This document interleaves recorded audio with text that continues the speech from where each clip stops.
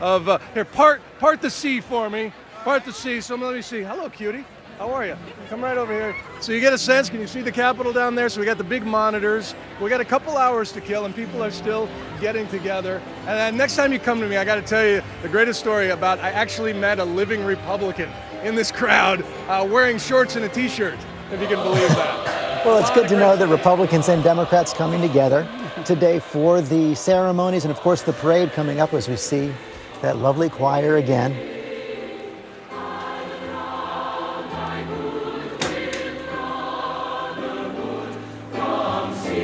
And one last look at the Washington Monument. We'll be right back.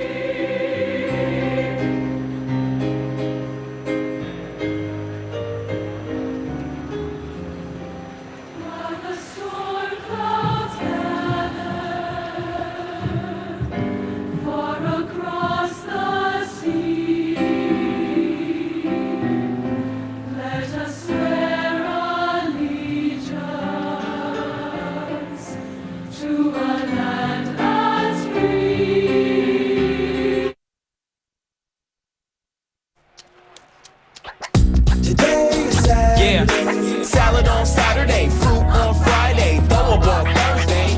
Water Wednesday, touch your toes Tuesday. Let's move Monday, swap us next Sunday. 60 minutes of physical activity a day and eating well can help get your child healthy. So keep them active and eating well every day. Get ideas, get involved, get going at letsmove.gov. That's letsmove.gov. The curfew you have imposed on me is an egregious infringement upon my social well-being and freedom. Speaking of freedom, it is preposterous to suggest that I have my homework done before playing video games. I know my rights, and you can't tell me what to do. Mom, Dad, you have 30 seconds for a response. Does every conversation with your teen turn into a debate? Call the Boystown National Hotline at 800-448-3000 or visit parenting.org. Trained counselors are on call 24/7 to help with parenting problems. This is a home. This home is where my heart is. This home is where my heart is. Tens of thousands of homes in New York were destroyed by Hurricane Sandy. My heart is in this home in Breezy Point. This home in Staten Island. In Queens. In Long Island. In Coney Island. Text RELIEF to 80000 or visit reliefny.org. Join Governor Cuomo in New York to help rebuild. Because while the hurricane is behind us, the damage is not.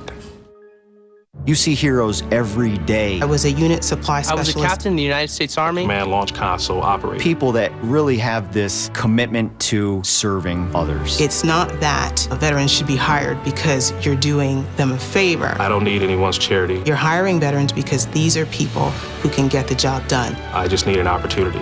And I'm very proud to say that I work for a company that understands that. Heroes work here. Employ excellence. Hire veterans. Think 10 or 20 pounds of extra weight isn't much? We went to a park and we handed people 10 and 20-pound sandbags. Here's what happened. I just truly feel it winded. I can feel it in my back. I didn't realize what extra weight on the body feels like. Oh, I definitely felt it in my knees. You can easily put 2, 3, 4, 5 pounds on in a year. 10 pounds makes a big difference. No one likes carrying the extra weight, but people do it all the time. Wouldn't you like to drop that weight and stop picking up more? I think this is a life changer for me. This is an ABC News special. The time has come to reaffirm our enduring spirit. Inauguration Day, an extraordinary American event. 4 years ago, history was made. Starting today, we must pick ourselves up, dust ourselves off, and begin again the work of remaking America. Now, it happens again. And as all the world watches, Americans from all walks of life, all across our great nation, come together to celebrate a grand tradition that's connected us generation to generation to generation. And on this uniquely American day, America turns to the team that knows this president best. ABC News, taking you everywhere, all access, behind the scenes, at our nation's capital, out with the crowds, there, every step along the parade route. It's a front row seat to history in the making. And it all starts now. The second inauguration of President Barack Obama. Now reporting live from the museum in Washington, D.C., Diane Sawyer and George Stephanopoulos. And there you see the Washington Monument.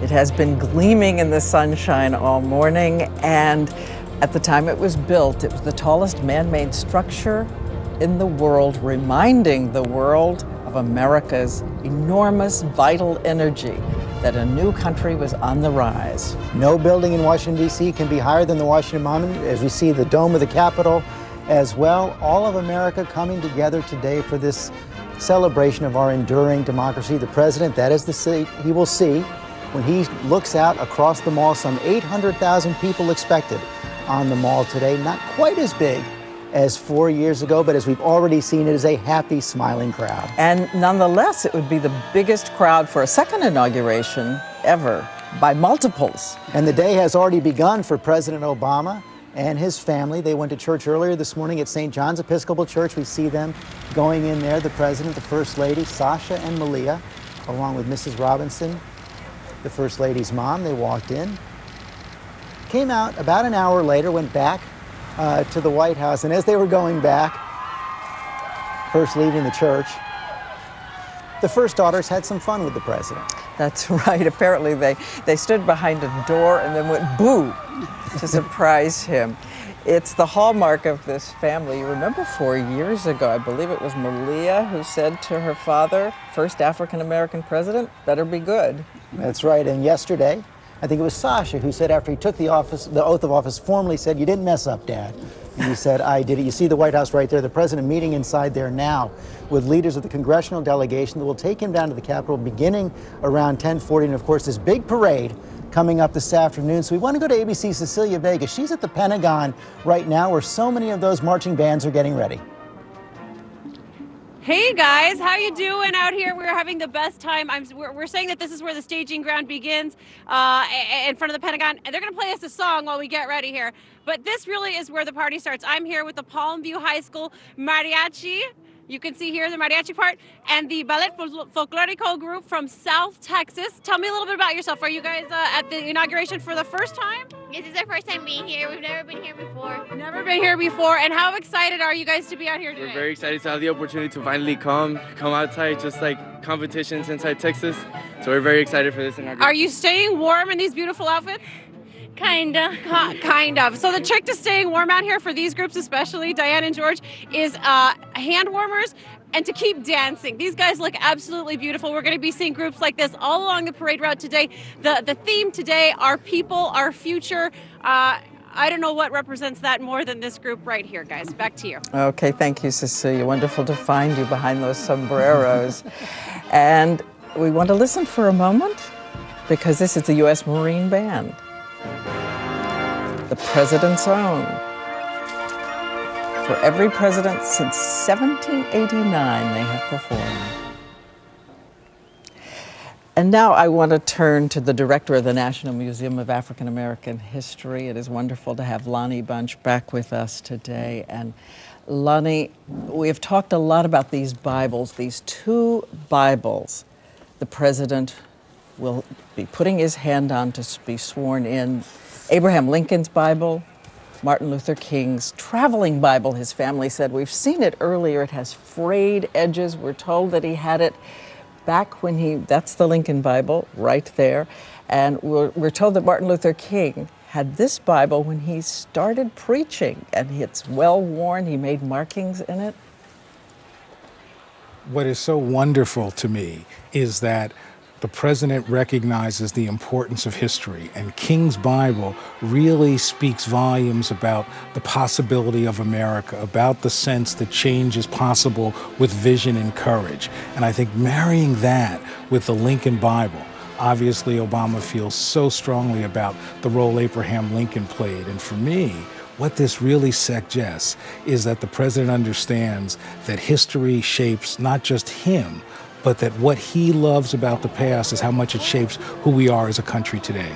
And we're looking, of course, at the Martin Luther King Memorial, which is off to the left as the president looks out from that platform.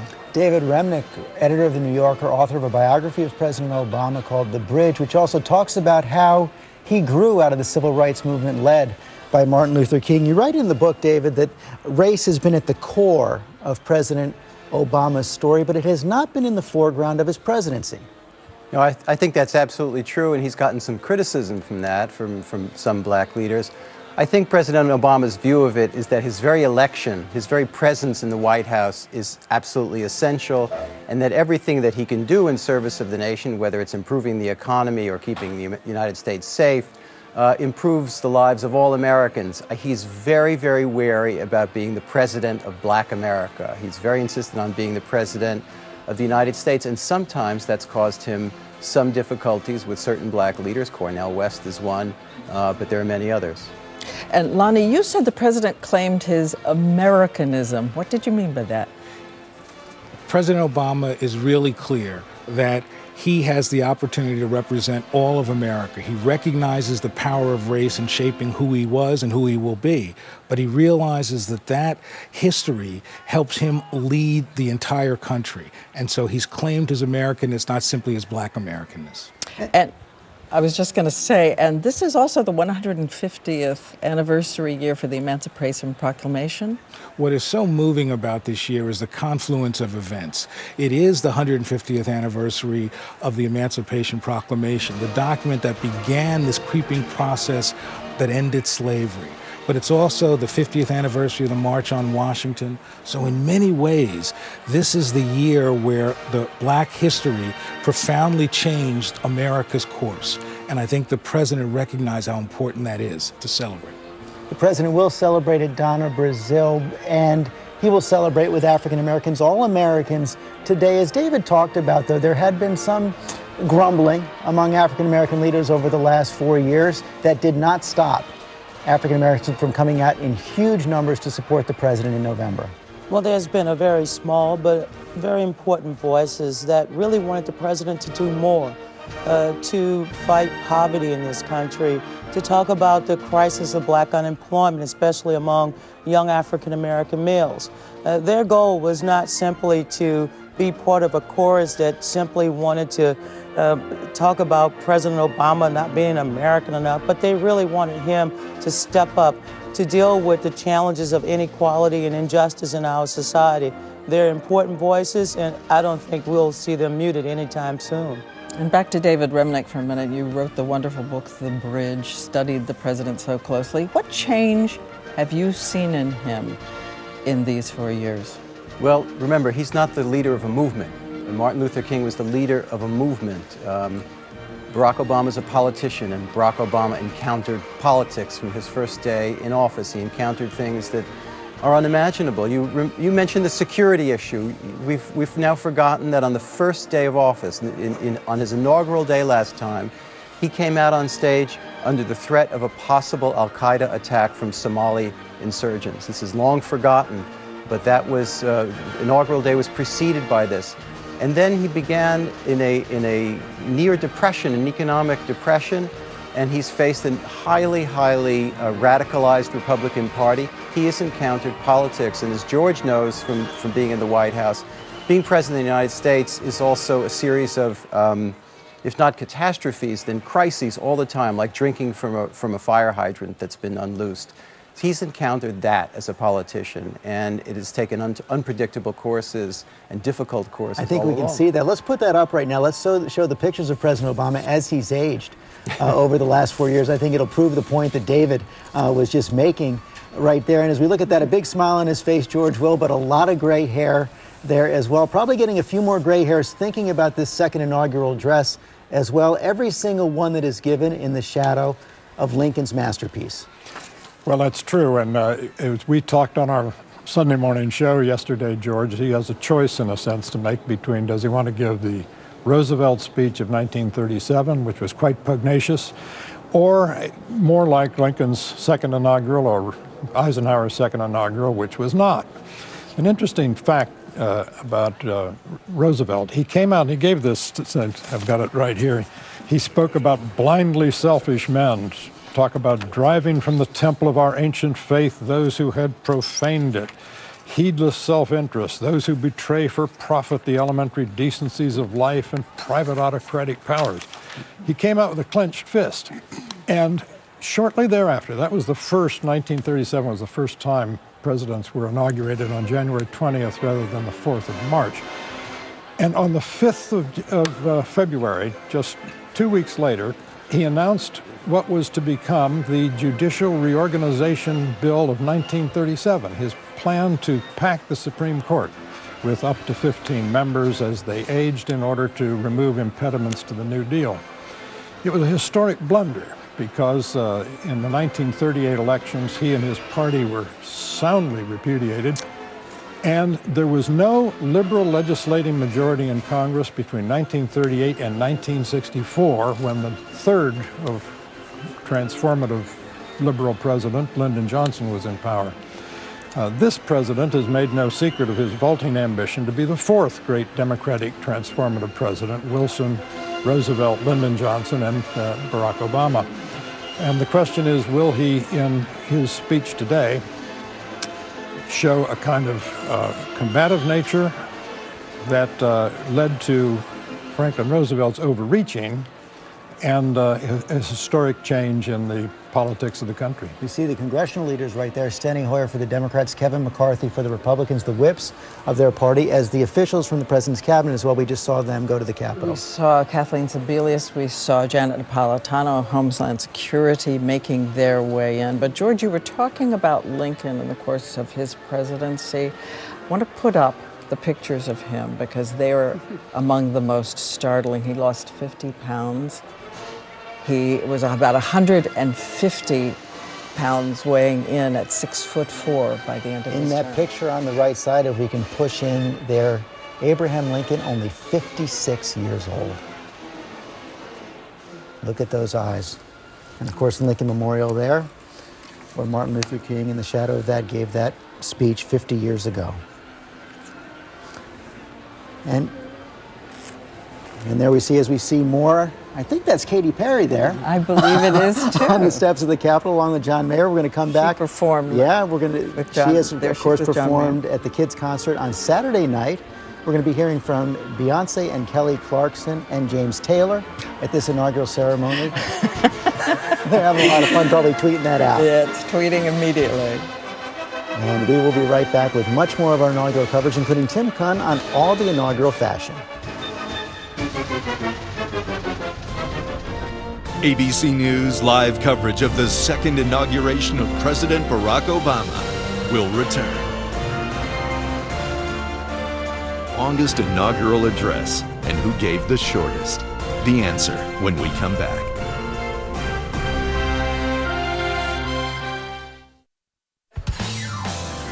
This is Bob, a regular guy with an irregular heartbeat. Usual Bob? Not today. Bob has AFib, atrial fibrillation, not caused by a heart valve problem, a condition that puts him at greater risk for a stroke. Turn left. I don't think so. For years, Bob took warfarin and made a monthly trip to the clinic to get his blood tested. But not anymore. Bob's doctor recommended a different option, once-a-day Xarelto. Xarelto is the first and only once-a-day prescription blood thinner for patients with AFib not caused by a heart valve problem that doesn't require routine blood monitoring. Like warfarin, Xarelto is proven effective to reduce the risk of an AFib-related stroke. There is limited data on how these drugs compare when warfarin is well managed. No routine blood monitoring means Bob can spend his extra time however he likes. New Zealand. Xarelto is just one pill a day, taken with the evening meal. And with no dietary restrictions, Bob can eat the healthy foods he likes. Do not stop taking Xarelto Rivaroxaban without talking to the doctor who prescribes it for you. Stopping may increase your risk of having a stroke. Get medical help right away if you develop any signs or symptoms of bleeding, like unusual bruising or tingling. You may have a higher risk of bleeding if you take Xarelto with aspirin products, NSAIDs, or blood thinners. Talk to your doctor before taking Xarelto if you currently have abnormal bleeding. Xarelto can cause bleeding, which can be serious and rarely may lead to death. You are likely to bruise more easily on Xarelto, and it may take longer for bleeding to stop. Tell your doctors you are taking Xarelto before any planned medical or dental procedures. Before starting Xarelto, tell your doctor about any conditions, such as kidney, liver, or bleeding problems. Ready to change your routine? Ask your doctor about once-a-day Xarelto. For more information, including cost support options, call 1-888-XARELTO or visit GoXarelto.com. On stage, they're on top of the world. But backstage, Why share my plane? Oh, right, because she can't afford her own. that's another story. Wednesday, the view from the top isn't always so pretty. Well, you're out there on the road, and I'm home raising our daughters. Seeing you like this scares the hell out of me. There's something going on between you two. Nashville, all new Wednesday, 10/9 Central on ABC.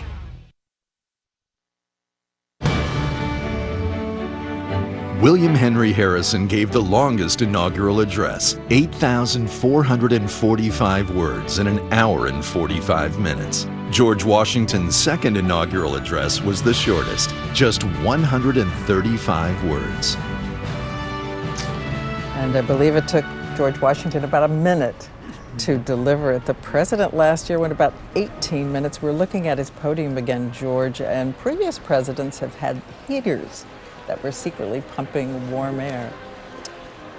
We see President Carter now coming up to the Capitol.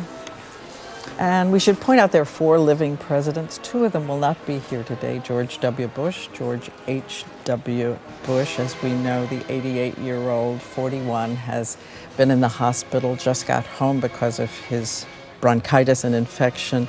And his son, George W., said that he wanted to be with his father, but he's also said, his dad said, when you leave the stage, stay off the stage. It's kind of liberating to do it. Stayed away. President Carter, of course, right now in September, set the record for the longest retirement in presidential history. It had been held by Herbert Hoover, 31 years and 231 days, but now Jimmy Carter's been ex-president for 32 years, and what he has done with that, as well as we see the crowds crossing Pennsylvania Avenue. Right now, everyone gathering, the president will be coming to the Capitol starting around 10:40.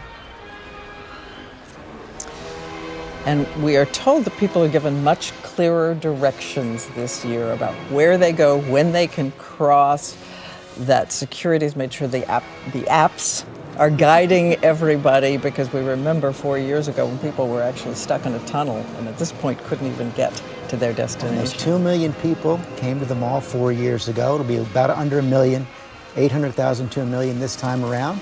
You see the crowds right there. The president and the first lady are inside the White House right now. Earlier this morning, we got the first glimpse of the First Lady's fashion and the daughters as well. There we see Mrs.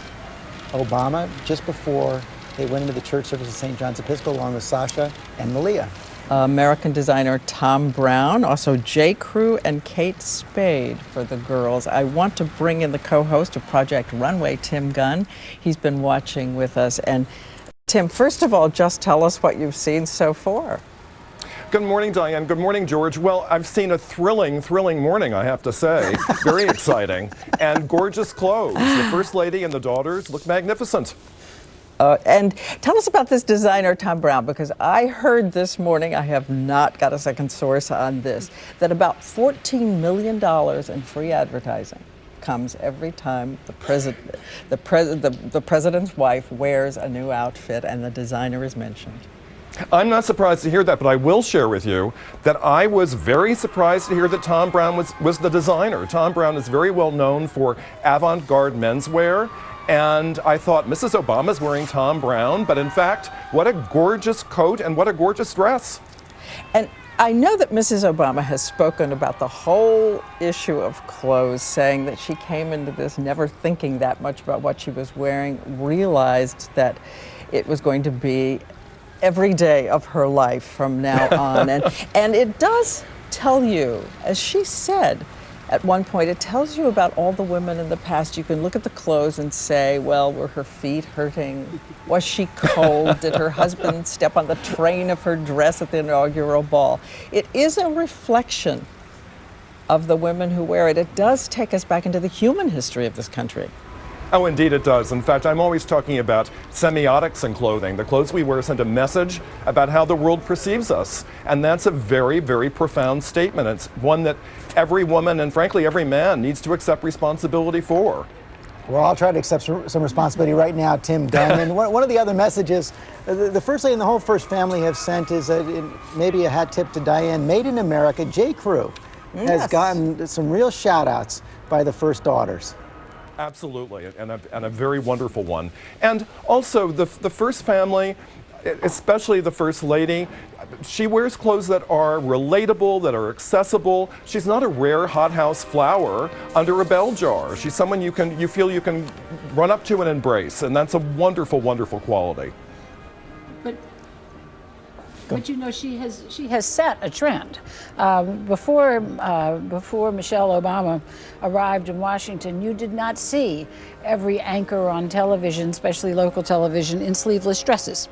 This is something that she did, and we've seen that with past First Ladies. We saw it with Jackie Kennedy and the pillbox hat. But this is something that Michelle Obama will be remembered as someone who changed fashion in America, and I think got a lot of people lifting weights so that they could wear those sleeveless dresses. She gets up at 4:30 to 5 in the morning to work out, let it be said. I want to turn to Matt Dowd. We know that he can have an opinion on this because he has patches on the elbows.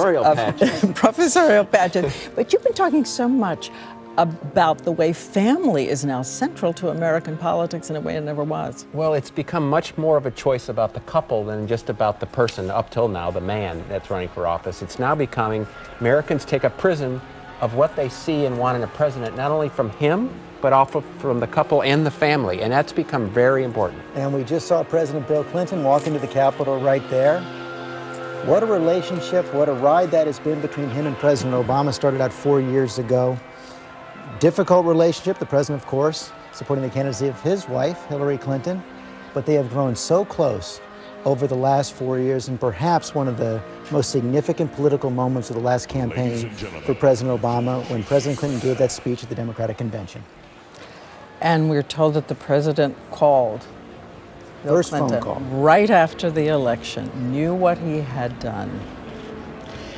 As we watch the procession into the platform, I want to bring in Nicole Wallace, who has worked for Republican presidencies, as we know, and campaigns. And before we leave this whole topic of the clothes that the First Lady has to wear, sometimes at her peril, how much stress does that create in their lives?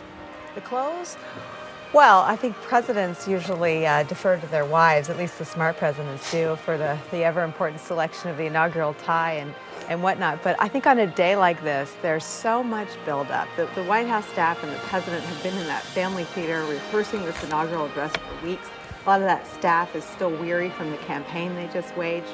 And while today is a day that we all hit pause and lap up this majestic moment, that White House staff is running around with their hair on fire, getting ready for the day that comes tomorrow. This isn't a Friday. This is actually, a work day. Tomorrow is another school day, if you will, and they have to hit the ground running tomorrow. So it's a day where the stress about what you're going to wear seems silly 24 hours later when you get down to the business of governing, which will come so quickly, it'll make all of our heads spin. It never really stopped for this president. They were working straight through the end of this year. The president in office also on January 1st. I think it was the first time Congress had been in session since the Korean War, as we watched the Joint Chiefs gather right there on the Capitol steps right now. And Matthew Dowd, going back to that point that Nicole just started, this White House knows that the clock is running, and they are going to push hard on their agenda from the very beginning of this term. Every day that goes forward post today is a loss of oxygen for his political capital to be able to use and get done what he wants to do on Capitol Hill. And it's not going to be long. And one of the parts of this day related to that is that a president experiences this as a celebration, but there's a bit of melancholy because he knows he will never have this moment ever again. He's precluded by the office, by the Constitution from having this moment. But his political staff knows if they don't get stuff done in the next 3 or 4 months, they're not going to be able to get it done in the rest of the presidency.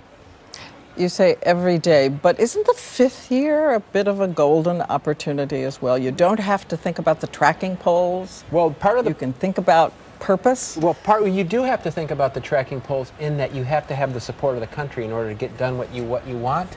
But one of the things that happens, we've noticed in the last 5 presidents in their second term, is some crisis or scandal develops, and then it basically is, their presidency is focused completely on what that happens. That's why he's got to get it done in the next 3 or 4 And months. this White House determined to keep their campaign going. We've seen that the president's campaign apparatus has been reconstituted as a super PAC. It's going to be Organizing for America, Toki Roberts, to back up the president's agenda, get these big items through. And particularly, he's doing it right away on guns. And that's so interesting that because this is a huge organization, and he can use it for legislation. He can use it for party building. I mean, the Congress here is already looking to their next election, and he has got it going right now on gun violence, which was not something that was on the agenda until the horrific tragedy at Newtown.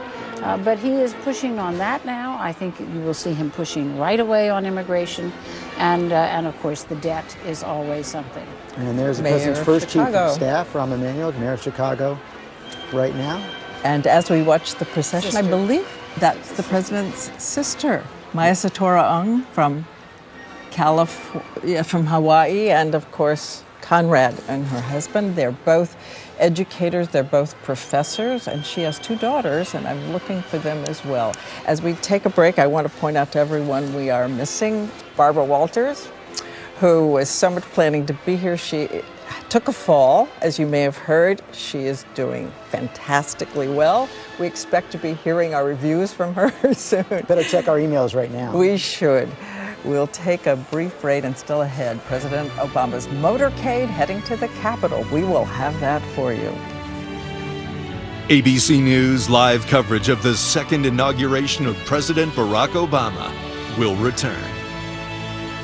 Which First Lady was the first to hold the Bible during the inaugural oath? The answer when we come back.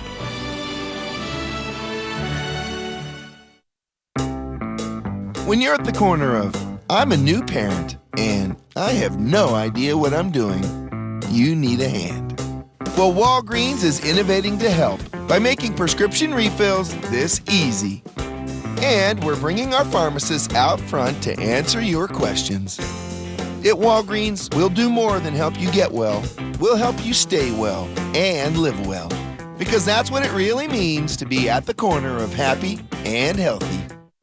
With malice toward none, with charity for all, with firmness in the right, as God gives us to see the right, let us strive on to finish the work we are in, to do all which may achieve and cherish a just and a lasting peace among ourselves and with all nations. Lincoln, rated PG-13.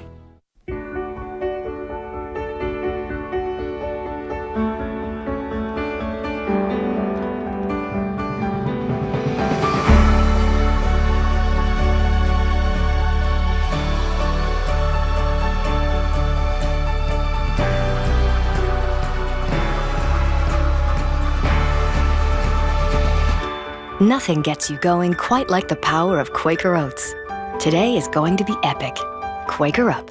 I'm married. I'm running for president. See how the most shocking affair on television began. Scandal, Thursday on ABC. Viewer discretion advised. Seth MacFarlane hosts the Oscars. Live Oscar Sunday, February 24th on ABC. I got good sea legs from a year of trying to find my footing. And I'm missing my home even more than I should. Forget all the lessons we learned. You should have been good to me.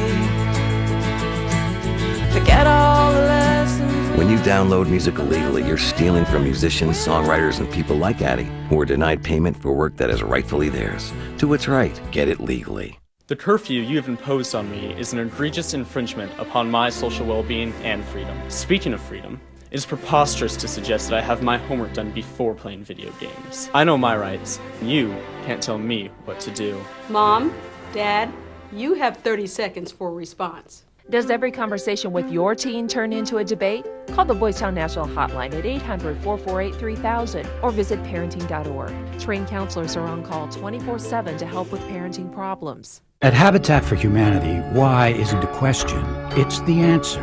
It's why we build. So that a child can live in a healthy home where they can learn and grow to their full potential. It's why we build. For families searching for stability and for those wanting to help themselves and their neighbors, it's why we build. You see, Habitat for Humanity builds so much more than houses.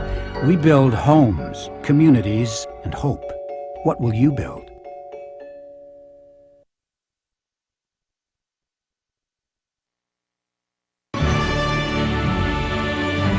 Lady Bird Johnson started a new tradition when she held the Bible for her husband during the inaugural oath in 1965. The First Lady has held the Bible at every inauguration since.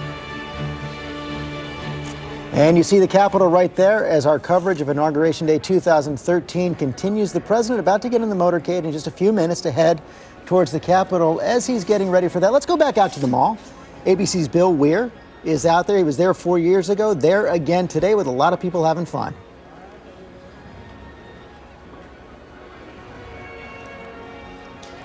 Bill, are you there? Sometimes it's hard to hear in the middle of that throng. He can't hear us right now. Again, you're looking at the bird's eye view from the platform as we watch them file in. Bill, are you within hearing distance now? Yeah, I'm sorry, Diane. I was talking to my old friend Mabel, who we met 4 years ago. Oh my goodness. Say hi to Diane Sawyer. Hi, Diane. I didn't know I was live. Did not know I was live. We met Mabel from Clovis, South Carolina, yes, 4 years ago, and we were so struck by what she brought inside her coat. Yes. These are your aunts? Ancestor. This is my great-great Aunt Cora. She's an ancestor. My Aunt Bill. This is my brother Mike. In that little coat, he's going to have a fit because he didn't want to be on TV. That's me in 1955. But these women you were telling me, they were born right outside of slavery. Sharecroppers. Sharecroppers right here. She was a sharecropper. And you brought the marriage from the license. family Bible, the marriage license of your grandparents, both sharecroppers. And they were all sharecroppers. And what do you think they would make of a day like this? Oh my goodness, they really wouldn't know what to say because there aren't any words. There aren't any words. We never thought we would live to see this day, and to be part of history twice is something to be. Now, what are your thoughts today as compared to 4 years ago? The president, that was a very historic moment, but then comes politics, then comes the reality of governing, then comes a polarized country. Yes. A lot of people out there not big fans of this president, not sure what to expect in these next 4 years. What are your thoughts comparing the two inaugurations? I think that the first inauguration, for us it was a learning process. This time he's brought everyone together, all races, creeds, colors, and I think he's going to do a fantastic job. I think the leadership has changed a bit, and I think his focus has it's kind of gotten a bit larger. Was there anything he did that disappointed you? Not a thing. No, he can do no wrong for you. No, I voted for the man. I voted for the man because I do believe that he stood for what we were wanting and what this country needed, and I did not vote because he was an African American. I voted because I believed he was the best person for the job. I would have voted for a female. I would have voted for whomever that could do the best job for America and bring this country together. And what is it you want to hear from him today? Is there anything in particular that you think he could say to those who maybe aren't as convinced as you? I want him, this time with this speech, I want him to be sincere. We want him to be sincere. We want him to focus. Keep your focus. Don't lose your focus. We know that this country has problems, has issues, but don't lose your focus. Well, as we speak, the president has just made an appearance up there. Good to see you, Mabel. Good to see you guys. We'll go back to Diane and George now. Much. And Mabel, for someone who didn't know she was live, was great. We thank her. And there we are seeing the family emerge, the president getting ready to head up to the Capitol with the congressional delegation. That's right, the Joint Congressional Committee on inaugural ceremonies. Every 4 years they gather to escort the president to the Capitol. The chairman this year, Senator Chuck Schumer of New York. And, you know, maybe they're doing a little business inside there as well. The president doesn't often have off-the-record social time with members of Congress, but they're having coffee this morning as they prepare to come down to the Capitol. Of course, one of the things you miss with second inaugurals, you don't have that coffee between the outgoing president and the one who's coming in. You do not. And of course, Senator McCain was there for the inauguration of the man who defeated him. John Kerry was there for the inauguration of the man who defeated him. We know that the Romneys will not be here today. As we watch, we're looking at the presidential car, and I've read that they call it the Beast because it is such a fortified machine the president rides in. And here he is ready to emerge for his trip to his second inauguration.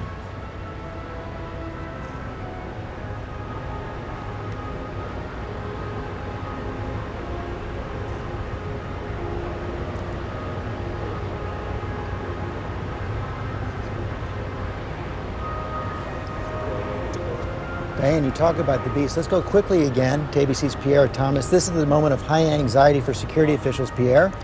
Yeah, that trip to the Capitol is, many of law enforcement officials call it the longest mile or so. And again, right now we have law enforcement officials, military officials at command centers. They're monitoring all the surveillance cameras. They're talking to their agents in the field. But so far it's going quite well, George. One source just told me the only thing going on right now is a man in a tree at Garfield Circle, and they're trying to talk him down. He's trying to make some kind of political statement. Well, that is wonderful to hear. And again, we're looking straight through the foyer right there, in the marble foyer in the White House, and we can see straight through. I believe that's the Blue Room, George, looking right out on the majestic South Lawn. That, of course, where the president was formally sworn in yesterday by Chief Justice John Roberts. We saw Chief Justice Roberts this time around actually hold a printed copy of the oath in his hand after famously flubbing the swearing in 4 years ago. They had to redo it, so the president sworn in for the third time yesterday. He will be sworn in for the fourth time in a little over an hour. It's one of those wonderful human details. We'll see if he holds it again when he appears on the platform, because it was about his prodigious memory going in 4 years ago. But you know, this moment of Supreme Court Chief Justices can be very tough ones, because it shows the division of government and the court having tremendous power in this system. And this president and this Chief Justice are not on the same page. And we've seen that throughout our history, starting with Thomas Jefferson, who hated John Marshall, his cousin, and then we saw it again with Abraham Lincoln and Roger Taney, and then again with Franklin Roosevelt and Charles Hughes. So you really do have that division of government and that tension on this platform today. I also think one of the things you note is that the two Marine Guards, how much security has changed in the White House over the last few years. And there's Dr. Joe Biden, the Vice President's wife, as we know, very active in helping the military families coming back. Also an educator. Of course, Vice President Biden sworn in yesterday as well, 8:15 yesterday morning at the Naval Observatory, sworn in by Supreme Court Justice Sonia Sotomayor. As we go back to the Capitol, right now, guests continuing to file onto the steps. Could we just see a split screen? I'm going to ask Jeff Wynn, our director, if we could do that, because I would like to see the crowd 4 years ago when the president looked out at it. I'd like to see the crowd today and compare them. It looks as if it's stretched across the entire 2.2 miles. There's 2009. It's pretty big. It does look pretty packed. Of course, but it will be a smaller crowd than 4 years ago. That was a moment in history that cannot be replicated. The flag's already waving on the mall right now as President Obama prepares to come down to the Capitol. Let's talk a little about the president's speech, because we do know he has been working on it since December. As they emerge, the First Lady, the President coming soon. He is ready, they say. He knew what he wanted to say, and he is ready. Ready, shut.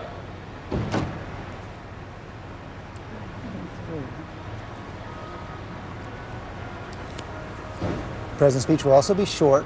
As promised, they said, his White House staff say there will not be any all-nighters, that he's, as you said, ready. Pretty much done. Maybe a little tinkering in the final moments. The president worked on a yellow legal pad, putting his thoughts together. Likely to be under 20 minutes long, as you said 4 years ago, the president's first inaugural, 18 minutes. The signature phrase, let us put away childish things. And as we imagine this moment when he heads toward the Capitol, the last time he will be heading toward the entire eyes of the world on him for an inauguration, the vice president emerging with Lamar Alexander, Alexander, Senator Alexander from Tennessee.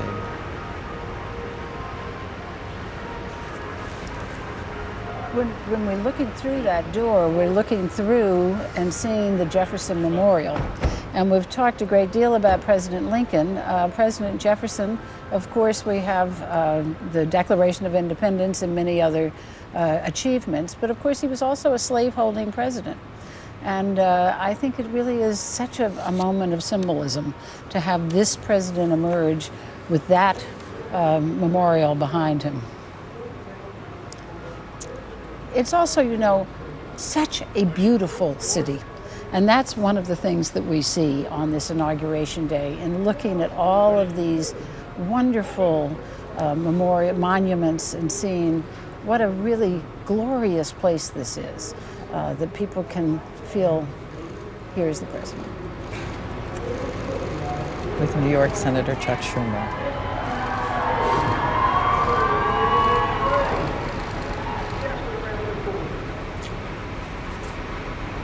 Again, a very different experience from 4 years ago.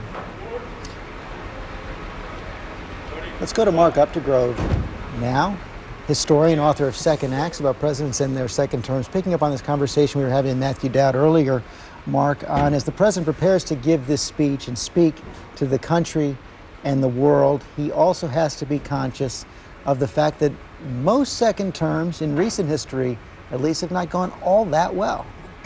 Well, that's right. Many second terms are rife with scandal and adversity. You saw it with Nixon and Watergate. You saw it with Reagan and Iran-Contra. George W. Bush had Katrina and wars in Afghanistan and Iraq to contend with. You also saw President Clinton with Monica Lewinsky. But I think, George, there are also times when you can seize that opportunity to do something really big. And you saw that with Ronald Reagan. Ronald Reagan didn't even meet with Mikhail Gorbachev until well into the first year of his second term in office. And this is 2 years after calling the Soviet Union an evil empire. And of course, he struck up a famously productive relationship with Mikhail Gorbachev that led to a softening in relations between our countries and to an easing of tensions as the Berlin Wall fell several years later. As we watch this procession, I want to know if Rena Ninan can hear us right now, because she's right there in Lafayette Square watching the president head toward her, right across from the White House. Rena? Hi, Diane. Good to see you guys. You know, this is where the party's supposed to end. Here at Lafayette Park, the president and the First Family will be viewing the parade just behind me here. The president taking off right now. I'm told the motorcade moving slowly behind us. There are multiple parts to this motorcade, as you can imagine, as the president at one point will be walking the streets when he comes to make his way to this viewing station. Wherever you are probably at the best possible spot to watch this, because to get to where we are today, you can't just walk up. You've got to have multiple passes here. So stick around to where you are. We smell, suddenly our crew does, the scent of pepperoni pizza wafting through. We want to know what delivery service in town has hard passes to make it to where the president is right now, Diane. And the crowd's cheering as the president makes his way out of the White House, heading to the Capitol. He'll be there in just a few minutes. We'll be here all day long. We are closer than ever to the two big moments of the day. The president will take the oath again from Chief Justice John Roberts, and of course, his inaugural address, first benediction, songs, and the swearing in of the vice president, and much more as ABC News' coverage of Inauguration 2013 continues.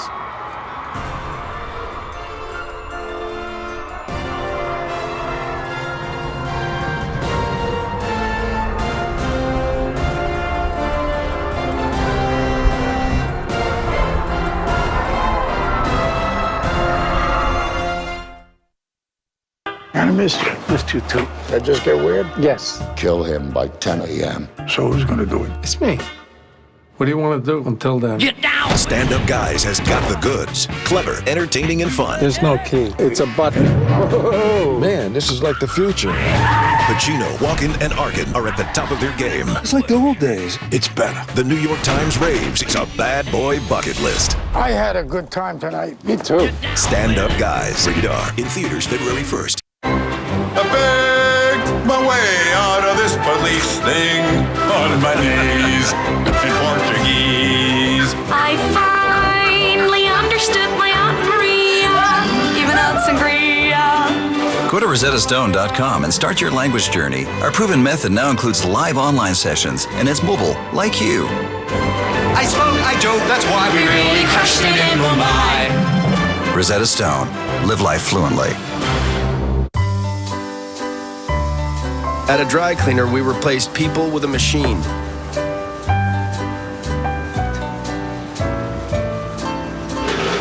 Customers didn't like it.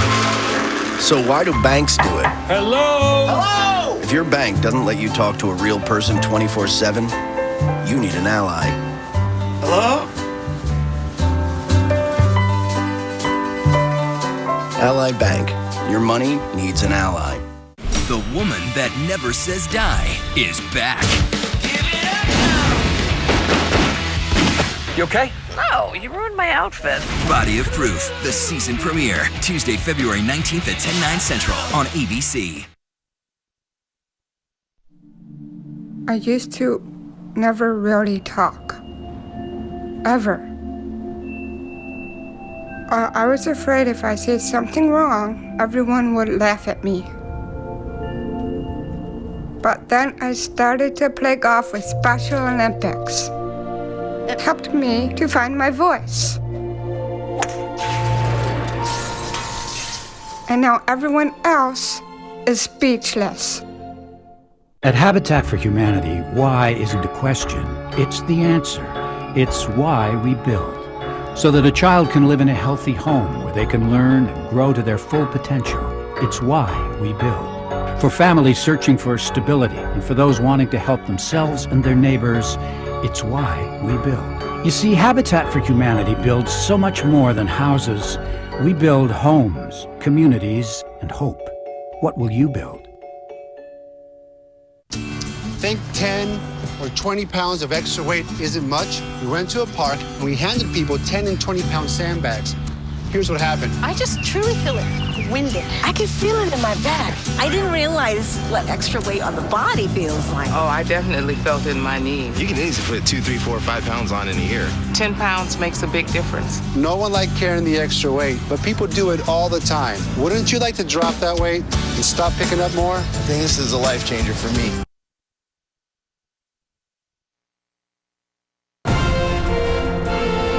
ABC News live coverage of Inauguration 2013. Here again, Diane Sawyer and George Stephanopoulos. There's the stately motorcade, the president heading toward the Capitol. The cabinet is coming in. Leon Panetta, Secretary of Defense. And I want to go to Josh Elliott because he's there among the crowd as the president is getting ready to pass by in the motorcade. Josh? That's right, Diane. In fact, the president making his way past as we speak. Again, you can see this motorcade traveling past. They have now, the crowd's pushed against the rails. It is not unlike the finish to a horse race. The railbirds cheering him home, and President Obama could not be blamed for perhaps feeling that way. Again, the sun slipping behind the clouds, but there is no gloom now on the streets. You can see as he passes right here. Motorcade about 20 vehicles long as he makes his way to the last half mile or so down Pennsylvania Avenue, heading east towards the Capitol. You can see the finish in sight, Diane, again, as the crowds have suddenly swelled here along the parade route. And all those American flags flanking Pennsylvania Avenue as the president makes his way to the Capitol. We're going to take another quick break.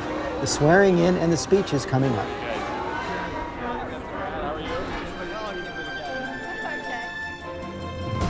It's poet to participate in a presidential inauguration. The answer when we come back.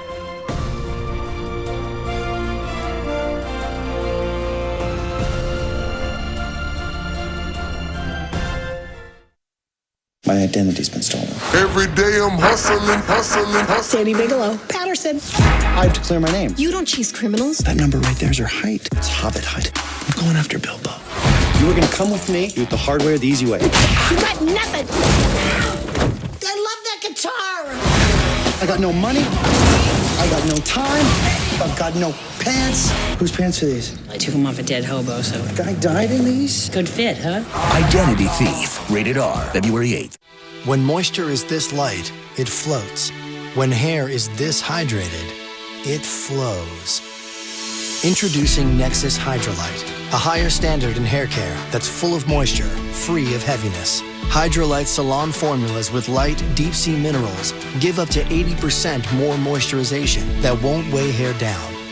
For hair that captivatingly flows, new Nexus Hydrolite. You'll never settle again.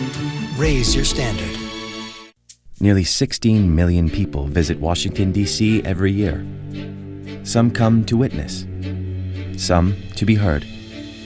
We come to make an impact, to learn from leaders, and to lead others. To create and create change. We are the George Washington University. We come to make history. It doesn't matter who you are. I'm a home cook. Trained chef. It all comes down to one flying taste. I want another bite. This was a food crime. So long.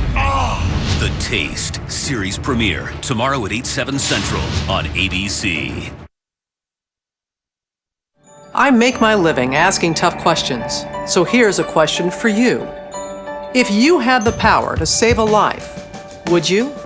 I have a chance to survive blood cancer because my big sister answered yes to being my marrow donor. Right now, you can go to bethematch.org and offer a cure to someone with a disease like leukemia. So, what will your answer be?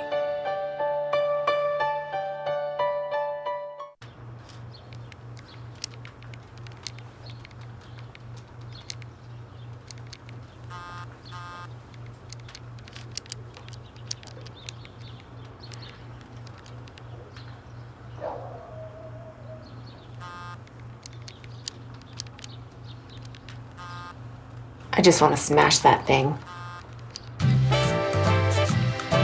Learn how to talk to your kids about texting and more at commonsense.org.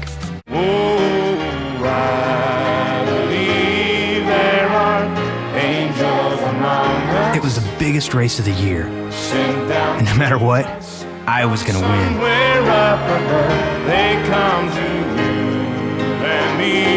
And that's when I realized that some things are more important than winning. Teach us how to give, including others. Pass it on. A message from the Foundation for a Better Life.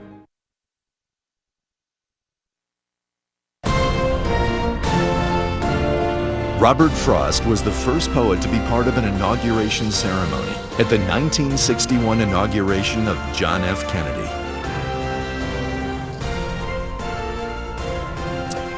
We are looking at the crowd expected to swell to 800,000 people in Washington. The Supreme Court now entering. There is Mrs. Obama. Someone knows she's there. We hear crowds behind. She is walking by the honor guard. They will walk into a holding area, walk through what's called the crypt of the White House, the Capitol. There's Justice Sonia Sotomayor. She swore in Vice President Biden yesterday, along with Justice Elena Kagan, the two justices appointed by President Obama to the Supreme Court, both women, of course. You also see Justice Breyer, Justice Thomas, Justice Alito, and Justice Ruth Bader Ginsburg. And there is the basement of the Capitol right there. So tell us about the basement of the Capitol, Koki. Well, here's the Vice President coming out. The crypt is the room underneath the rotunda, and it has all the substructure for the rotunda, and that's what they're walking through to come out to the West Front. It was originally designed as a burial place for George Washington, and underneath it there is a place where the catafalque is stored, where when people lie in state in the rotunda, as recently happened with Senator Daniel Inouye, it is kept down there. The Congress and the President Adams wanted President Washington to be buried there. Martha Washington did not, but she said she'd do it. But in the end, he was buried at Mount Vernon, and so the crypt is just a crypt in name, not there is no body.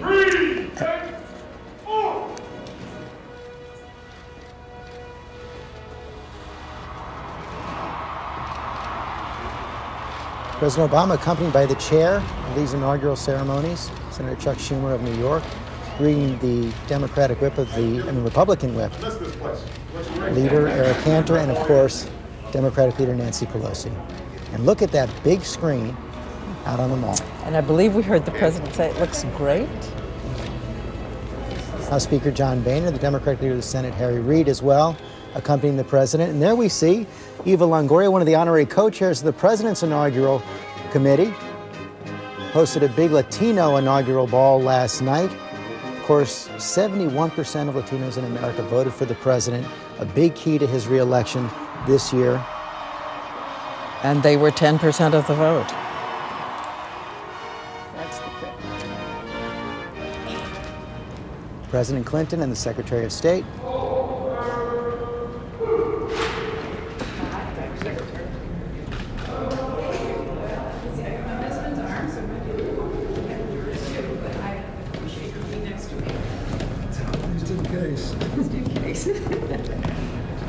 I believe she said just be next to me just in case.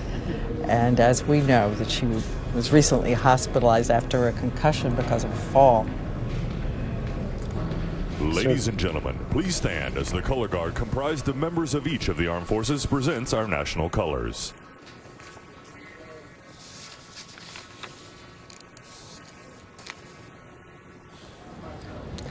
Former First Lady Rosalind Carter.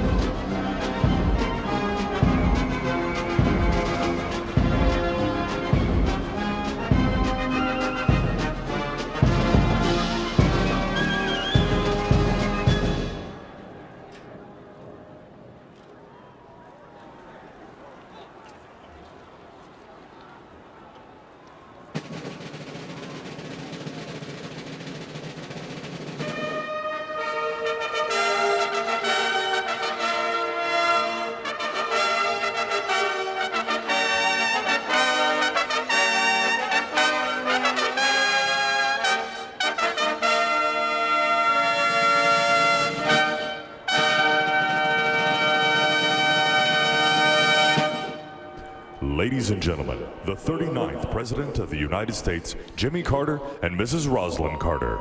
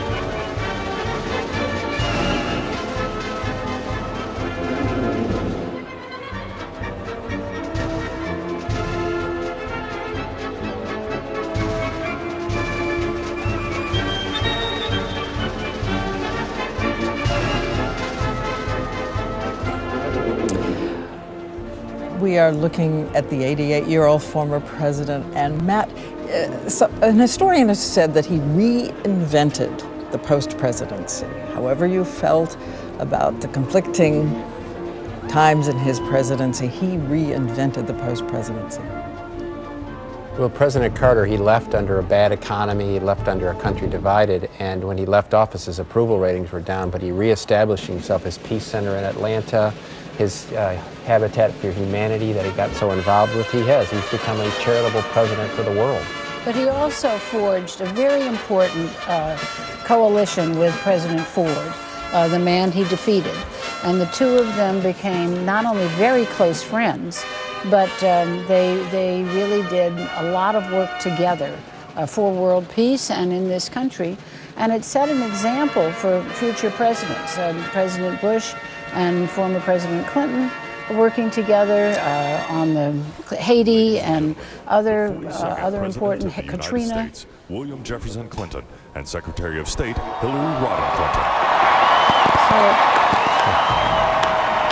So it's something that I think you'll see followed from here on out. And we know that President Clinton has also taken the post-presidency to a new height with his global initiative, with his foundation, his work around the world.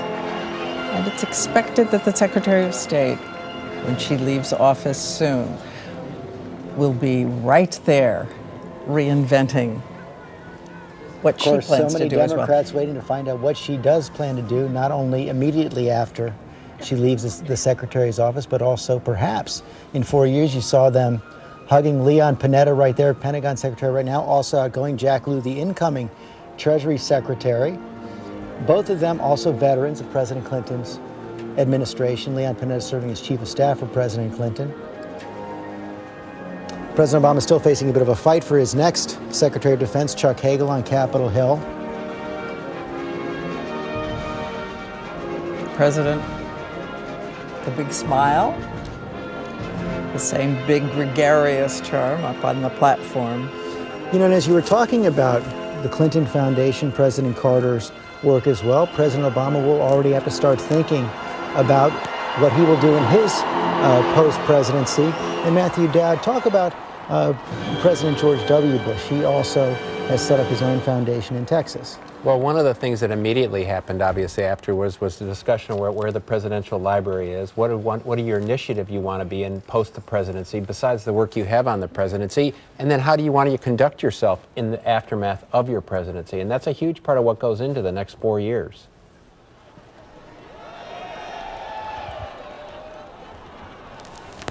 Crowd gathering on the mall right there.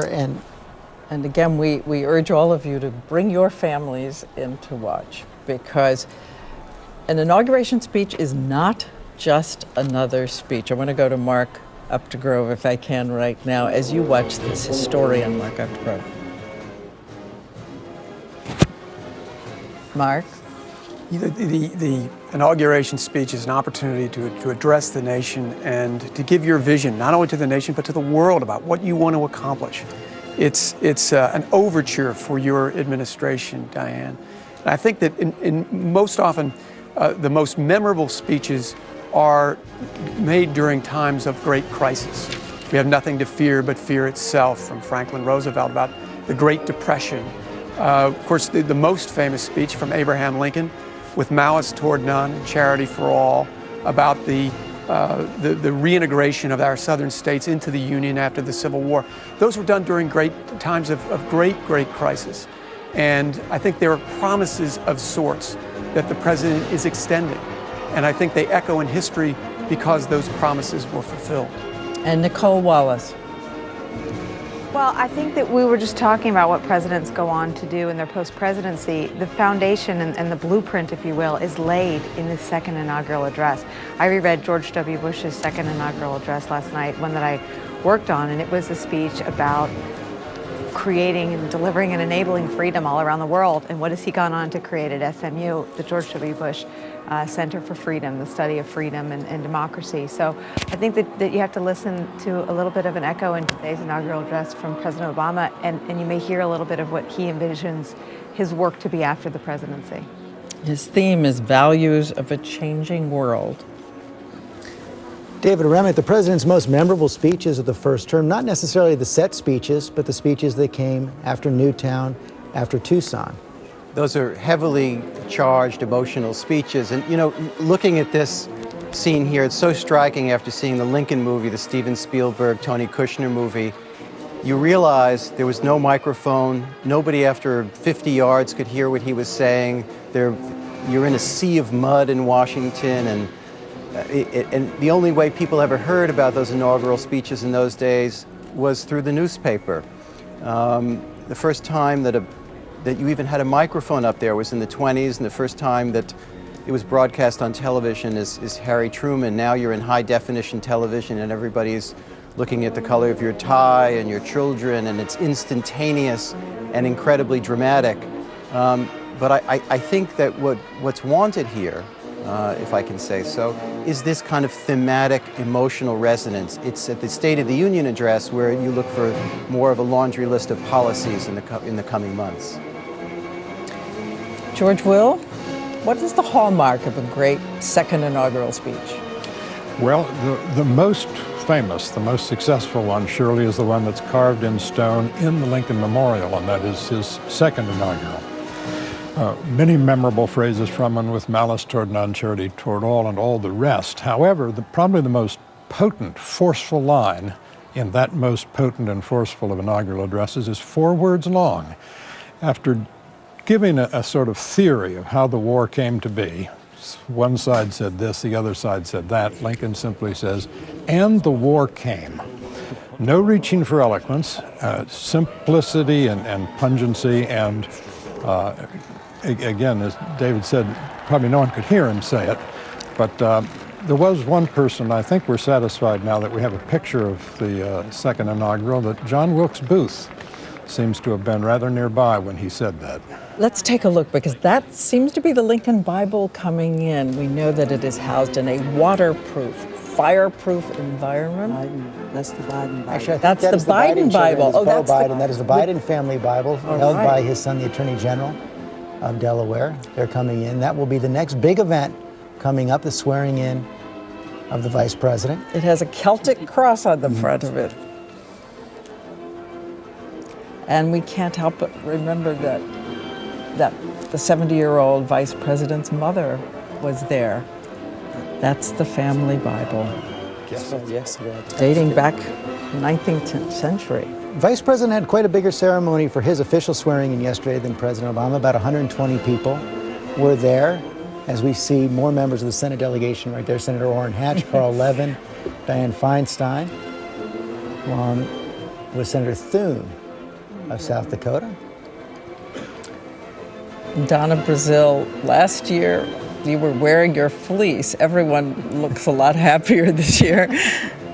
Well, it's a lot warmer this year, and I sort of miss being up there. I had a really great seat right outside the red carpet entrance, but yesterday I was honored to be with the Vice President and Dr. Jill Biden at the Naval Observatory. We had an incredible morning. Sonia Sotomayor, Justice Sonia Sotomayor, gave the oath of office, and it was beautiful. My voice is rather hoarse because I've been out with a lot of friends and family. This has been a great weekend of celebration and service. And there is Justice Sotomayor right there as the first daughters walk into the Capitol as well with their grandmother. And we have to stop again and talk about their grandmother, because she wasn't sure she wanted to be in the White House, but we know that she has been a center of stability for this family in these 4 years. She lives on the 3rd floor. They all live on the 2nd. She is a constant presence, as you say, has also become something of a presence in Washington as well, developed a social life often seen at the Kennedy Center. And I guess you kind of liked it, Diane.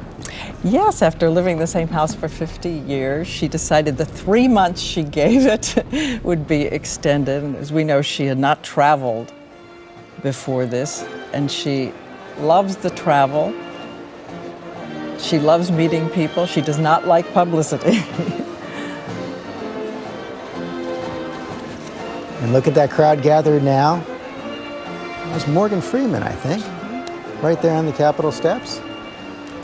Bill Russell, I'm sorry. Bill Thank Russell. you, David Rudnick. Great.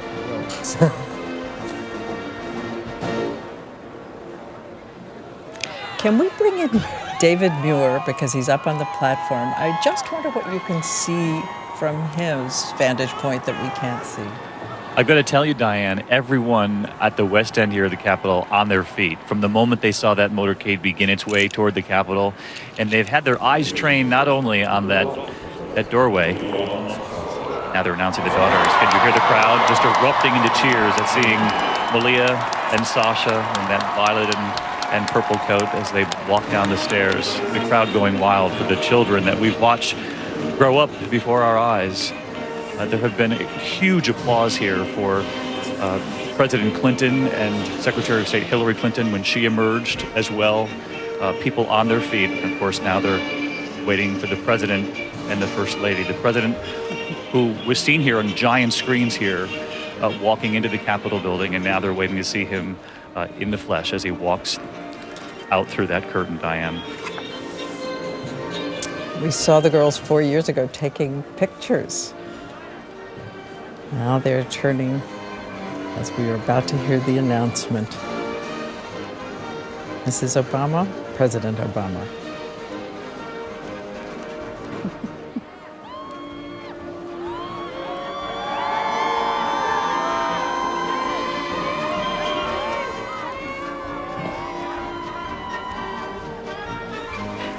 And the president finishes. There's Dr. Joe Biden.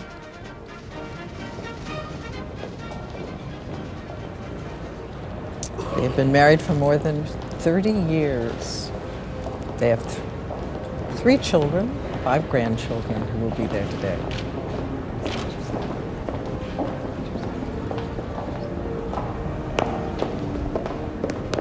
That Bible we were showing you from the Biden family just a short while ago, Vice President Biden has used it every single time he was sworn in as senator and vice president in 2009, also used by his son Beau, who we showed when he was sworn in as Delaware's Attorney General. Yes, his son Beau, who was also an Iraq veteran. The Bible dates back to 1893. How many families can say that?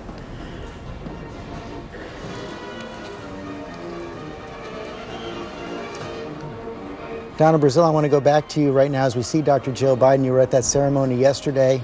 Vice President Biden, not exactly a lame duck. He hasn't ruled out running for president in 4 years. That's correct. As you well know, George, yesterday he had, in addition to members of Congress and cabinet members, he had the governor of New Hampshire, the new governor, Maggie Hassan. He had the president of the AFL-CIO and a number of other people. So I guess 2016 is not so far away. But really, the focus yesterday was on Joe Biden and his incredible career in politics and all of the amazing things that he's accomplished, both in the United States Senate as well as the work that he's doing for this president as well. Looking again at Secretary of State, if Joe Biden should run, he would be the oldest at an inauguration ever. Ronald Reagan was 69. The average age is about 55 of the first inauguration. Again, Dr. Joe Biden. Representatives Robert Reeves.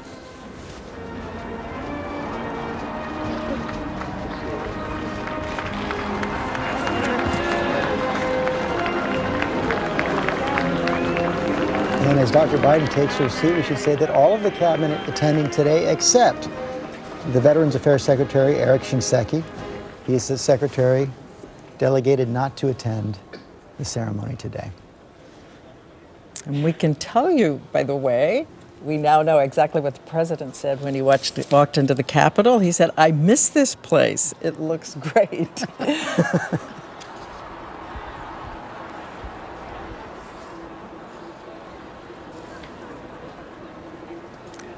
A quick word from Jonathan Karl, White House correspondent, as you look out from the platform. That line is a good one from the president. I miss this place. I think that some of the people that are surrounding him here wish that he were up here a little bit more. This is a day for unity, Diane, but he is surrounded by the people that he will soon be doing battle with. But what a moment. What an incredible moment.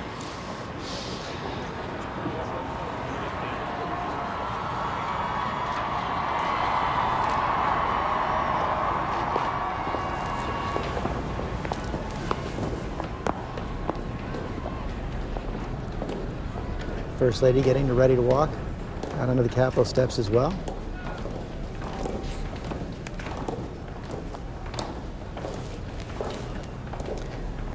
Let's go to Martha Raddatz, who's also inside the Capitol right now. What are you seeing, Martha? Well, it's mostly what we're hearing, George and Diane. We can hear the roar of the crowd even from here inside the rotunda every time, especially as Mrs. Obama came into the building, and big roar from the crowd. But as you know, what happens here a little later after the swearing in, it's all about food. It's a very exclusive surf and turf, lobster, bison, about 3,000 calories a meal. Yes, 15 chefs are working someplace. It's only in once every cramped 4 years. quarters. That's okay. Eric Cantor has tweeted, speaking of bipartisanship on this day, and he has said, "This is a great day for all Americans to celebrate and to remember that the Capitol belongs to all of us."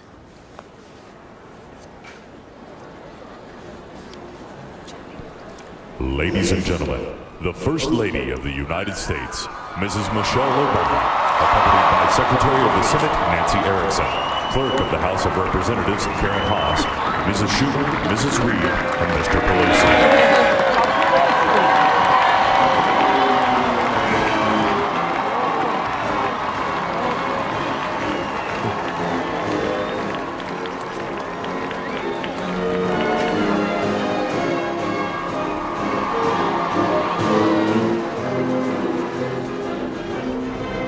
Vice President up next. He'll be followed by the Democratic Leader of the Senate, Harry Reid. We'll see the Democratic Leader of the House, Nancy Pelosi, there as well. As we look back out on the mall, it's really starting to fill up there. I'll give you a sense of what's ahead, because we want to join the ceremony with you, and we won't be talking a lot in the course of it. That after Senator Schumer makes remarks, he'll be introducing Myrlie Evers Williams. She is, of course, the widow of Medgar Evers, killed 50 years ago, the great NAACP worker in Mississippi who said, "You can kill a man, you cannot kill an idea." She's the first woman, and I believe the first non-clergy, who will be giving the invocation. And David Rubin, you've written about the generation that followed the Civil Rights generation, the Joshua generation. Yeah, and last time, the way this played out at the inauguration was that Joseph Lowery, Martin Luther King's great deputy in the Southern Leadership Conference, gave a benediction at the end that was just amazing. He recited from James Weldon Johnson, what used to be known as the Negro National Anthem in the old days, and it was an incredibly resonant moment, and I think we're going to see something very similar here with the widow of Medgar Evers, Myrlie Evers, who's in her own life, since the assassination 50 years ago, done extraordinary public service on questions of race and children and the poor. An amazing woman.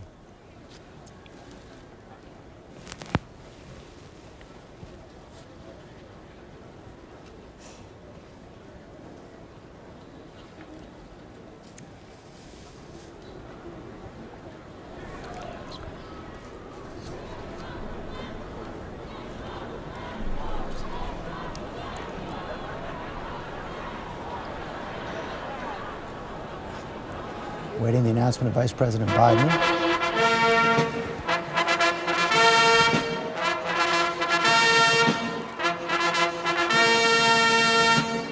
Ladies and gentlemen, the Vice President of the United States, Joseph R. Biden, accompanied by Inaugural Coordinator for the Joint Congressional Committee on Inaugural Ceremonies, Kelly Fado, Senate Deputy Sergeant-at-Arms, Martina Bradford, House Deputy Sergeant-at-Arms, Carrie Hanley, Senate Majority Leader, Harry Reid, and House Democratic Leader, Nancy Pelosi. And as the Vice President goes the steps, a tweet from his opponent in his last campaign, Paul Ryan, Congressman Paul Ryan. "I congratulate President Obama on his inauguration, and I join the country in celebrating this American tradition." As we see the President at the Capitol as well.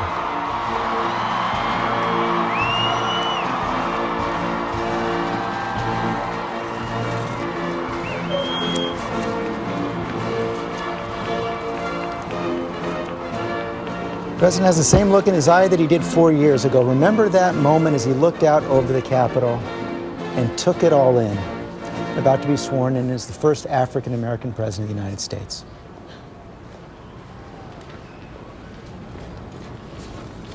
Let's listen.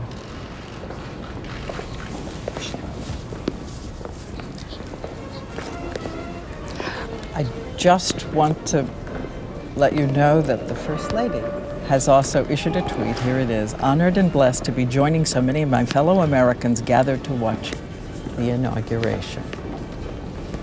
The President walking toward the door where he looks out and sees the crowd waiting for the second time.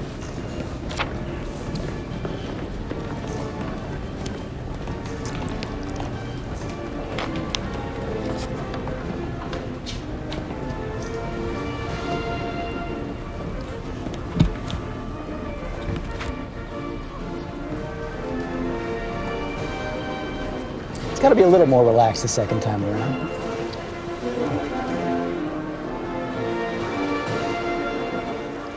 In their memoirs, most of the presidents have said so.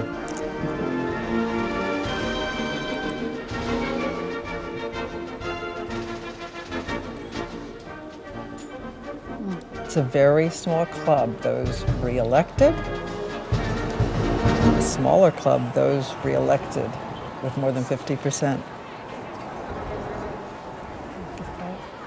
And the flag's waving now on the National Mall as we prepare for the introduction of the President of the United States.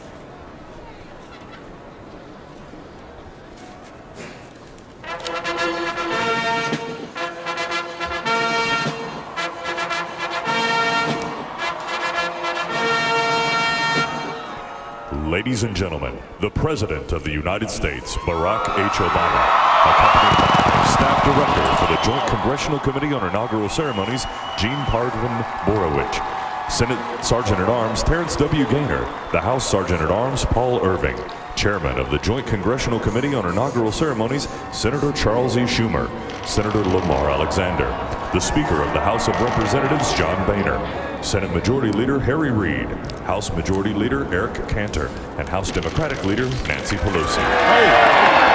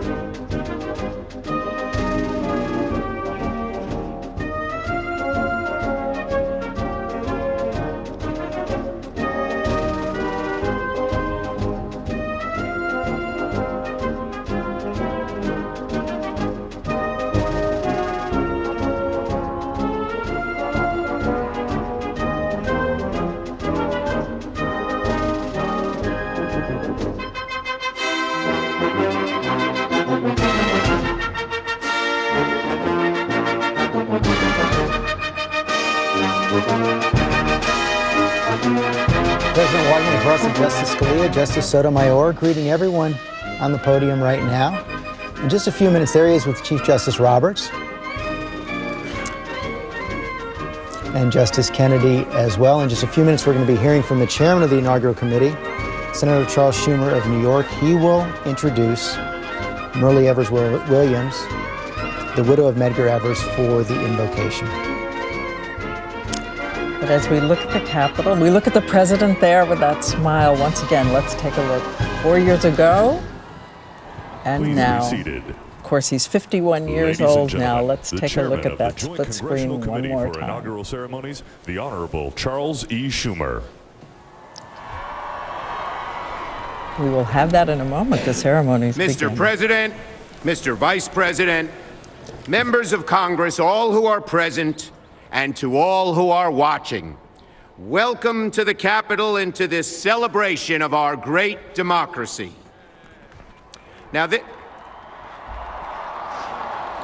is the 57th inauguration of an American president, and no matter how many times one witnesses this event, its simplicity, its innate majesty, and most of all, its meaning, that sacred yet cautious and trusting of power, from we the people to our chosen leader, never fails to make one's heart beat faster, as it will today with the inauguration of President Barack H. Obama.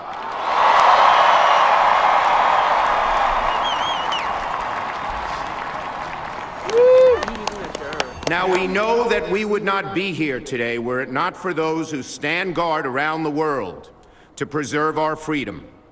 To those in our armed forces, we offer our infinite thanks for your bravery, your honor, your sacrifice.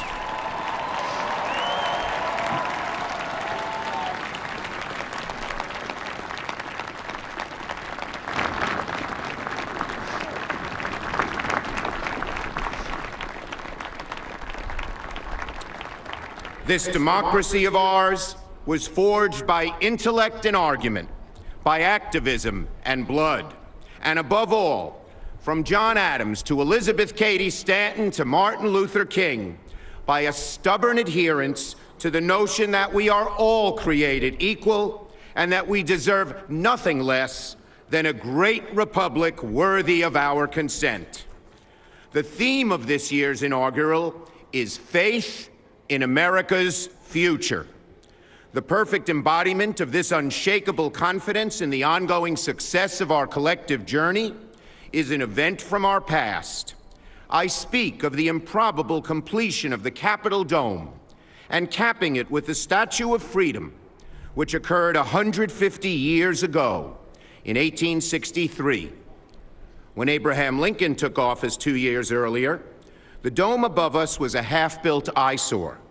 Conventional wisdom was that it should be left unfinished until the war ended, given the travails and financial needs of the times. But to President Lincoln, the half-finished dome symbolized the half-divided nation. Lincoln said, "If people see the Capitol going on, it is a sign we intend the Union shall go on." And so, despite the conflict which engulfed the nation and surrounded the city, the dome continued to rise. On December 2nd, 1863, the Statue of Freedom, a woman, was placed atop the dome where she still stands today. In a sublime irony, it was a former slave, now free American, Philip Reed, who helped to cast the bronze statue. Now, our present times are not as perilous or as despairing as they were in 1863, but in 2013, far too many doubt the future of this great nation and our ability to tackle our own era's half-finished domes. Today's problems are intractable, they say. The times are so complex, the differences in the country and the world so deep, we will never overcome them. When thoughts like these produce anxiety, fear, and even despair, we do well to remember that Americans have always been, and still are, a practical, optimistic, problem-solving people. And that, as our history shows, no matter how steep the climb, how difficult the problems, how half-finished the task, America always rises to the occasion. America prevails and America prospers.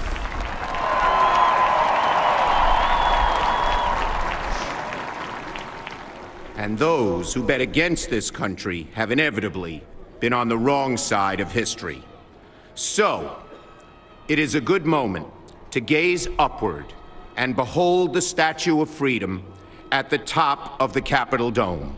It is a good moment to gain strength and courage and humility from those who are determined to complete the half-finished dome. It is a good moment to rejoice today at this 57th presidential inaugural ceremony, and it is the perfect moment to renew our collective faith in the future of America. Thank you, and God bless these United States.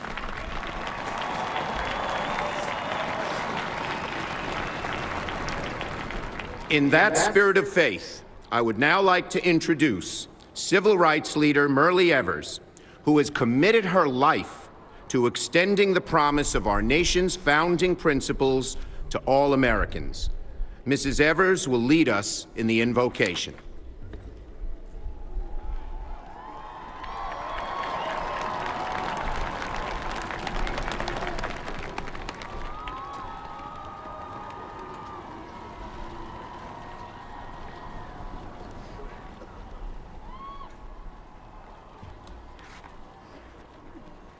America, we are here, our nation's capital, on this day, January the 21st, 2013, the inauguration of our 45th President, Barack Obama.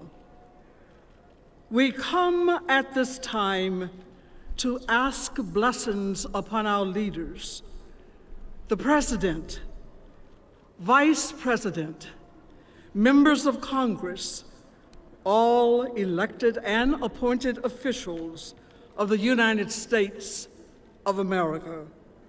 We are here to ask blessings upon our armed forces, blessings upon all who contribute to the essence of the American spirit, the American dream, the opportunity to become whatever our mankind, womankind, allows us to be.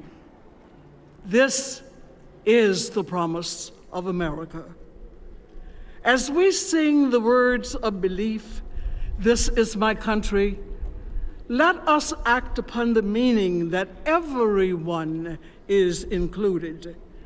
May the inherent dignity and inalienable rights of every woman, man, boy, and girl be honored. May all your people, especially the least of these, flourish in our blessed nation. 150 years after the Emancipation Proclamation and 50 years after the March on Washington, we celebrate the spirit of our ancestors, which has allowed us to move from a nation of unborn hopes and a history of disenfranchised votes to today's expression of a more perfect union. We ask, too, Almighty, that where our paths seem blanketed by thorns of oppression and riddled by pangs of despair, we ask for your guidance toward the light of deliverance, and that the vision of those who came before us and dreamed of this day, that we recognize that their visions still inspire us. They are a great cloud of witnesses, unseen by the naked eye, but all around us, thankful that their living was not in vain. For every mountain, you gave us the strength to climb. Your grace is pleaded to continue that climb. for America and the world. We now stand beneath the shadow of the nation's capital, whose golden dome reflects the unity and democracy of one nation, indivisible, with liberty and justice for all. Approximately 4 miles from where we are assembled, the hallowed remains of men and women rest in Arlington Cemetery. They who believed, fought, and died for this country. May their spirit infuse our being to work together with respect, enabling us to continue to build this nation. And in so doing, we send a message to the world that we are strong, fierce in our strength, and ever vigilant in our pursuit of freedom. We ask that you grant our president the will to act courageously but cautiously when confronted with danger, and to act prudently but deliberately when challenged by adversity. Please continue to bless his efforts to lead by example in consideration and favor of the diversity of our people. Bless our families all across this nation. We thank you for this opportunity of prayer to strengthen us for the journey through the days that lie ahead. We invoke the prayers of our grandmothers who taught us to pray, God, make me a blessing. Let their spirit guide us as we claim the spirit of old. There's something within me that holds the reins. There's something within me that banishes pain. There's something within me I cannot explain. But all I know, America, there is something within. There is something within. In Jesus' name, in the name of all who are holy and right, we pray. Amen.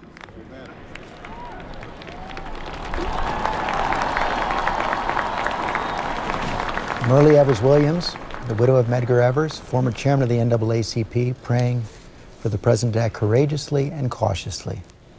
I am pleased to introduce the award-winning Tabernacle Choir, the Brooklyn Tabernacle Choir, to sing Battle Hymn of the Republic.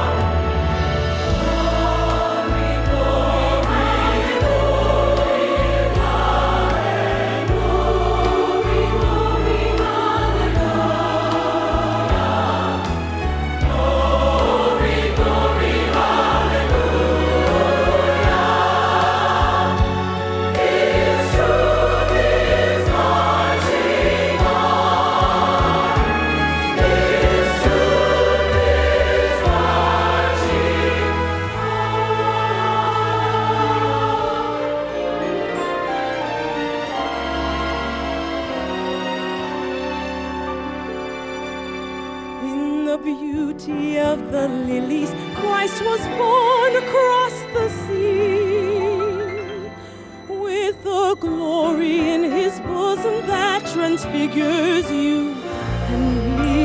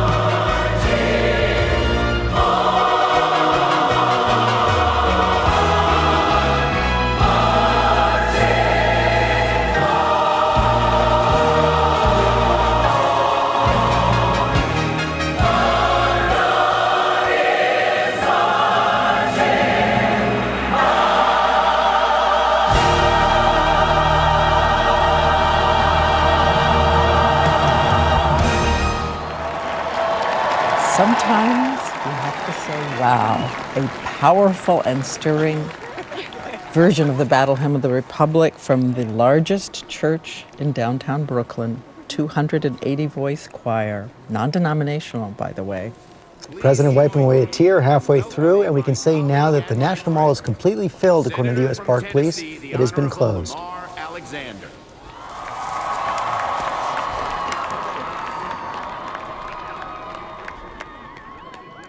Mr. President, Mr. Vice President, ladies and gentlemen, the late Alex Haley, the author of Roots, lived his life by these 6 words: find the good and praise it.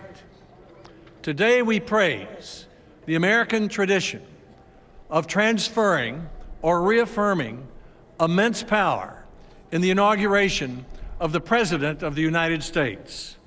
We do this in a peaceful, orderly way. There is no mob, no coup, no insurrection.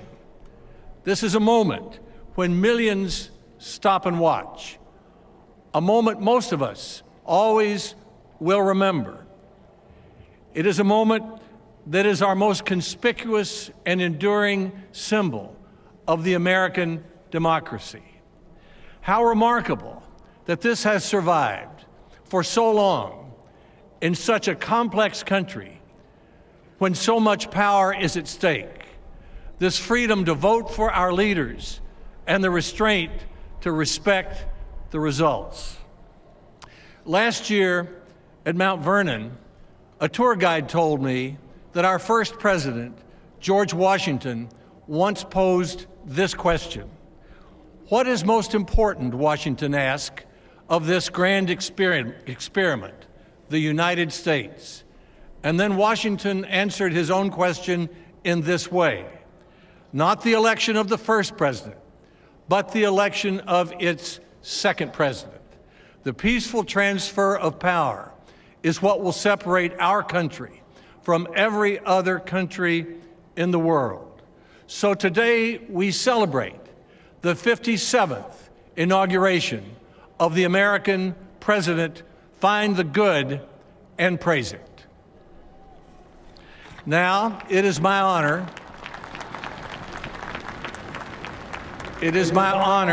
to introduce the Associate Justice of the Supreme Court, Sonia Sotomayor, for the purpose of administering the oath of office to the Vice President.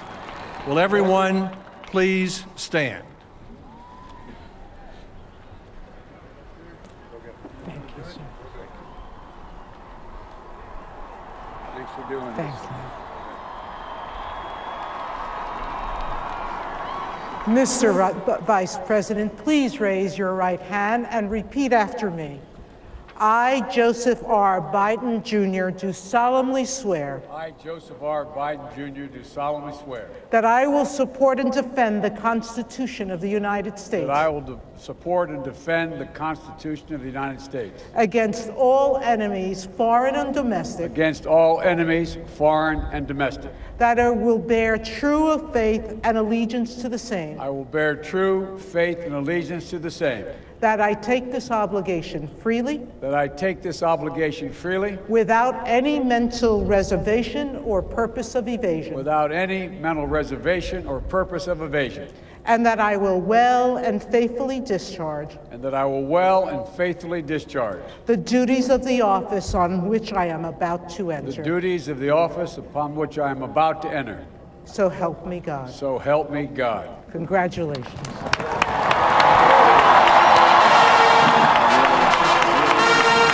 I appreciate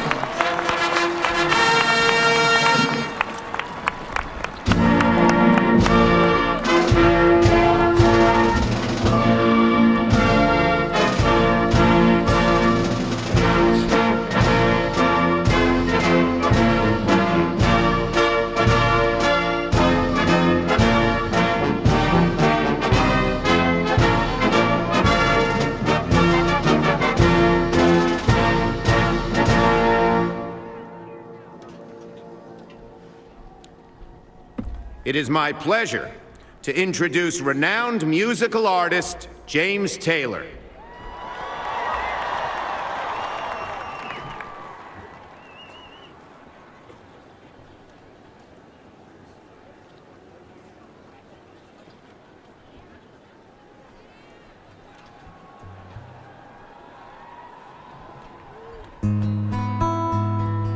Oh, beautiful for spacious skies, for amber waves of grain, for purple mountain majesties above the fruited plain.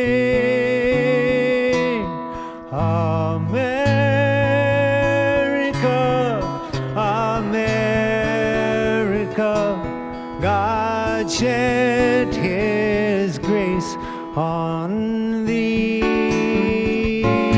and crown thy good with brotherhood from sea to shining sea, from sea to shining sea.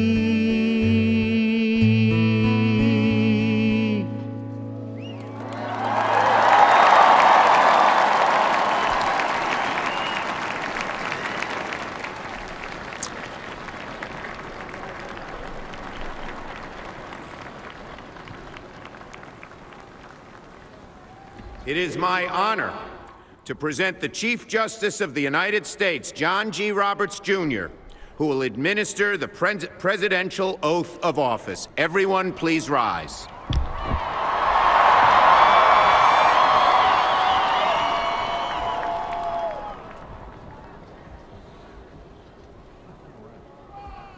Please raise your right hand and repeat after me. I, Barack Hussein Obama, do solemnly swear. I, Barack Hussein Obama, do solemnly swear that I will faithfully execute that I will faithfully execute the office of President of the United States the office of President of the United States and will, to the best of my ability, preserve, protect, and defend the Constitution of the United States. The Constitution of the United States. So help you God. So help me God. Congratulations, Mr. President.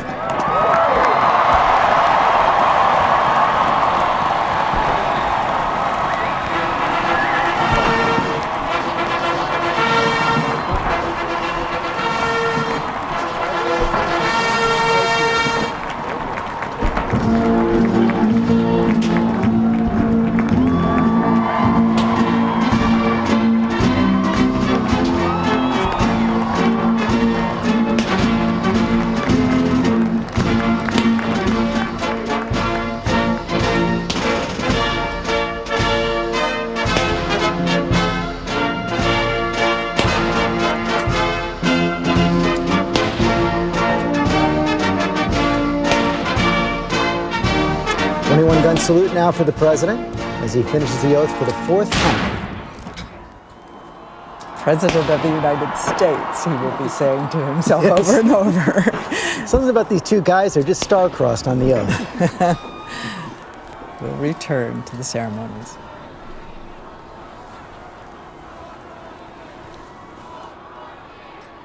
Ladies and gentlemen, it is my great privilege and distinct honor to introduce the 44th President of the United States of America, Barack H. Obama.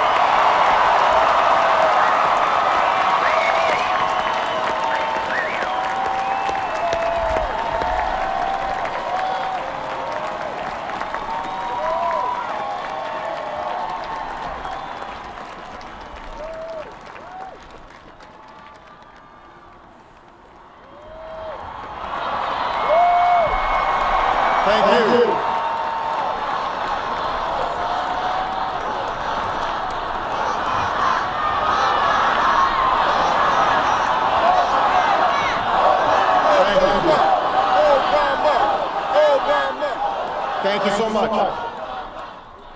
Vice President Biden, Mr. Chief Justice, members of the United States Congress, distinguished guests, and fellow citizens.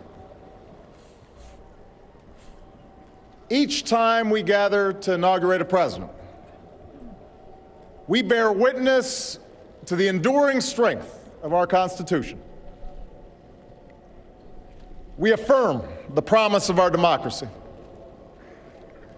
We recall that what binds this nation together is not the colors of our skin, or the tenets of our faith, or the origins of our names. What makes us exceptional, what makes us American, is our allegiance to an idea articulated in a declaration made more than 2 centuries ago. We hold these truths to be self-evident,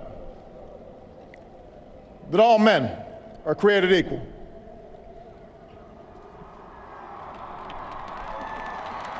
that they are endowed by their Creator with certain unalienable rights, that among these are life, liberty, and the pursuit of happiness. Today, we continue a never-ending journey to bridge the meaning of those words with the realities of our time. For history tells us that while these truths may be self-evident, they have never been self-executing. That while freedom is a gift from God, it must be secured by His people here on earth. The patriots of 1776 did not fight to replace the tyranny of a king with the privileges of a few or the rule of a mob. They gave to us a republic, a government of and by and for the people, entrusting each generation to keep safe our founding creed. And for more than 200 years we have. Through blood drawn by lash and blood drawn by sword, we learned that no union founded on the principles of liberty and equality could survive half slave and half free. We made ourselves anew and vowed to move forward together. Together, we determined that a modern economy requires railroads and highways to speed travel and commerce, schools and colleges to train our workers. Together, we discovered that a free market only thrives when there are rules to ensure competition and fair play. Together, we resolved that a great nation must care for the vulnerable and protect its people from life's worst hazards and misfortune. Through it all, we have never relinquished our skepticism of central authority, nor have we succumbed to the fiction that all society's ills can be cured through government alone.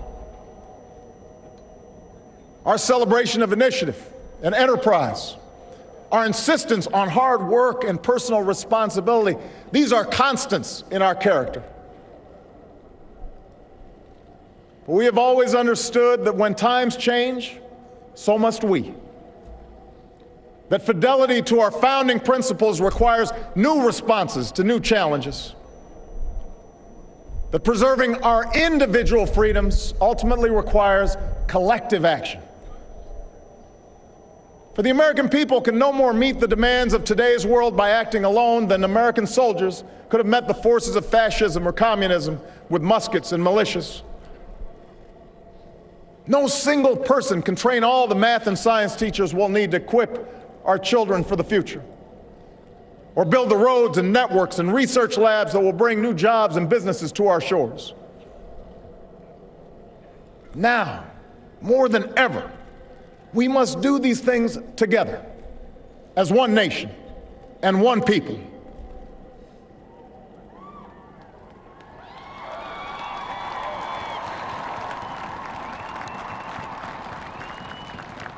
This generation of Americans has been tested by crises that steeled our resolve and proved our resilience.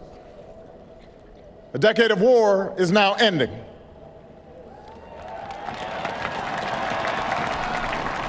An economic recovery has begun.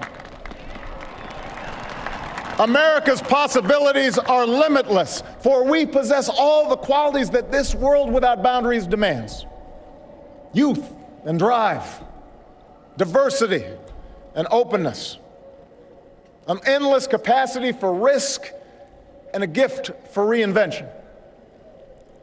My fellow Americans, we are made for this moment, and we will seize it so long as we seize it together.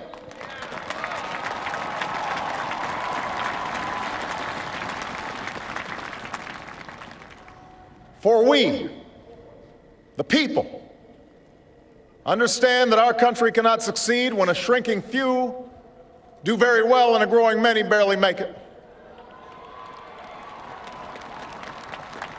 We believe that America's prosperity must rest upon the broad shoulders of a rising middle class. We know that America thrives when every person can find independence and pride in their work, when the wages of honest labor liberate families from the brink of hardship. We are true to our creed when a little girl born into the bleakest poverty knows that she has the same chance to succeed as anybody else because she is an American, she is free, and she is equal not just in the eyes of God, but also in our own.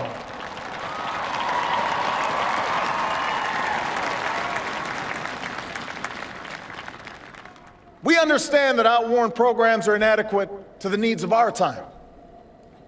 So we must harness new ideas and technology to remake our government, revamp our tax code, reform our schools, and empower our citizens with the skills they need to work harder, learn more, reach higher. But while the means will change, our purpose endures. A nation that rewards the effort and determination of every single American. That is what this moment requires. That is what will give real meaning to our creed.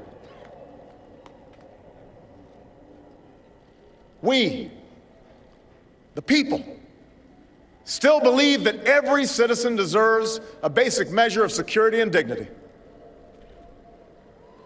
We must make the hard choices to reduce the cost of health care and the size of our deficit. But we reject the belief that America must choose between caring for the generation that built this country and investing in the generation that will build its future.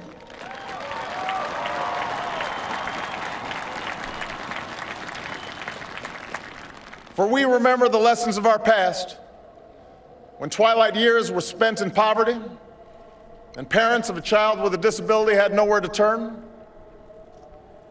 We do not believe that in this country freedom is reserved for the lucky or happiness for the few. We recognize that no matter how responsibly we live our lives, any one of us, at any time, may face a job loss or a sudden illness or a home swept away in a terrible storm.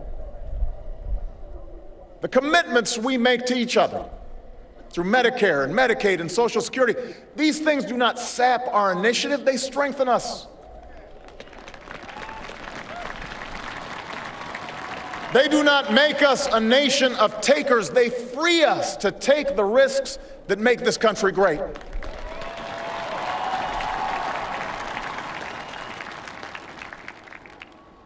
We, the people, still believe that our obligations as Americans are not just to ourselves, but to all posterity. We will respond to the threat of climate change, knowing that the failure to do so would betray our children and future generations.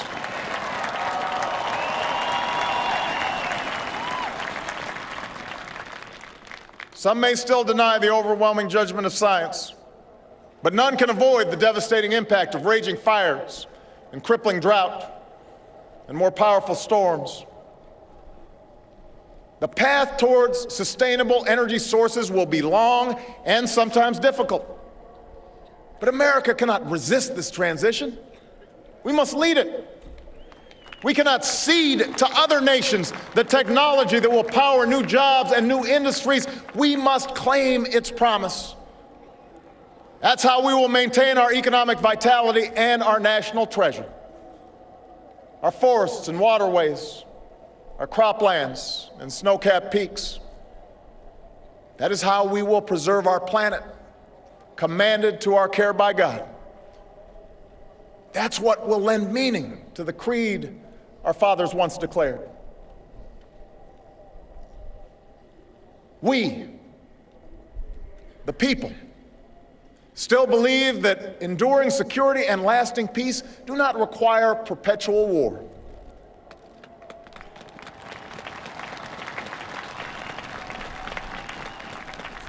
Our brave men and women in uniform, tempered by the flames of battle, are unmatched in skill and courage.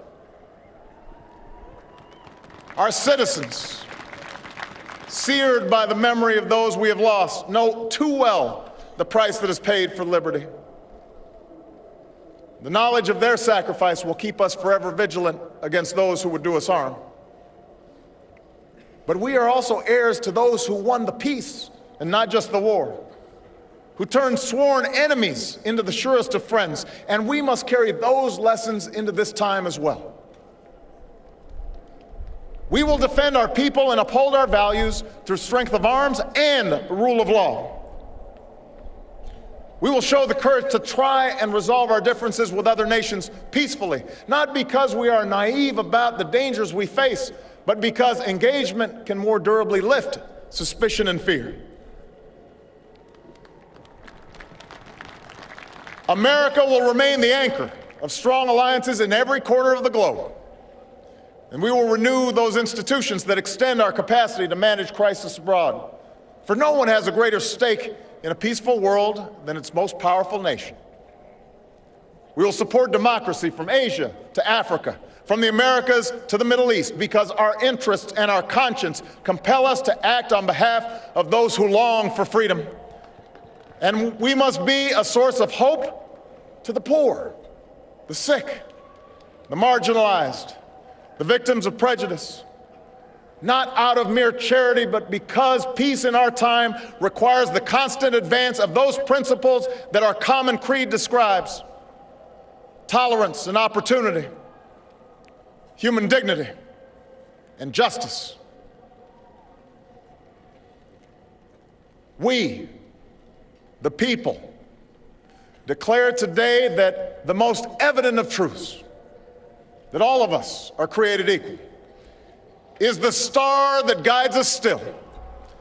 Just as it guided our forebears through Seneca Falls and Selma and Stonewall, just as it guided all those men and women, sung and unsung, who left footprints along this great mall, to hear a preacher say that we cannot walk alone, to hear a king proclaim that our individual freedom is inextricably bound to the freedom of every soul on earth.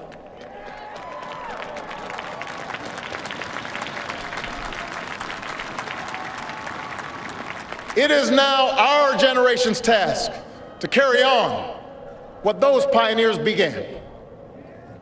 For our journey is not complete until our wives, our mothers, and daughters can earn a living equal to their efforts.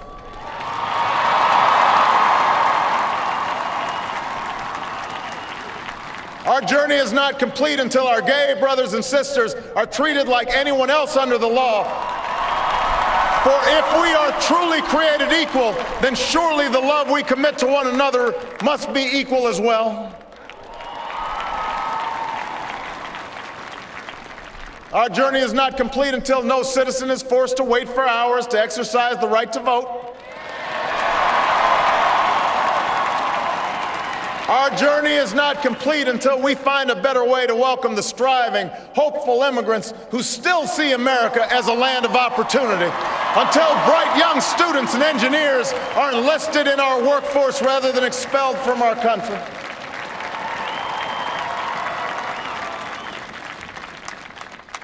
Our journey is not complete until all our children, from the streets of Detroit to the hills of Appalachia to the quiet lanes of Newtown, know that they are cared for and cherished and always safe from harm. That is our generation's task, to make these words, these rights, these values of life and liberty and the pursuit of happiness real for every American. Being true to our founding documents does not require us to agree on every contour of life. It does not mean we all define liberty in exactly the same way or follow the same precise path to happiness. Progress does not compel us to settle centuries-long debates about the role of government for all time, but it does require us to act in our time.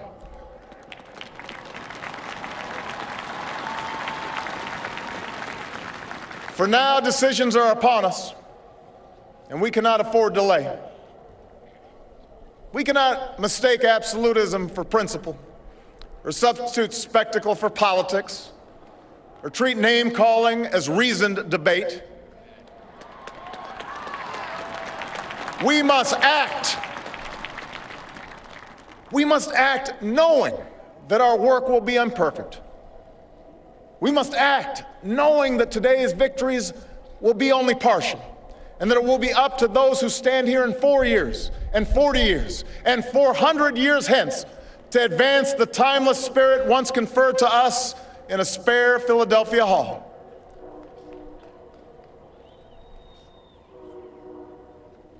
My fellow Americans, the oath I have sworn before you today, like the one recited by others who serve in this Capitol, was an oath to God and country, not party or faction. And we must faithfully execute that pledge during the duration of our service. But the words I spoke today are not so different from the oath that is taken each time a soldier signs up for duty, or an immigrant realizes her dream. My oath is not so different from the pledge we all make to the flag that waves above and that fills our hearts with pride.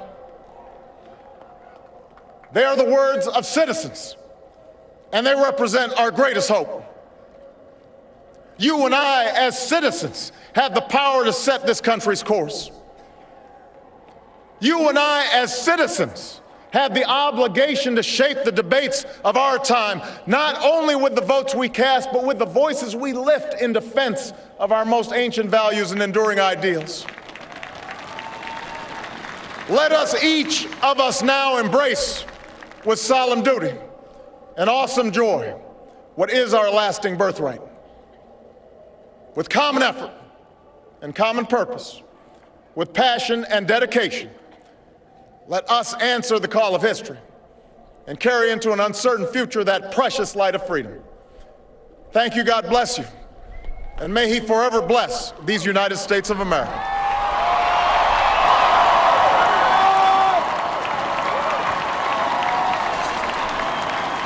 In 19 minutes, the president talking at an energetic tear about possibilities being limitless now for the United States of America, saying we have a gift for reinvention, but we must do it together. George counted 7 times. He said, together, together, together. Unity is the theme. The president doing a meditation on the Declaration of Independence, saying that the self-evident truths declared there are not self-executing. It is our task in these times to make the ideals of freedom and equality true for every American.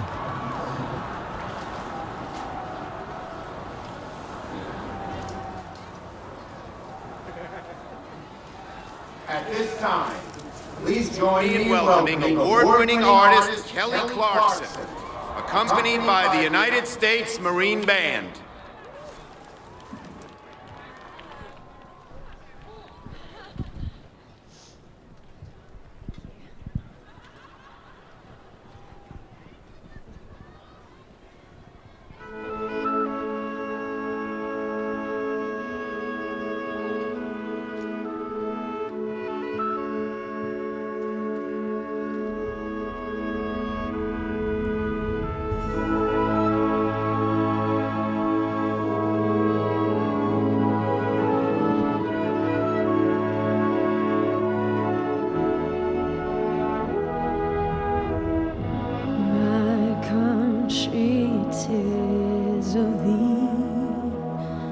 Sweet land of liberty,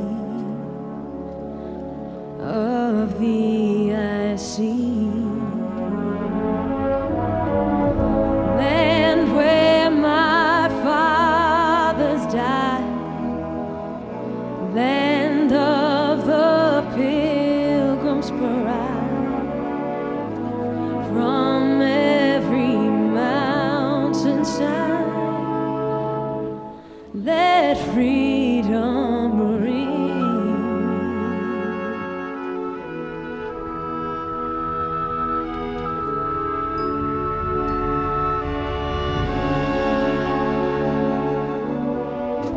Let music swell the breeze and ring from all the trees, sweet freedom song.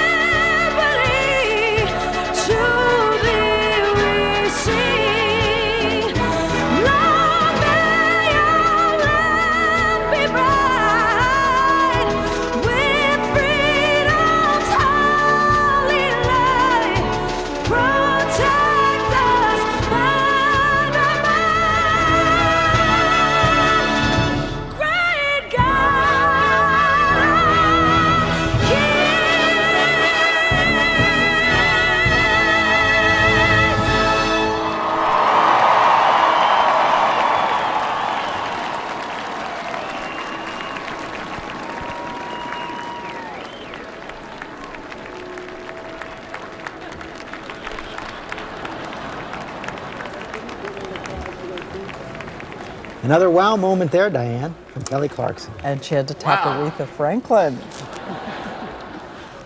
Our next distinguished guest is the poet Richard Blanco, who will share with us words he has composed for this occasion.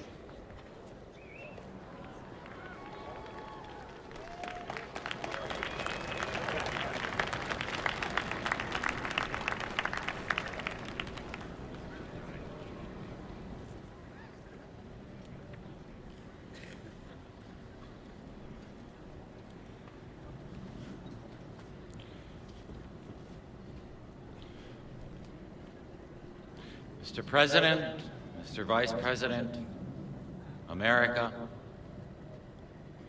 one today.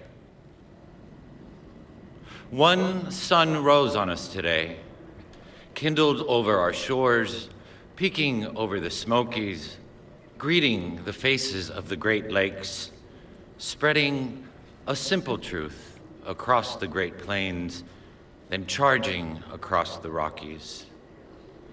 One light, waking up rooftops, under each one a story, told by our silent gestures moving across windows.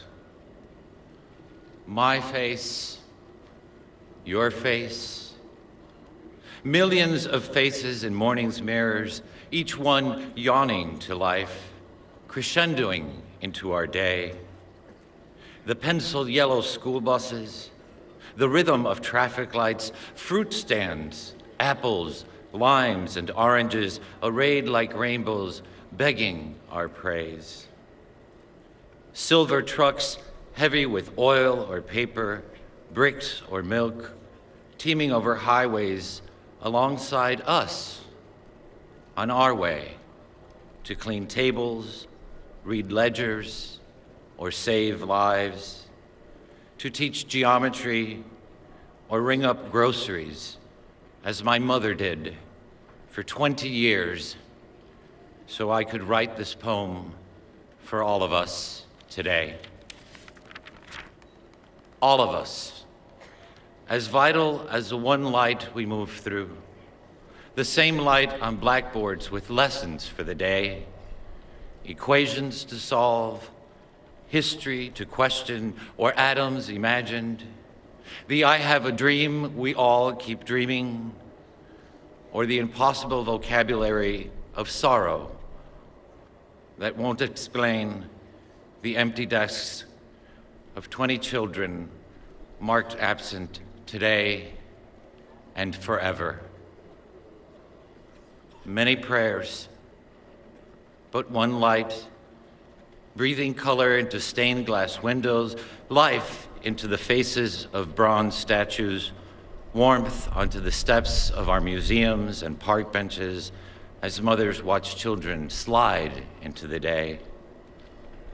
One ground, our ground, rooting us to every stalk of corn, every head of wheat sown by sweat and hands, hands gleaning coal or planting windmills in deserts and hilltops that keep us warm, hands digging trenches, routing pipes and cables, hands as worn as my father's, cutting sugarcane so my brother and I could have books and shoes.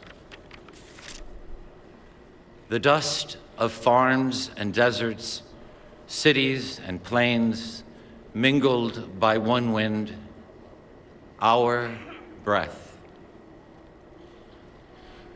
Breathe. Hear it through the day's gorgeous din of honking cabs, buses launching down avenues, the symphony of footsteps, guitars, and screeching subways, the unexpected songbird on your clothesline. Hear squeaky playground swings, trains whistling, or whispers across cafe tables. Hear the doors we open each day for each other, saying, hello, shalom, buongiorno, howdy, namaste, or buenos dias, in the language my mother taught me, in every language, spoken into one wind, carrying our lives without prejudice, as these words break from my lips.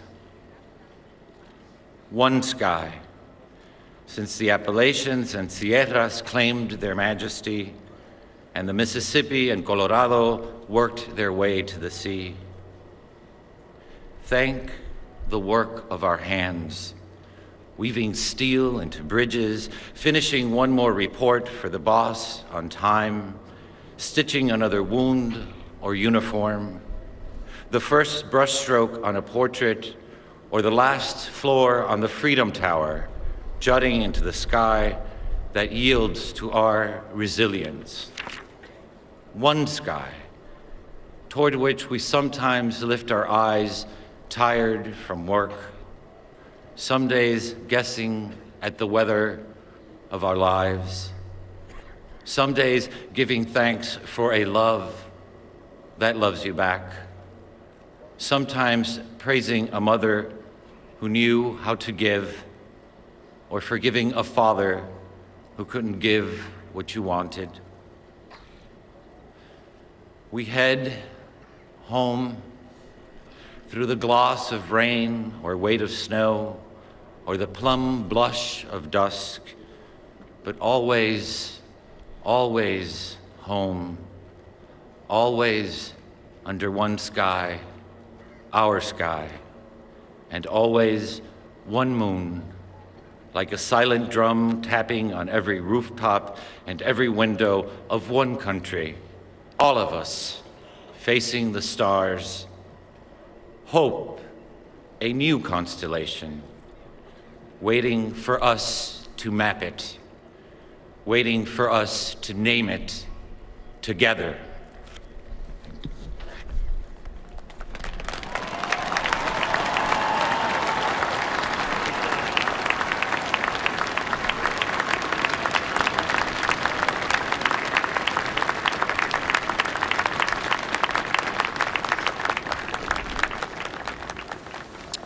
Ladies and gentlemen, it is now my privilege to introduce Reverend Dr. Luis Leon to deliver the benediction.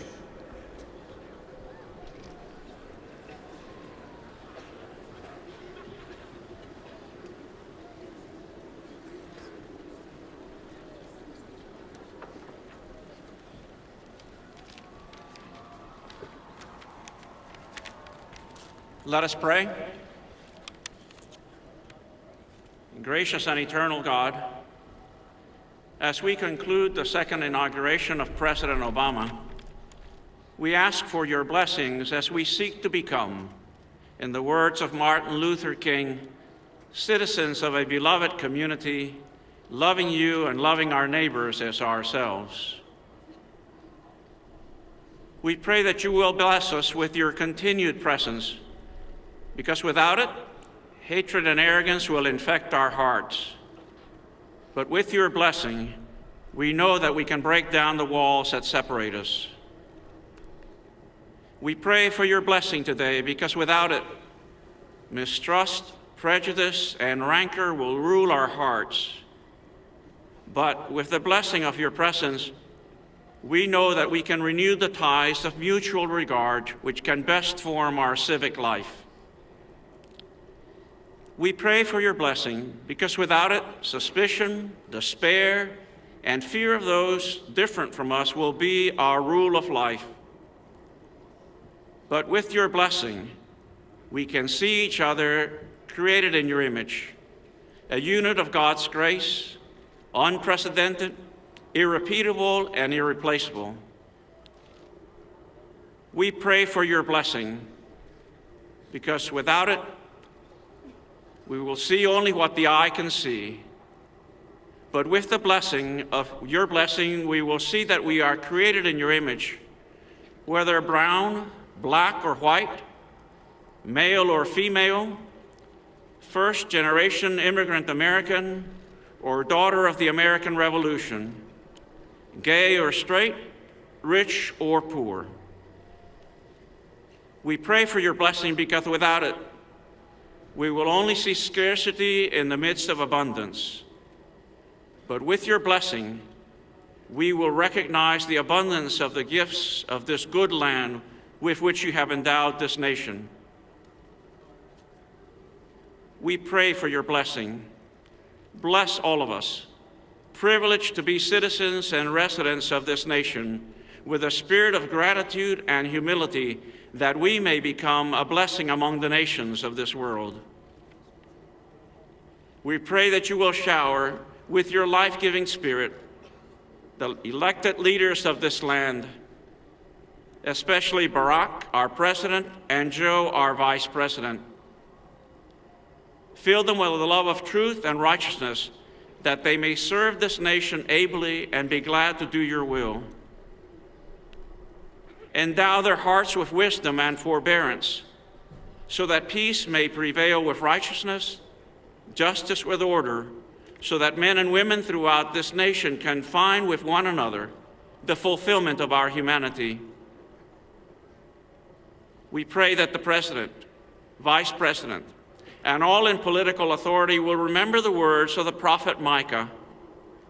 What does the Lord require of you but to do justice, to love kindness, and always walk humbly with God? Señor Presidente y Vicepresidente, que Dios os bendiga a todos sus días. Mr. President, Mr. Vice President, may God bless you all your days. All this we pray in your most holy name. Amen.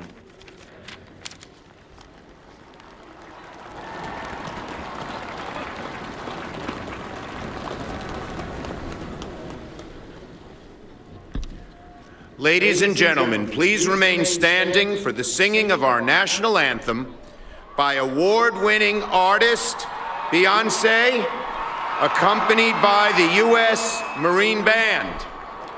Following the national anthem, please remain at your place while the presidential party exits the platform.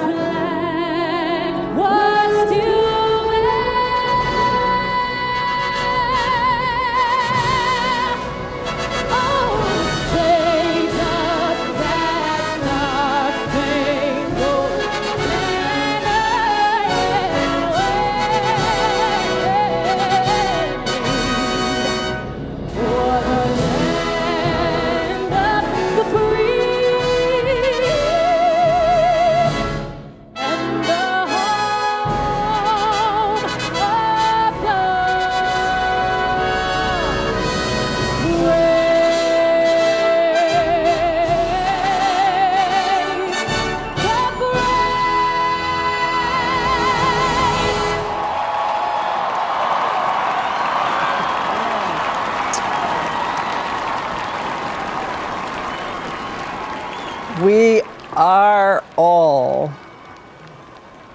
astounded by the quality of the music at this inaugural, but this inauguration, the second of the President of the United States, 44th President, is now officially over. The President will be making his way back into the Capitol. George, your first thought? Well, I think you're right. The music was the star of the morning so far. The president also giving a very different speech from 4 years ago. 4 years ago, he had a stern, somewhat dark speech for a dark time. This morning, much more optimistic, much more hopeful, as I said earlier, a meditation on the Declaration of Independence, and you could feel the president almost letting loose. in this speech. The first explicit mention ever, I believe, in an inaugural of gay Americans. He is talking about a modern American family. He's talking about gay and straight, rich and poor, everyone together, encapsulated in a way in the poet, the Cuban immigrant poet who talked about the mother who rang up the cash register, the father who actually harvested sugar cane, Hispanic, black, white. And he said over and over again, our time, it's our time. The president perhaps thinking of himself, as he said, Americans are made for this moment and we will seize it. You can almost hear him talking to himself in that moment. Let me bring in Matthew Dowd as well. You also heard again and again and again from the president the word together. Yeah, we heard we heard our, we heard shared values. I think he really tried to capture that unity of this. I think this speech was a great speech for today. I don't think this is a speech that's going to last the ages. And if there's ever an Obama memorial, I don't think this speech will be carved on that memorial. But what I was struck at most off is how much he leaned into things. He didn't say gay marriage, but he leaned way into it. He didn't say immigration reform, but he leaned way into it. And he didn't say equal pay for women, but he certainly leaned way into it. And I think he's prepared himself with this speech to say, listen, we're all a country, we're in this together, but we're going to have some fights about some important things. Yes, our friend Ron Brownstein of the National Journal tweeted, GOP, game on. What do we think about that, George Will? Well, he did lay down a few markers, particularly with immigration, but that may be the one place where the GOP is ready to actually play ball with him. I agree it was quite striking that the reference to Stonewall as one of the stations of the cross, as it were, of American liberation movements represented a new advance in the presidential and national endorsement, I guess, of gay rights. There was a reprise that we might have done without of some of the campaign rhetoric about the rich and the many and the few and a nation of takers. But beyond that, it seems to me he was consciously echoing some of the great rhetoric of American history with his reference to blood drawn by the lash and blood drawn by the sword. Is clearly a reference to Lincoln's second inaugural. And the use of the word tempered was interesting because it came from Jack Kennedy's 1961 address when he talked about a nation tempered by a hard and bitter peace. And perhaps the most striking thing about this is the comparison with the speech Jack Kennedy gave 52 years ago. In that, it was almost entirely about foreign policy. We would go anywhere, bear any price, pay any price, bear any burden to ensure the survival of liberty. This time, the president's foreign policy really was distilled into 7 words. A decade of war is now ending. The contrast of the last half century is striking. And Jonathan Carl, who covers the White House for us. John, I know you're in the Capitol steps right now. The president also saying we can't succumb to the fiction that all society's ills can be cured through government alone, yet the bulk of the speech really praise and support and encouragement for all the things we do together through our government. George, I felt during much of that speech like I was listening to a Democratic Ronald Reagan, where Reagan was unapologetically conservative. This was unapologetically progressive, saying we must act collectively. And this was also boundless optimism. I mean, saying America's possibilities are limitless. This was an effort, I believe, at that kind of optimistic progressivism, whereas Reagan was your optimistic conservatism. Also, I was very struck by one line in particular in this speech when he said, we must act knowing that today's victories will only be partial. And that was a message to those liberals who have been disappointed in President Obama, who thought he has been too quick to compromise, knowing that he is going forward now in a time when it is going to be extremely difficult to get anything through a Republican House of Representatives facing an opposition like that. His victories are almost certain to be partial victories. And one other thing, George, was the message of climate change. I was struck by that. There wasn't much of anything specific in the speech. It was soaring rhetoric like you expect at an inaugural, but he did get rather specific and went into some detail on climate change. which I think was clearly signaling that's going to be a top of his agenda for a second term. And in personal terms, Donna Brazile, Democratic strategist, I kept studying the president's face. There was something different in his face. Can you name it? Well, I think it's joy. I think the president understood that on this day when we remember Dr. King, his dream, his vision, that today he echoed some of the same values of freedom, of justice. He said our journey is not complete. The question is, will he help lead the next stage of this journey? He also called upon us to answer the call of history together. Again, that word together. I thought it was a very powerful speech.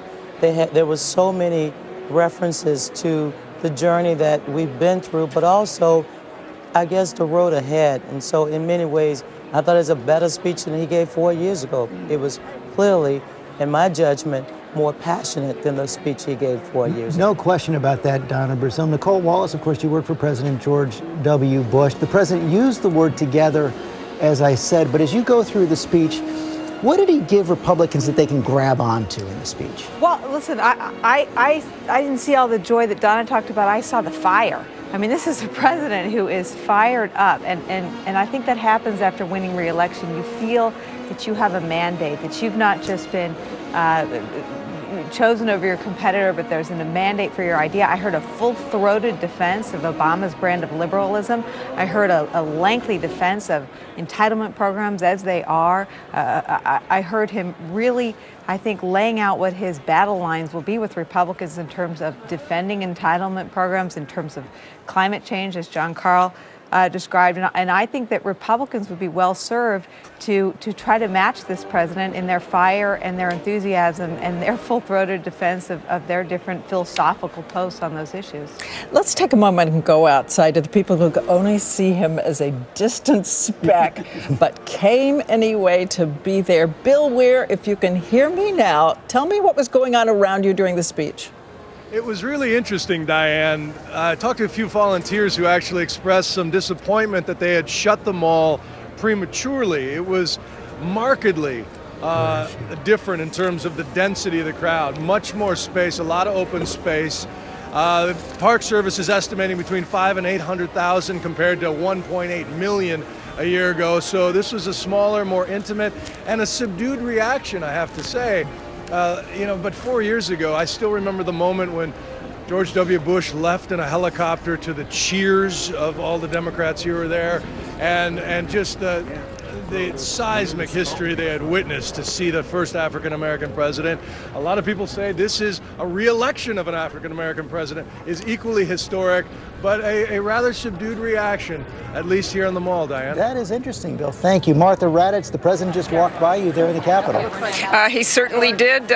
Vice President Biden and President Obama just walked through here. The president is going to sign a proclamation about hope and resolve. That's what he signs. He also signs his nomination for new cabinet positions. You know, George, I actually thought there was a bit of sternness in President Obama's speech. He talked about coming together, but he was very forceful. It wasn't a plea to come together. It seemed like a demand to come together. So I did indeed think there was some sternness mixed with all that optimism. And Cokie Roberts, the president coming up to this inaugural address today, has been in something of a confrontational mode with Congress ever since the election. And much more willing to say, I'm going to do it my way, than he was before the election. And we certainly did see when he talked about the few doing well and when the many not and all of that. That's just an echo of the whole campaign speeches. But I do think, as Donna said, that there was a sense of optimism here that we have not seen from this president, that he has been much more serious and often too pessimistic, I think. And this speech talking about what we as citizens can do, that whole calling the citizenry into action at the end there, that we can lift in defense our most ancient values and enduring ideals as citizens. And I think it really is a call to action that we have not heard from him as an American people. He's now in the president's room. a room set aside for the president when they constructed this part of the Capitol. He's going to sign those nominations we've heard about. John Brennan to be director of the CIA, Hagel to be Secretary of Defense, Kerry to be Secretary of State, and Jack Lew to be Secretary of the Treasury. Note there that Senator Hagel, Senator Kerry, and Vice President Biden all served with President Obama in the Senate Foreign Relations Committee. He knows all of them well. Senator Hagel in for the toughest fight with the Senate. President surrounded by the joint inaugural committee there. There we go.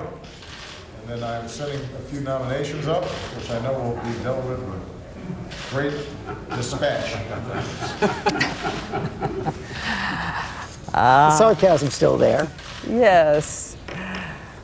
Of course, he's probably referring to Senator Hagel's nomination right there. Yes, the wish, the triumph over possible reality here. I want to go to David Remnick in a minute, though. Stand by, David. Kerry, Secretary of State, and Mr. John Brennan of Virginia for the Central Intelligence Agency. There you go. Great. Well, thank you very much, everybody. Look forward to it.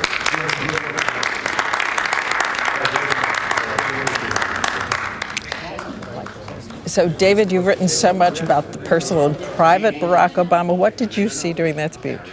Barack Obama unleashed. Barack Obama, these two inaugural addresses, to me, they reflect Roosevelt in 33, coming in dark times, perilous times. And then in 37, Roosevelt gives basically a blueprint for the liberal state. As George said earlier before, disapprovingly may mean more approvingly. But I think this is the most blatantly, clearly liberal inaugural address in the clearest terms possible since then, where nothing exceeds it. And when you have a situation where, if you judge by length of paragraph, the biggest paragraph in this speech has to do also with climate change, something that he would not really touch in a very serious way in the first term. In the second term, it's clearly going to be a priority. It's a very, very difficult complex of issues and problems and can't be solved by one nation. But to see this in an inaugural address has to give real hope to environmentalists and many others all over the place. David, let me press that for a minute, because I agree with you. I was surprised by the length of time you spent on it, by the forcefulness of the words, and I wonder how you match that up against the reality of what can be achieved in the next 4 years. It's a real difficulty. Obviously, you can't solve all environmental problems by one nation, even one so powerful as the United States or as great a polluter as the United States.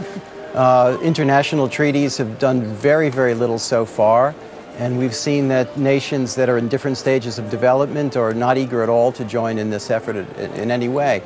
Nevertheless, George, as you know, as somebody who's involved in speeches, people go over and over and over these. Just one mention of something, a sentence, is an event. To have a long paragraph on climate change, or to mention something like Stonewall in the same breath as Selma, are things that speechwriters and policymakers and the president himself has gone over very, very thoroughly and very, very consciously. I think the president clearly looking to history there, looking back at how people are going to look back at this speech in 50 years and saying that perhaps he will lead, if he can't get legislation through on that in the next 4 years, lead rhetorically.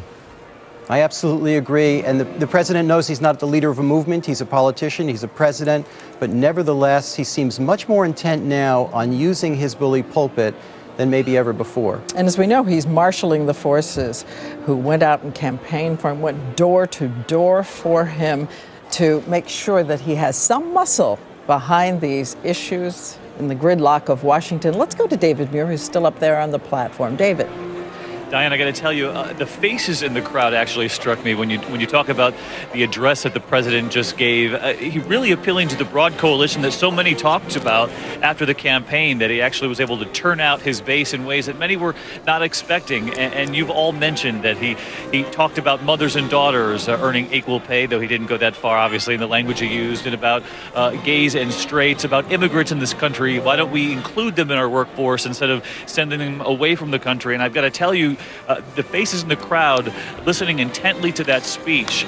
And a couple of observations that I made here, just how varied this crowd was. When Justice Sotomayor was called upon to administer the oath for the vice president, the crowd went wild here. They cheered for a Supreme Court justice approaching the stand up there, the podium.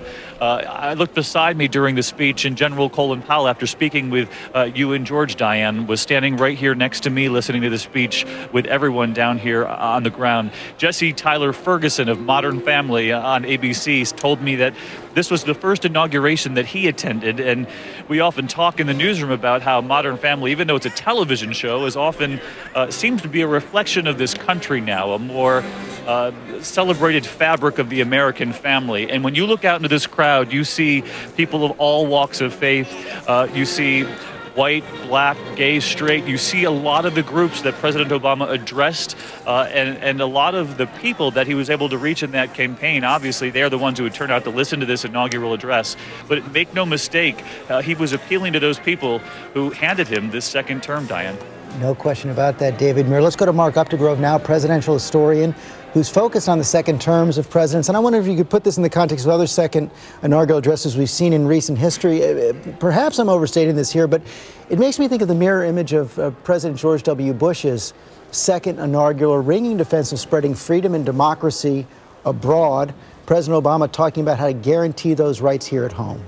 I think, George, presidents are measured by how they deal with the adversity of their times. And you mentioned earlier that Barack Obama's first speech was a little darker because our times were a little darker there. We faced the potential of an economic freefall. Now the big challenge that Barack Obama faces is unifying this country, bringing it together. He mentioned the word together 7 times during the course of the speech. It was really all about unity and bringing us together as a nation in a time where we are truly divided. How can you get Congress to engage when compromise has become a dirty word on Capitol Hill? Those are the challenges that Barack Obama faces, just as you mentioned, George Bush faced deep challenges internationally in his second term in office.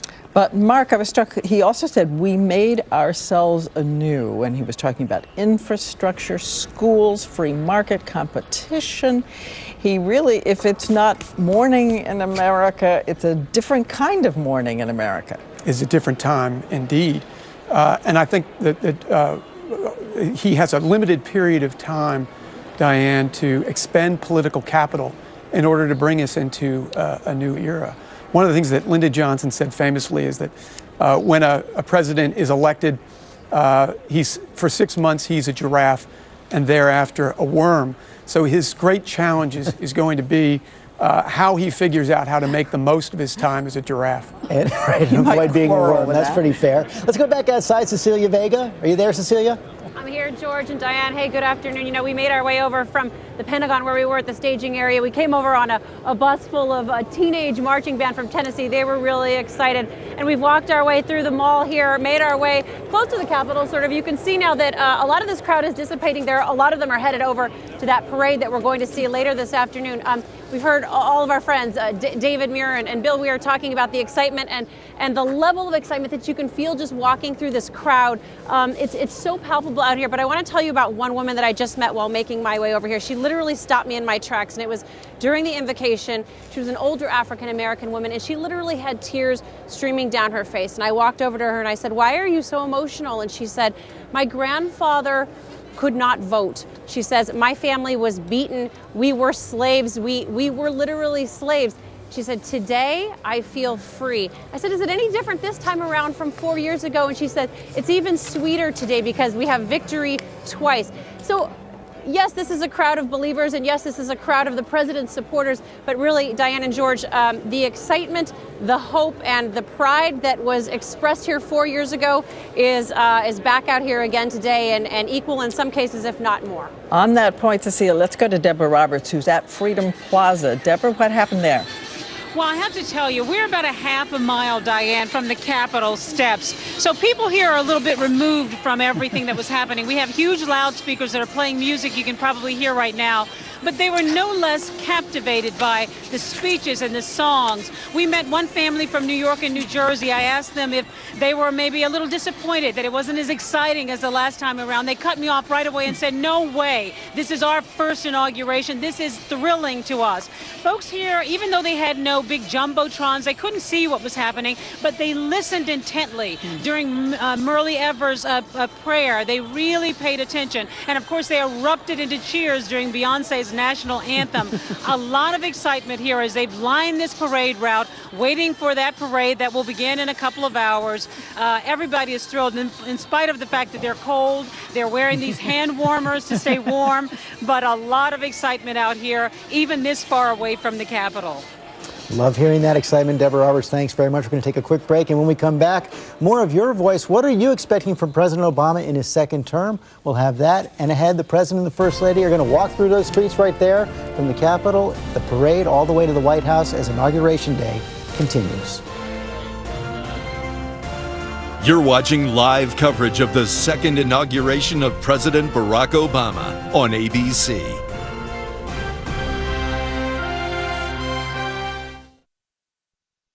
Nearly 16 million people visit Washington, D.C. every year. Some come to witness, some to be heard. We come to make an impact, to learn from leaders, and to lead others. To create and create change. We are the George Washington University. We come to make history. I doth declare that thou have brought over many discounts to thine customers. Safe driver, multi-car, paid in full. A most fulsome bounty indeed, Lord Jamie. Thou cometh and we, thy saveth.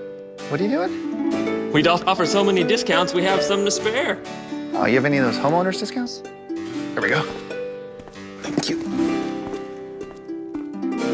Took my shield, my lady. These are troubling times in the kingdom. More discounts than we knoweth what to do with. Now that's progressive.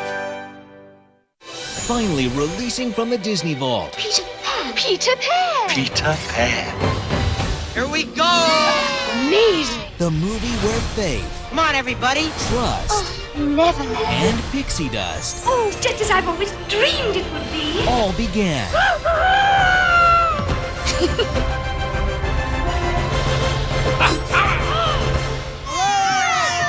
Disney's Peter Pan, rated G. First time on Blu-ray and digital, February 5th. Tonight, Diane Sawyer is right there at the center of it all at the second inauguration of Barack Obama. What's going on behind the scenes on this historic day that you don't see now? Tonight, turn to Diane with all the inside details on a special World News with Diane Sawyer on ABC.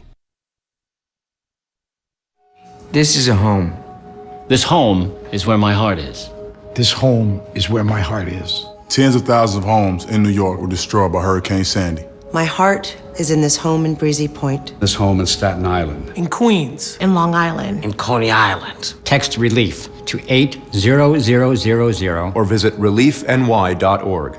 Join Governor Cuomo in New York to help rebuild. Because while the hurricane is behind us, the damage is not. Nice.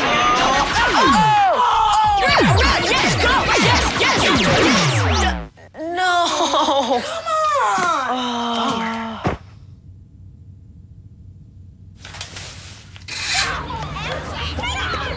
Oops. Yeah, sure. Let's go. Let's go. Moms everywhere are finding ways to keep kids active and healthy. Works every time. Get ideas, get involved, get going at letsmove.gov. I used to never really talk. Ever. I was afraid if I said something wrong, everyone would laugh at me. But then I started to play golf with Special Olympics. It helped me to find my voice. And now everyone else is speechless. This is an ABC News special. The time has come to reaffirm our enduring spirit. Inauguration Day, an extraordinary American event. 4 years ago, history was made. Starting today, we must pick ourselves up dust ourselves off and begin again the work of remaking America. Now, it happens again. And as all the world watches, Americans from all walks of life, all across our great nation, come together to celebrate a grand tradition that's connected us generation to generation to generation. And on this uniquely American day, America turns to the team that knows this president best. ABC News, taking you everywhere, all access, behind the scenes, at our nation's capital, out with the crowds, there, every step along the parade route. It's a front row seat to history in the making. And it all starts now. The second inauguration of President Barack Obama. Now reporting live from the museum in Washington, D.C., Diane Sawyer and George Stephanopoulos. And there you see the Capitol, and looking out just moments ago, the president looking at a scene of 500 to 800,000 people stretched down the mall. And a moment, a very human moment from an 11-year-old girl during a speech. But I want to tell you, President Obama has just sent out this tweet to supporters. I renewed my oath of office to serve as your president for 4 more years. Thank you for making this possible. It is an honor to be your president. Now it's time to finish what we started. Let's get going. And that was the fiery tone of the speech. No question about it, Diane. And the president laying out an agenda for those supporters in that speech, very specific on a lot of big issues as we've discussed on climate change and the other issues that the president is facing in this second term. Let me go to George Will right here, who's joined us now at the table as we see President Clinton getting ready to join everyone, the congressional members and the president at lunch. This was a speech where the president really laid down a lot of markers for his second term. He did, and particularly we're all focusing on climate change because that will be a big one, because it's hard to know what you do unless you have a carbon tax or cap and trade, and those are non-starters in one half of the legislative branch at least. I think, George, it's my job in life to be a wet blanket at movable feasts such as this. And let me just focus on it. Ronald Reagan, of whom I was quite fond, was inordinately fond himself of a statement by Thomas Paine. We have it in our power to begin the world over again. That's quite preposterous and the least conservative sentiment anyone ever uttered, but Reagan was very fond of it. And along comes the 44th president and says, our future is limitless. Anyone who's been paying attention to American politics for the last 2 years knows it's all about grinding, inexorable, imposing limits that we're up against. Promises we've made we can't keep. Taxes that are insufficient for our appetites, etc. Limits, limits, limits. Now, it's I guess the job of presidents to ignore this, but they ignore it at their peril. Because when Jack Kennedy said we will go anywhere, pay any price, bear any burden, etc., we wound up in Vietnam. It was a kind of incontinent optimism that is dangerous.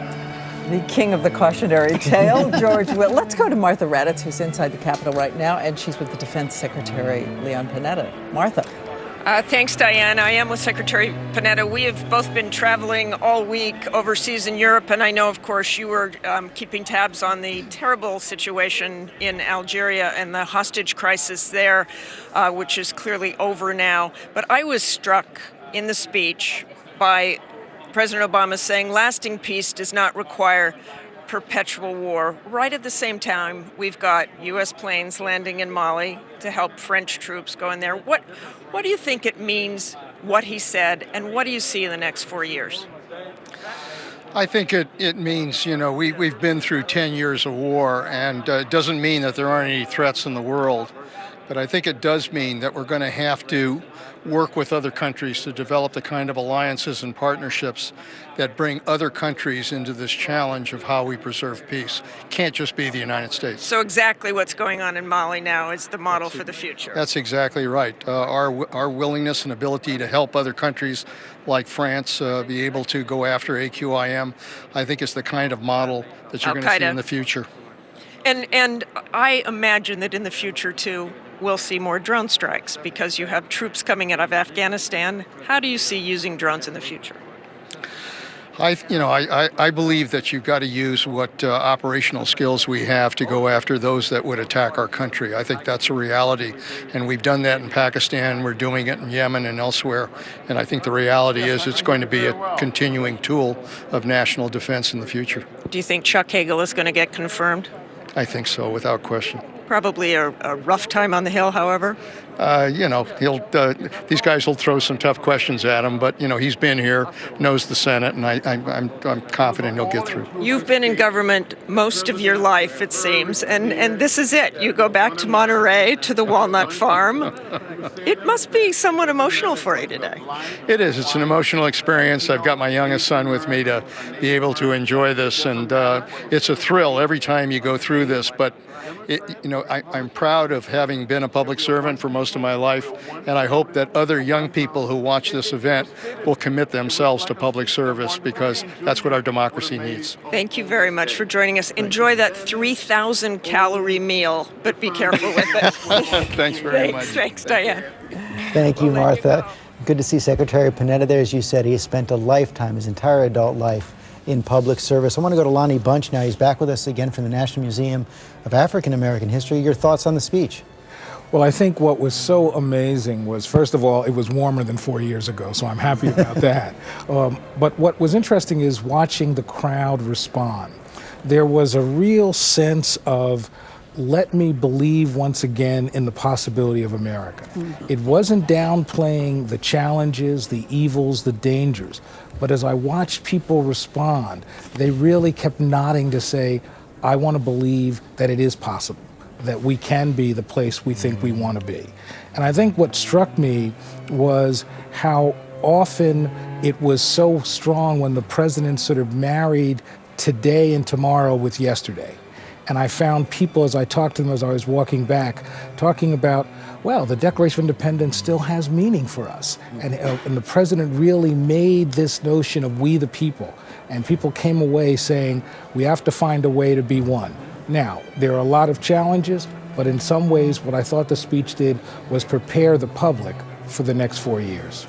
And Lonnie, I know that one of those who was standing next to Martin Luther King on that platform 50 years ago said to the president, send him a message and say, at some point say to yourself, this one is for you, Martin. And we know that after the lunch that's about to begin, he's going to stop by the bust of Martin Luther King in the rotunda for a private moment.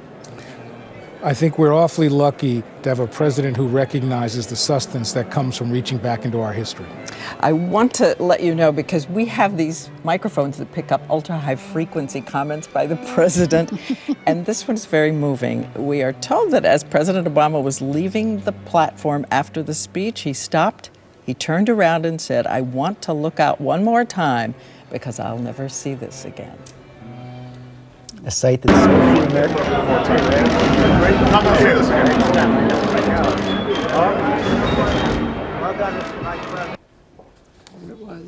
His mother over his shoulder as he looked out one more time.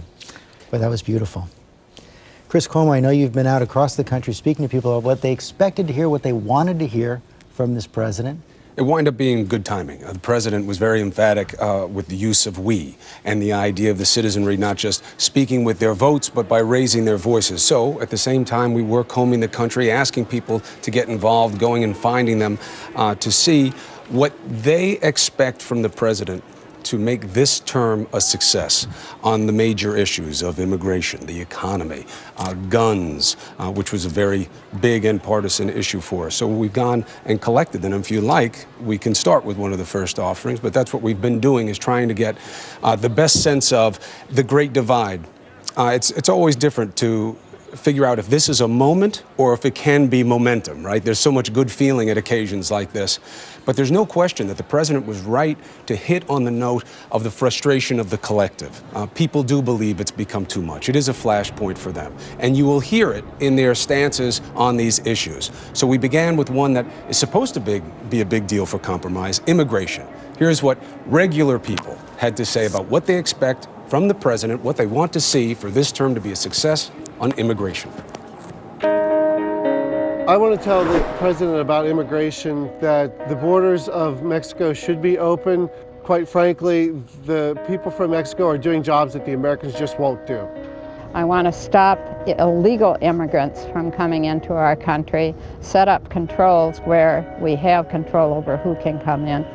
We need to protect our borders, and then we also need to allow those individuals who properly register to become U.S. citizens the swiftest route to that avenue. I want to tell President Obama to regulate a better guest worker program to allow people into the United States. I want to tell the president immigration is important, but Americans need the jobs first. I want to tell the president that immigrants aren't just a demographic, they're people too. Now, this is setting up to be a very difficult issue for compromise, because this is what we saw with thousands of responses from around the country.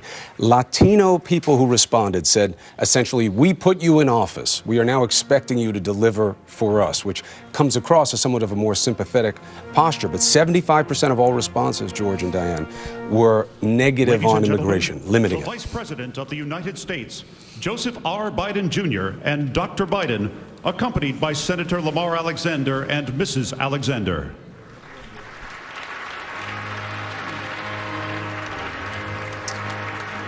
And Chris, as we watch the Vice President enter, we should tell you this is the traditional luncheon. It is held with members of Congress. And as Martha has said, it's a somewhat sumptuous affair this year. 200 guests.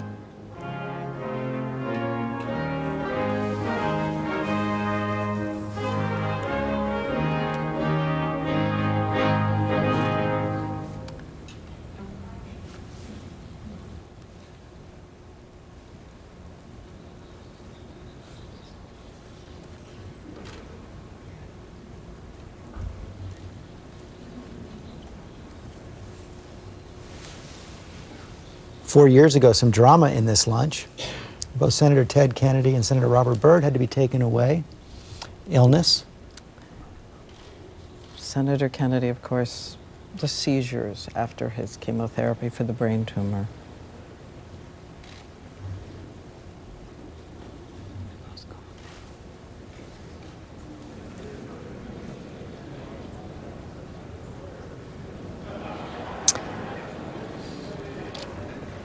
Still waiting for the Vice President. He should be coming any second. Family members coming in. Of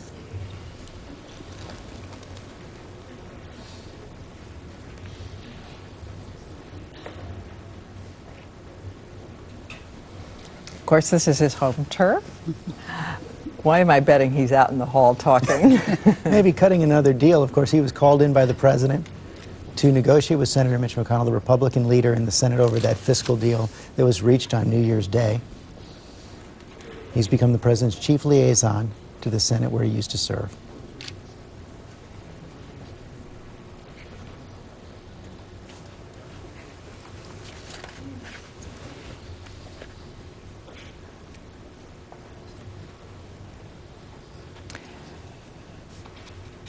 Koki, where are we? We are in the Statuary Hall, which was the old House of Representatives room through the 19th century, and considered the most beautiful room in the country, although the acoustics were so odd that people could overhear the conversations of their enemies.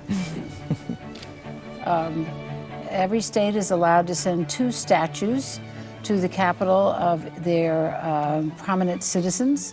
And there are, that you're seeing the core there is overflow. Senator Orrin Hatch of Utah walking through the rotunda, which has these enormous paintings of our history. The one you keep seeing over there with the woman in the white dress is the baptism of Pocahontas, who took the baptismal name Rebecca.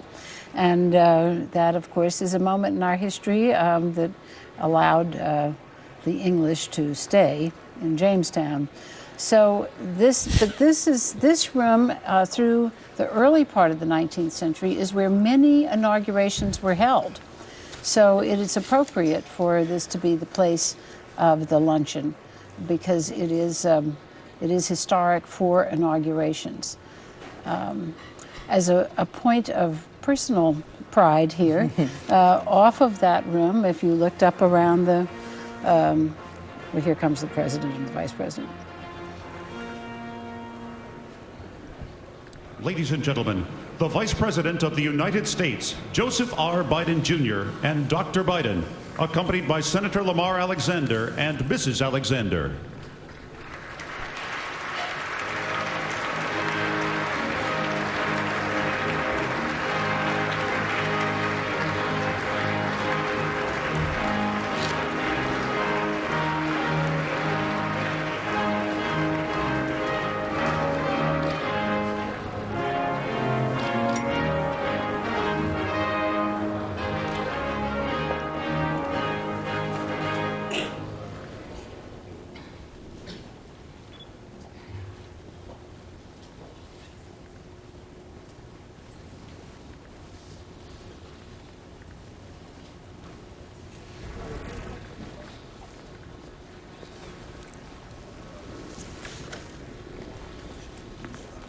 Is that Chuck Schumer's wife?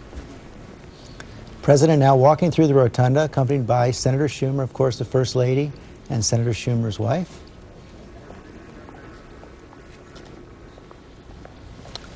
More ruffles and flourishes to follow.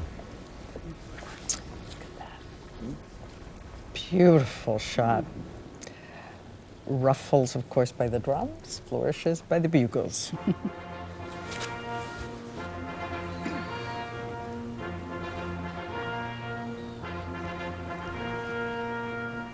Ladies and gentlemen, the President of the United States, Barack H. Obama, and Mrs. Obama, accompanied by Senator Charles E. Schumer and Mrs. Schumer.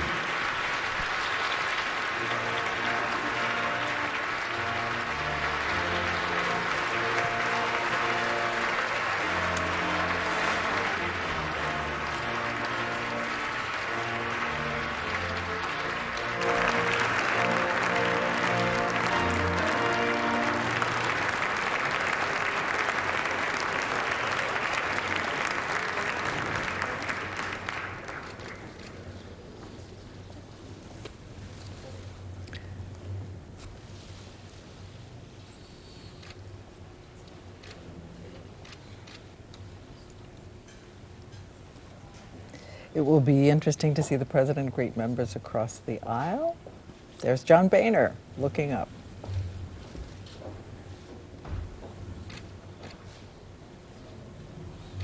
He did have a hug for President Clinton on the way in.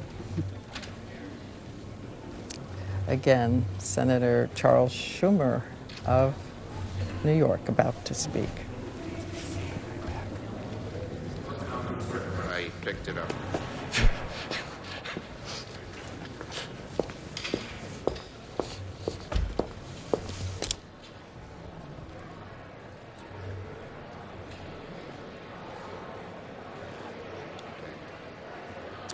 Mr. President,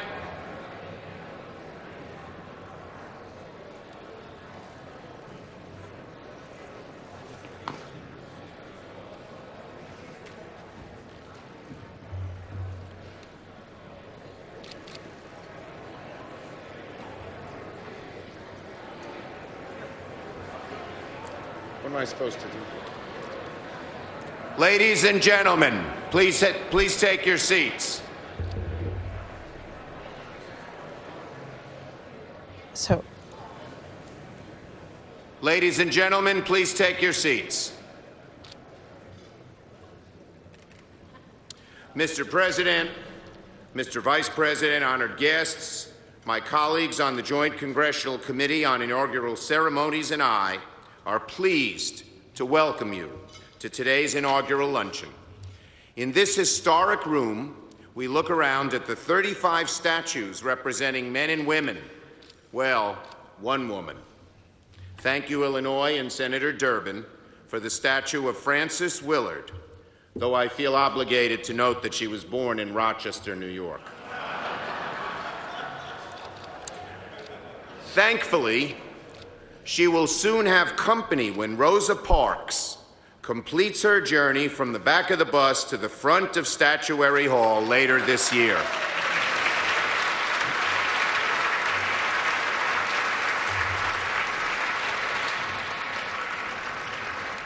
Now we look around and remember the men and women who helped define our nation. They, like us, faced obstacles, and they, like us, worked hard to move this country forward. Here in this hall, 4 presidents took the oath of office. Here, Abraham Lincoln served his single term in Congress, and John Quincy Adams, the only former president to return to serve in the House, spoke out against slavery. Today, we also remember an event that took place outside this building, but reverberated within. This year marks the 50th anniversary of the Reverend Martin Luther King Jr.'s March on Washington, which spurred passage of the historic civil rights laws. We're honored to have with us a colleague, Congressman John Lewis, who was a speaker at that historic march.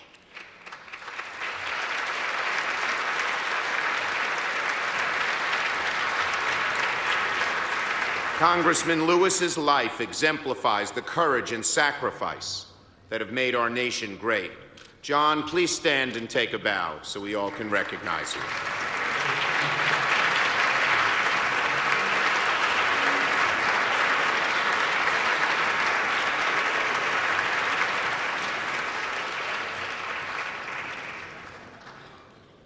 Behind us, the painting we have chosen for this luncheon is Niagara Falls, painted in 1856 by Ferdinand Richard.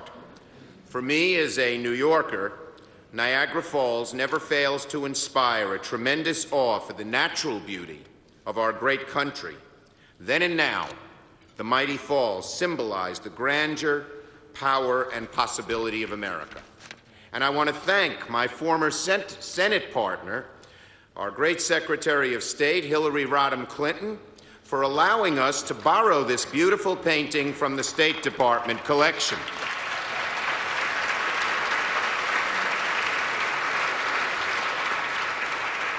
But frankly, we aren't here for the paintings, we're here for the food.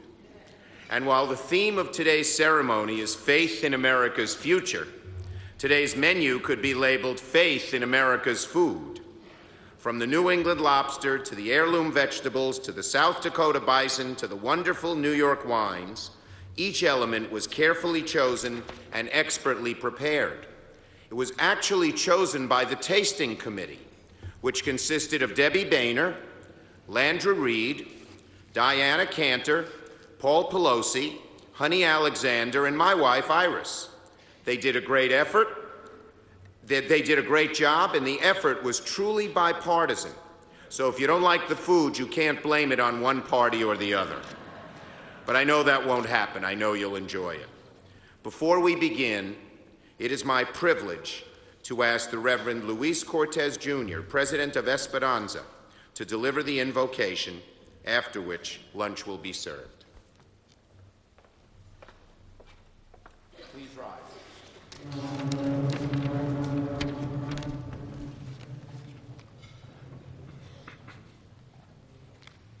Let us join together in prayer. Dear God, in this room stand women and men of differing beliefs, different understandings of how you reveal yourself, how you reveal your will and your desire to us.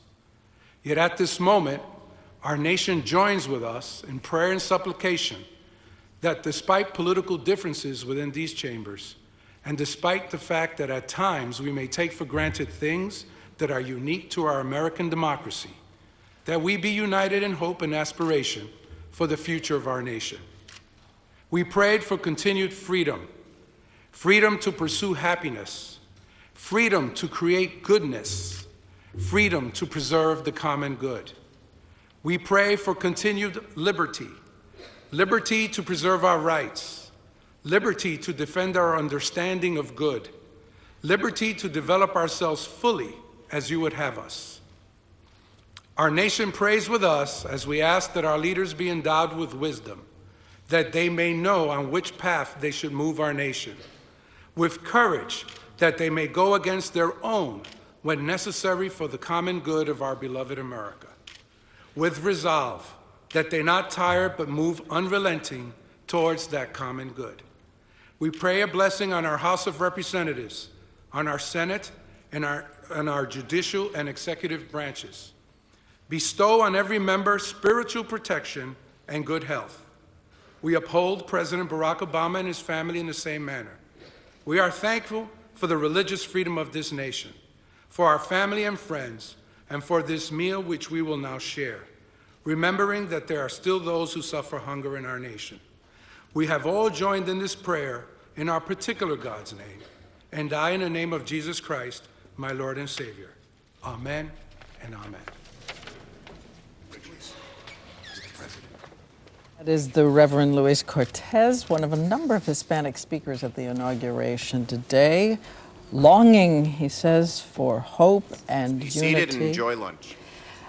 But as they proceed to the lunch, and we've been booted out of the room, essentially, I want to go to Matthew Dowd, our resident expert on all things Texan, lives in Austin, among other things. Let's go back to what Chris was saying about immigration as one of the president's big first items on his agenda. Chance of it passing? Well, he wants it to become a unifying issue, though you don't get from his speech he's really into the place of wanting to unify the country. But he has to fear, one thing he has to fear about him is what George W. Bush did wrong when he won by 51% of the vote in 2004, which is he took on Social Security immediately, and in the aftermath of getting beaten badly on that issue, his presidency was just about over at that point. And his fear is if he can't reach resolution on this issue, which many of his constituents want, and I think even Republicans would like to get this issue behind them, if he can't do that and it's divisive, he's going to be in a world of hurt the rest of his presidency. That's the danger, Matthew Dowd. On the other hand, you already have prominent Republicans like Senator Marco Rubio of Florida, of Cuban-American heritage, coming out with proposals very similar to what President Obama has called for, and a lot of national Republicans now saying that they know this is an issue they need to make progress on as well. I want to go to Nicole Wallace on this as well, because you also used to work for Governor Jeb Bush of Florida. One of those Republicans is also saying this is the key to the Republican Party's future.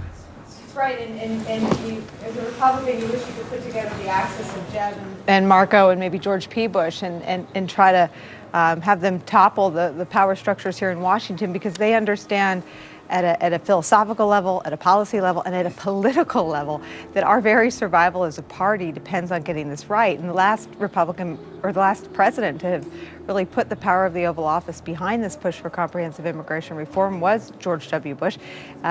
In hindsight, it was a precious moment that we let slip through our fingers. He had Senator Ted Kennedy, then he had Senator McCain in the same place he was, and George W. Bush. And the fact that those three, who at the time were giants in Washington, couldn't get it done, I think illustrates how high that mountain is to climb. And standing by the Capitol, Lourdes Maluza, national correspondent for Univision. Yes, I'm here. I hope I said that right, Lourdes. And I want to bring you in because as you see this issue of immigration, what must the president do? Of course we do, and 71% of the Hispanic voters who supported him in this election see the issue of immigration reform as vital. And they were disappointed that the promise was not fulfilled in the first 4 years. But one of the topics of, and one of the themes of the president today was to finish the job that was not done in the first 4 years. Immigration reform is at the top of this agenda. And as you have pointed out, the president is ready to work on it. I was speaking to Senator Schumer this weekend, and he told us, he confirmed that, in fact, he's meeting with a group of 5 other senators, 3 Republicans, 3 Democrats, and that they expect to have ready legislation in the next few weeks. The principles that they're going to look for is a comprehensive immigration reform with a path to citizenship, and they want to have it done not in piecemeal, but to have a full reform that would include this path to citizenship. So it's very difficult to negotiate, but as you were pointing out, Republicans have realized that they have to change if they want to attract at least part of this Hispanic vote, and that is essential to their survivors, for them to survive as a party. So yes, I believe that there is a strong effort. Many of the people who are negotiating now are veterans of these battles, and they wear the scars. In the Republican side, Senator McCain, Senator Graham are going to be fighting for this. Senator Schumer is with Dick Durbin, the senator from Illinois, who is also the author of the DREAM Act.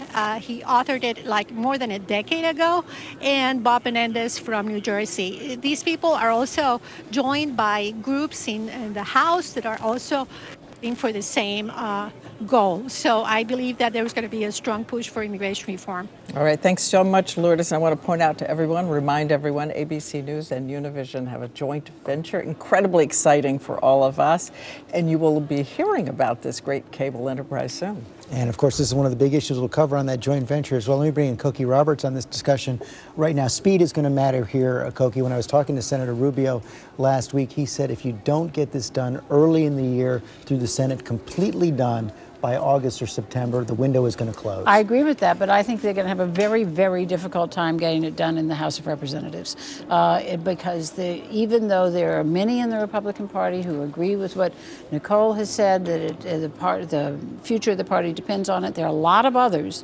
particularly in the House, who have districts that say, not on your life, as we saw from some of the voters that Chris had interviewed. And I think that this is going to be very difficult for them to do. And frankly, I think it might already be too late for the Republican Party among Hispanic voters, not because of what's happening in Washington as much as what's happening in the states. You have got these very harsh immigration laws that have been passed in many states where the message is you are not welcome. You're not welcome in this country. You're not welcome in this party. And whether that's the intention or not, that's the way Hispanic voters are hearing it. And I think that this could be a tremendous problem for the Republican Party for decades to come. Chris? The statistics bear it out in what we're getting from people in the response in social media. It's not even a close call. To find compromise on an issue where you have the Latinos who are saying, we put you in, take care of us, which is a policy of acceptance. You heard from the Univision correspondent, a road to citizenship. But you have 75% of the responses coming in from people overall saying, get them out. They are illegal. There should be no services because that only encourages illegal immigration. So it's a very difficult issue to find a we in for the president. George, well, maybe I'm more optimistic about the prospect of getting something done this year. You talk to senior Republicans in the Congress as well, and they know this is something they have to work on, and they're starting to educate their members on the issue. Also, events and facts on the ground are changing things. We now know how to control immigration. Have a whopping deep recession.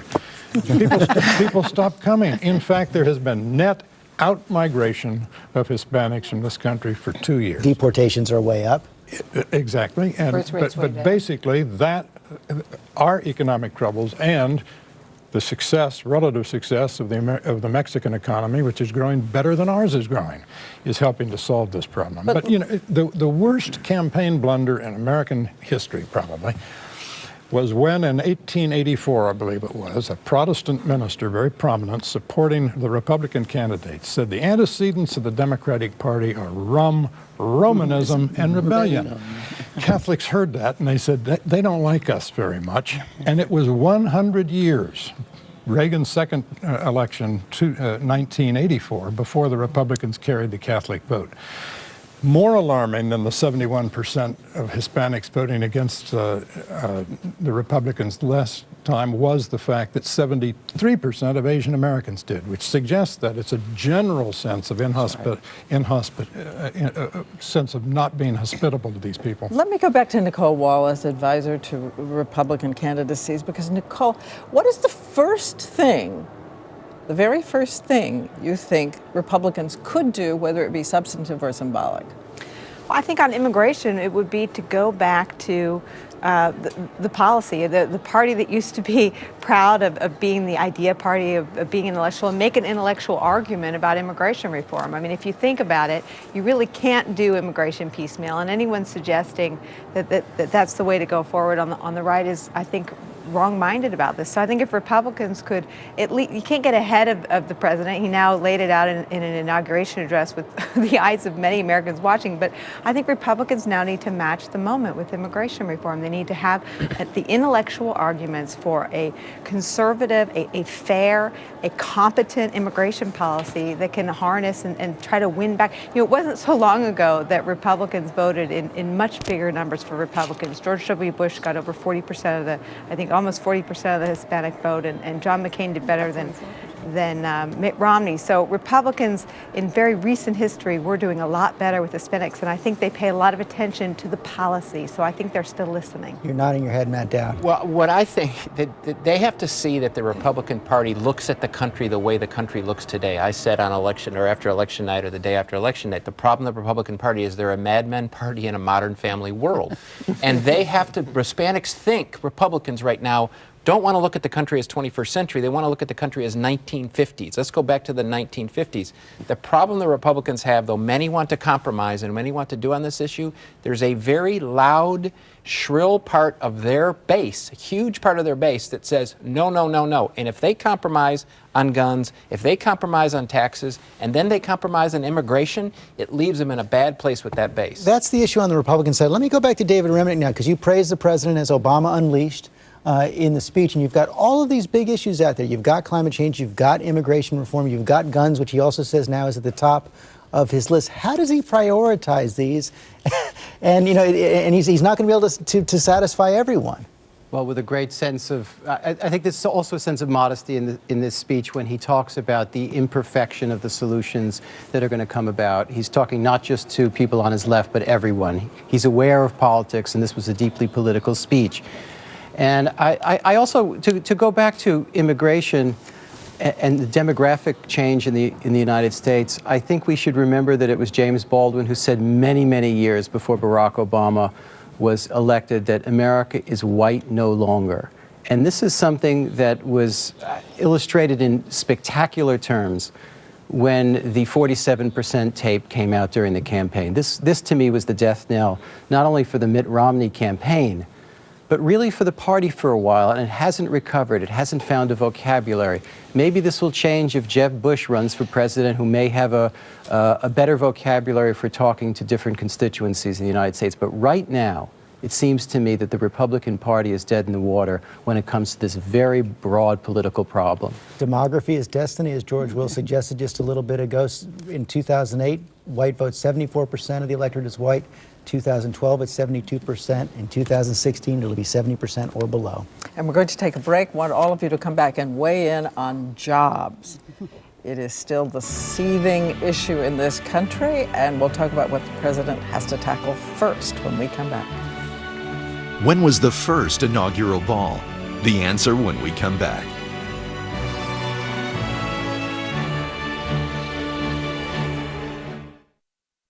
Here's me, and here's my depression. Before taking Abilify, an antidepressant alone helped me get out from under. But sometimes depression still dragged me down. I'd been feeling stuck for a long time. So my doctor added Abilify to my antidepressant. She said some people had symptom improvement as early as 1 to 2 weeks. Now I feel more in control of my depression. Abilify is not for everyone. Call your doctor if your depression worsens or you have unusual changes in behavior or thoughts of suicide. Antidepressants can increase these in children, teens, and young adults. Elderly dementia patients taking Abilify have an increased risk of death or stroke. Call your doctor if you have high fever, stiff muscles, and confusion to address a possible life-threatening condition, or if you have uncontrollable muscle movements, as these could become permanent. High blood sugar has been reported with Abilify and medicines like it, and in extreme cases can lead to coma or death. Other risks include increased cholesterol, weight gain, decreases in white blood cells, which can be serious, dizziness on standing, seizures, trouble swallowing, and impaired judgment or motor skills. Depression was always hanging over me. Then my doctor added Abilify to my antidepressant. Now I feel better. If you're still struggling with depression, talk to your doctor to see if the option of adding Abilify is right for you. And be sure to ask about the free trial offer. Zatarain's, so much New Orleans flavor, you'll wonder how we do it. From jambalaya to yellow rice, jazz it up with Zatarain's. Tonight, a special Nightline gets you inside all the glamour, all the dancing, all the stars, style, and wow of the inaugural balls. You're invited to a special Nightline tonight at its new time at 12:35 a.m. on ABC. You only know in a fire to get out, to escape. And now, okay, you're outside and you're safe. What do you do now? And that's where the Red Cross came in. We ran out of the house just wearing our pajamas. And at that point, just to even have a toothbrush that I could call my own was so important. You know, it just makes you feel like a person again.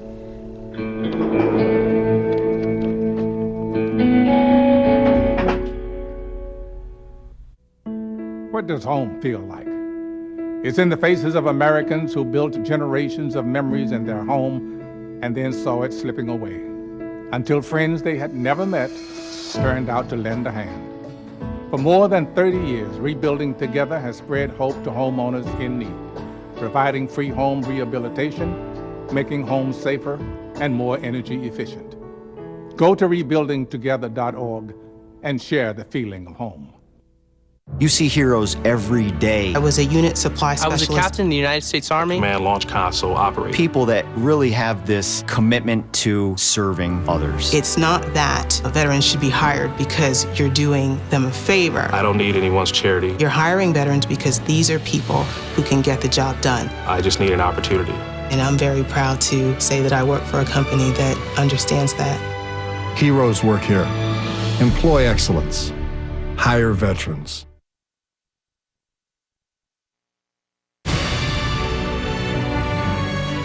First Lady Dolly Madison, wife of the fourth President James Madison, hosted the first inaugural ball in 1809.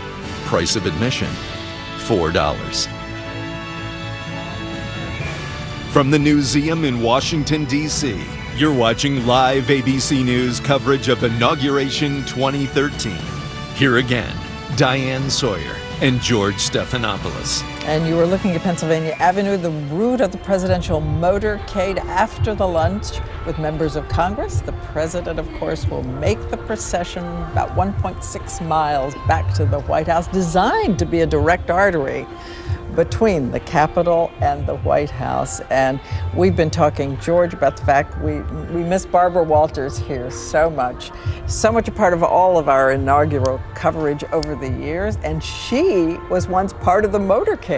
That's right. Back in President Clinton's second inaugural, she was the guest of Senator John Warner, who was part of the Joint Congressional Committee escorting the president. She was also part of that lunch, so she gave us an insider's view back then. So we do miss that today, and we'll wish her well as she, we know, will get well real soon. As you see the White House right there, of course, the president will go back after the parade to the White House, and two big balls tonight. I guess by the Dolly Madison standard, inflation not all that bad. It was $4 more than 200 years ago. But let's get back to the discussion we were having now about the president's agenda, what his speech said about it. Matthew Dett, I got to put you on the spot right here because we've all been relatively politic talking about the speech. You think the president was waving red flags in the face of Republicans? Well, I think when you look at that speech and you take a look in the aftermath of that speech as people digest it, I think progressives are going to love that speech because he basically stood up and say, this is who I am, this is what I stand for, and this is what I want to do. And conservatives are going to hate that speech. And even though that 47% video was a death knell probably for Mitt Romney and hurt the Republicans, the country wants somebody that speaks to more than 51% of the country. They want somebody that speaks to 60-something% of the country. I think Republicans are going to get entrenched after that speech as they swallow their high-calorie meal and move on. And I'm always noted, but I think they're going to count on something with this president. Teddy Roosevelt always said, talk softly and carry a big stick. I think Republicans think this president talks loudly and carries a small stick. And so they're hoping that, okay, you had your words, you had your time, we're going to go back in the room and compromise. But this is going to entrench both sides. But just to challenge you, the president says that gridlock is the destination when you're counting on conservative Republicans and his experience. So he's just going to try to mobilize the people who will get out and change American opinion. Is that possible? Well, it's possible if you're only going to win at those margins, and it's possible if your goal isn't to have a unified country that comes together and reaches compromise. If your goal is, I'm going to win these policy points on the various tiniest of margins, because he knows 48% of this country disapprove of him as president and did not vote for him as president. So if his goal is just to win at all costs, he could be successful, but that is not what I think the majority of the country wants. And the biggest issues that are coming so quickly right now are going to be the big economic issues. We know that Congress is going to have to deal with taxes and spending coming right up on March 1st when all those government cuts take effect, and then the government can close at the end of March 27th. Then the debt limit, Chris Cuomo. It all comes back to the issue of jobs. The president said today in his speech the economic recovery has begun. The question is going to be, how do you make sure it continues? And you're coming into it with bad feeling because the spending cuts and the debt ceiling, spending was pushed out of this big compromise that scared all of us with the word cliff that was somehow created by the media. And here's what we know where we stand today. The president hitting the note of we the people, we have to work together seems to be somewhat of an effective flashpoint because people are there. And you see it nowhere more than on economic questions. So when we were asking people around the country, what do you want to see? Going together, almost like a couple, were two ideas. One, you have to stop the left-right game. It's too much. We know that is your game, but you must stop it. And he seemed to respond to that. Where they want to see that stop the most is on the creation of jobs. They condemn the stock market. That's not where the country is. We're hurting. And you'll see it, because here's what people had to say about what they want the president to do, what he must do to succeed when it comes to the economy. I'd want to tell the president about the economy to stop spending money that we don't have. It's nice to want to fix all of our problems, but when we don't have the money to do it, we shouldn't be spending it. Please help small business. We're truly the engine of the economy, and we really need your help. We all want a strong and healthy economy, and I think the way to do that is to invest in innovation. I think that we have an incredible future ahead of us. Please create more opportunities for young people in this country. I'm concerned about my retirement, the way the economy is going now. I want to tell the president we need to keep the jobs in the U.S. We need to stop shipping the jobs overseas. I want to tell the president that I'm tired of being in a recession or whatever we're in. I would just like to be in an economy that we're proud of. There's the debate right there. We're going to come back to that because right now we have Valerie Jarrett with us right now, one of the president's closest friends, one of the president's closest aides. She actually helped introduce Michelle Obama to Barack Obama so many years ago. That marriage has flourished. Valerie Jarrett now is senior advisor to the president in the White House. Your feelings as you heard that inaugural address? Oh, George, I was just so deeply moved and touched. I found it very uplifting and inspiring. It captured a lot of what we talk about all the time, in the sense, his quote where he said, progress doesn't compel us to solve century-long issues about the role of government. It just compels us to act now. And we have so much opportunity. And we saw how quickly 4 years went by, and we moved this country forward tremendously under the president's leadership. But now we still have much work to do. He touched on a couple of the themes that you'll hear more from in his State of the Union: immigration reform, climate change, growing our economy and investing in education and science and technology and infrastructure. And so he has a robust agenda, and he knows that with the American people with him, as they were today on the Mall, people from all walks of life, from all over our country, assembling to observe democracy in action. So as you can tell, I'm pretty excited. I'm pretty psyched. I think it's going to be a great second term. I can see it in your face. We can hear it in the president's voice as well. David Remnick is here with us from The New Yorker. He described the speech as Obama unleashed, and it seemed like he was a lot happier giving this speech than the speech he had to give 4 years ago. Well, you know what? He's been in office for 4 years. I think he's grown. I think his confidence has grown. He has a very clear sense of what our challenges are.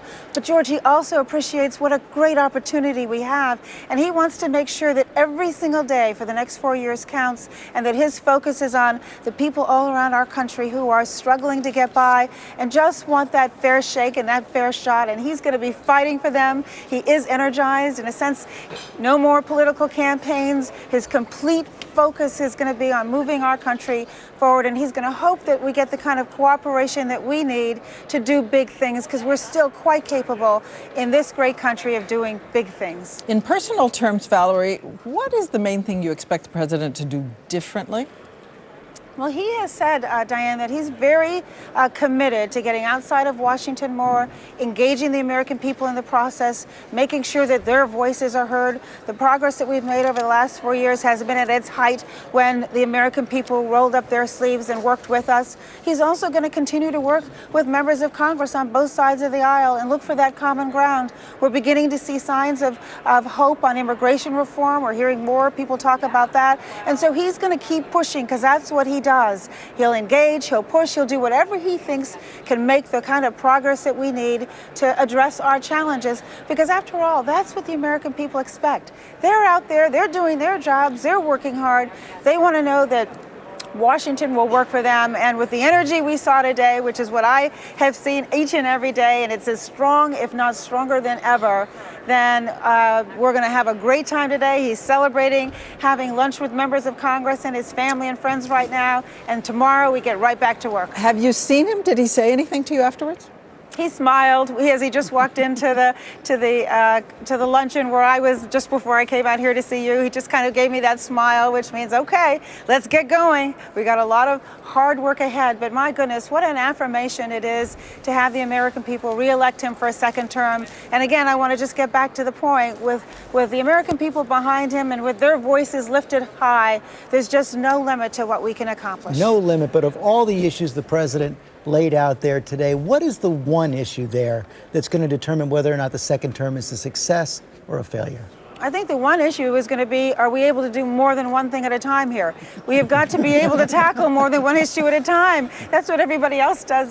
Nobody has jobs where you just do one thing. And in a sense, in all seriousness, George, they're interrelated. When we want to grow the economy, well, that means we have to invest in infrastructure. We have to invest in education. We have to invest in immigration reform. If we want to keep ourselves safe and reduce our dependence on foreign oil, well, then we need to think about clean energy. And so I think you have to look at it very holistically, and in order to continue to grow our economy as we have, I don't have to remind you what an incredible economic crisis the president inherited, but in order to drive it forward, you have to have long-range goals as well as short, medium term goals, and that's what he's committed to doing, is saying, let's take a comprehensive approach. Let's focus on the big picture. Let's see where true north is.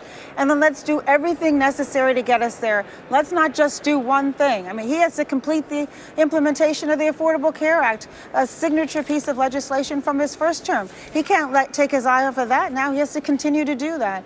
And I think we want a president who can multitask, and we're going to hope that Congress can multitask right along with him. Quick note before we leave you. You watched the movie Lincoln with him? I did. And afterwards, what did he say to you and what did you say to him? 150th anniversary of the Emancipation Proclamation this year. It was amazing. And Congressman John Lewis was sitting next to him during the movie. Steven Spielberg and many of the actors were in the room. It was a very deeply emotional moment from him. And I think what it proved to me is that hard things are really hard, to quote David Axelrod. And obviously, you can't compare the Civil War to what we're going through now, but we're going through a challenging time. And it's never been easy for our country. But that's what we're so good at. We are resilient and we are determined. And I am convinced more than ever that we can do those big things. Well, Valerie, we can see the excitement in your face and hear it in your voice today. Thank you for joining us. Enjoy the rest of this Inauguration Day. I know it's back to work tomorrow. It is, but we're looking forward to it. Thank you, George. Thanks, Diane. And when we come back, Freedom Riders on the Mall as America's first African-American president begins his second term, 50 years after the March on Washington, as Diane said, 150 years after the Emancipation Proclamation. And we're going to talk to someone who just finished up on the inauguration platform, James Taylor. That's all coming up. You're watching live coverage of the second inauguration of President Barack Obama on ABC. It's so important to make someone happy. Make just one heart-to-heart you. You sing to one smile that cheers you, one face that lights when it nears you, and you will be happy too. What's it take to make America run? Lots of hard-working Americans, creating the fuels for nearly 250 million vehicles at the world's most advanced refineries. About 170,000 miles of secure pipelines many of us never see. It's the world's largest energy infrastructure. Billions of investments in America, safely providing the fuels we need to power businesses, heat our homes, and keep America on the move. Log on to learn more. When you have diabetes, your doctor will say, get smart about your weight. I tried weight loss plans, but their shakes aren't always made for people with diabetes. That's why there's Glucerna Hunger Smart Shakes. They have carbs steady, with carbs that digest slowly to help minimize blood sugar spikes. And they have 6 grams of sugars. With 15 grams of protein to help manage hunger, look who's getting smart about her weight. Glucerna Hunger Smart, a smart way to help manage hunger and diabetes. The view from the top. Well, you're out there on the road, and I'm home raising our daughters. Isn't always so pretty. There's something going on between you two. Nashville, all new Wednesday, 10/9 Central on ABC. I make my living asking tough questions. So here's a question for you. If you had the power to save a life, would you? I have a chance to survive blood cancer because my big sister answered yes to being my marrow donor. Right now, you can go to bethematch.org and offer a cure to someone with a disease like leukemia. So, what will your answer be?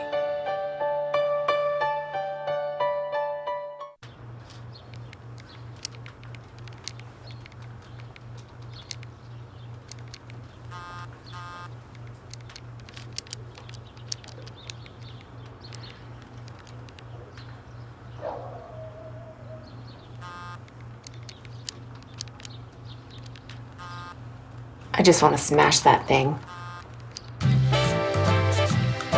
Learn how to talk to your kids about texting and more at commonsense.org. At Habitat for Humanity, why isn't a question, it's the answer. It's why we build. So that a child can live in a healthy home where they can learn and grow to their full potential. It's why we build. For families searching for stability and for those wanting to help themselves and their neighbors, it's why we build. You see, Habitat for Humanity builds so much more than houses. We build homes, communities, and hope. What will you build?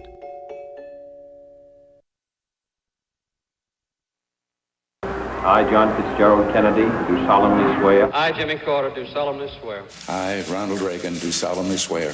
I, George Herbert Walker Bush, do solemnly swear. I, William Jefferson Clinton, do solemnly swear. I, George Walker Bush, do solemnly swear. That I will faithfully execute the office of President of the United States. Will to the best of my ability. Preserve, protect, and defend the Constitution of the United States. So help me God. Congratulations. Please raise your right hand and repeat after me. I, Barack Hussein Obama, do solemnly swear. I, Barack Hussein Obama, do solemnly swear. That I will faithfully execute. That I will faithfully execute. The office of President of the United States. The office of President of the United States. And will, to the best of my ability. And will, to the best of my ability. Preserve, protect, and defend. Preserve, protect, and defend. The Constitution of the United States. The Constitution of the United States. So help you God. So help me God. Congratulations, Mr. President.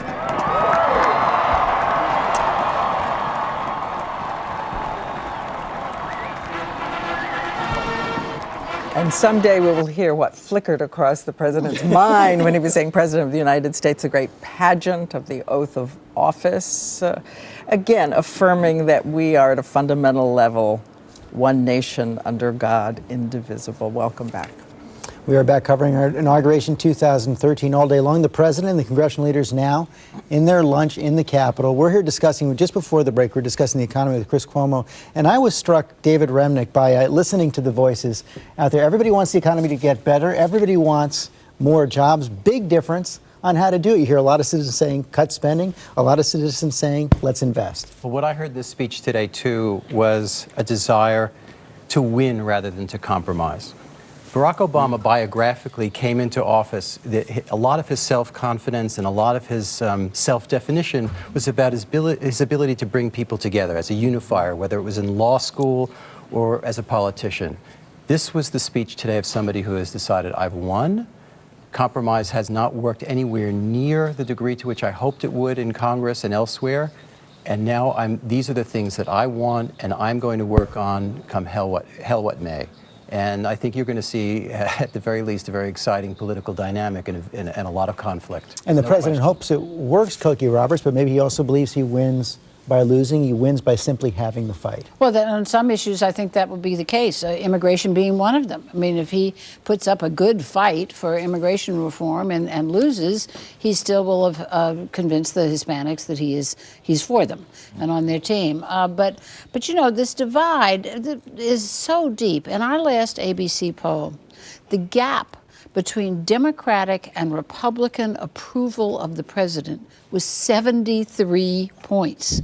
So that, you know, you just don't have anybody agreeing with each other on any of these issues. And I think the president is correct to think that compromise. But I want to turn to Matt and also to Mark Updegrove, because what does history show about a president spending time with members of the opposite party making any difference at all? He has promised that in this next term, he has said the girls are now grown, they don't want to spend time with him, that he will actually do more, whether it's socializing or whether it's proselytizing with members of the opposite party. Will it make any difference at all? Well, we don't know with this president because he's never really done it. He's never really done it. The only time he calls Congress, the only time he meets down or only has dinner with them is if he needs something transactional, if he needs a vote on something, if he wants something, not just I want to build relationships for the sake of building relationships, and then once those are done or solidified, now we can come together. I think this president, if he wants to be one of the great presidents, he can't just win 51% issues or 52% issues. The biggest remaining thing that he ran on that he has not accomplished was bringing the country together in a unified way. They didn't vote for him to win. They vote for him to change the nature of Washington, and it's only worse. He has to try. The presidents that have succeeded have built relationships apart from votes, and then when they needed votes, they had the relationship. Mm-hmm. But am I right that every president elected to a second term has had at least one period in which one house was against him? And what does history show about what worked?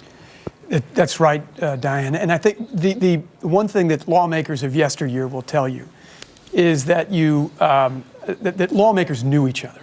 Their kids went to the same ballet class or were on Little League teams together. They invited their families to backyard barbecues. Their wives played bridge together. It's difficult to vilify and demonize your opponent if you know them personally. And I think that it's very important for Barack Obama to broker those personal relationships. So much of civil rights was invoked today in the speech, Martin Luther King. But we forget that Lyndon Johnson got civil rights passed not because he had the support of his own party. In fact, the Southerners in his party were intractable on civil rights, but because he reached out effectively to the Northern Republicans in order to get meaningful civil rights passed. But the country has changed so much since then. After the President Johnson signed that into law, Democrats pretty much abandoned the South for the next generation. Northern Republicans also evaporated over those last 40 years or so. Let me go to Nicole Wallace on this question as well, because as you look at the president going forward on these big economic issues, we do have some examples in recent history. Ronald Reagan, tax reform in 1986. Bill Clinton, working with Newt Gingrich in 1997, was able to get something done, even with a congressional leader who was a real enemy of his.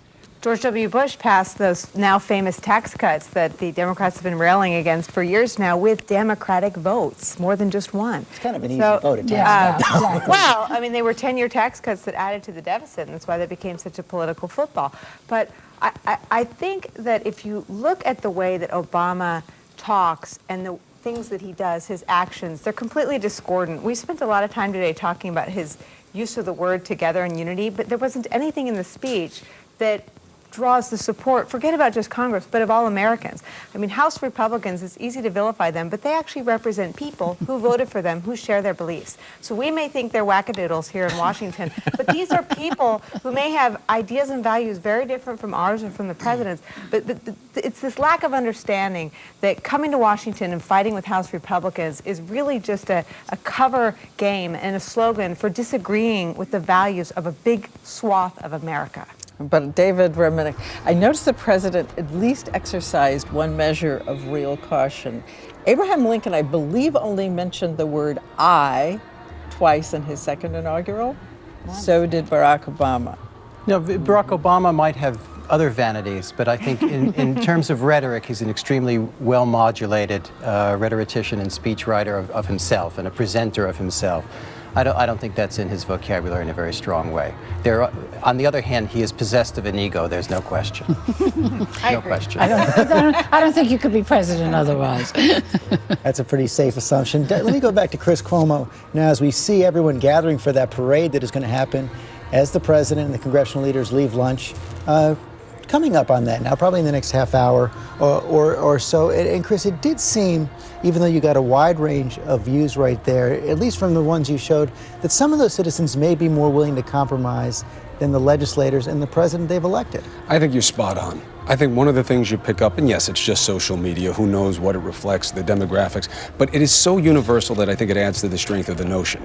One thing you hear, no matter what part of the country, no matter what stripe or color the person is politically, they say, we don't feel represented. We sent you there to compromise. The idea that you would just fight the fight for the sake of it, we do not see you as the man in the arena. We see you as the person we sent there to get things done. And I don't think there's enough belief in the country about political conviction at this time, that I'm going to fight for what I believe, and even if I don't get anything done because I'm headstrong in my beliefs. They don't buy it. They think the division between government and politics is no more. We heard Representative Nolan, who came back into the Congress after all these years from Minnesota, saying he gets asked to fundraise 30 hours a week while in session in Congress. People went crazy. How, that's a job in and of itself. You're raising money full time. I think the people were at a flashpoint moment. We say it a lot. We feel it a lot in grand moments like this, but there is a resonance to it, and I think whether it's the president or a member of Congress who believes that they're going to go in there and fight for the margins is making a big mistake. I don't think they have the people with them. I think the assumption that a wide part of the country agrees with this extremism, whether it's left or right, is a mistake. And I think you'll see it in coming elections, and I think you're going to see it in coming days of what people say, how they feel. You're nodding, McDowell. I totally agree with Chris. But I'm squeezing his legs, so he has to nod. Chris gave me $5 earlier. No, I think it's totally right. I think what's happened, though, is we have a system now in a society and a media structure that feeds both the left and the right, that gives the voice to that, and our redistricting structure and all that doesn't create an opportunity for that to be represented. But the vast majority of this country is much more like a mutt. They believe in certain progressive things on social issues. They believe in economic conservative things on fiscal issues, and they don't feel represented at all in Washington. And the more it goes on, the more it says, let's fight the fight, the fight, the fight, fight the fight. The more you use fight language, the more disjointed you are from where the majority of the country is. Which is why you see the independent vote rising.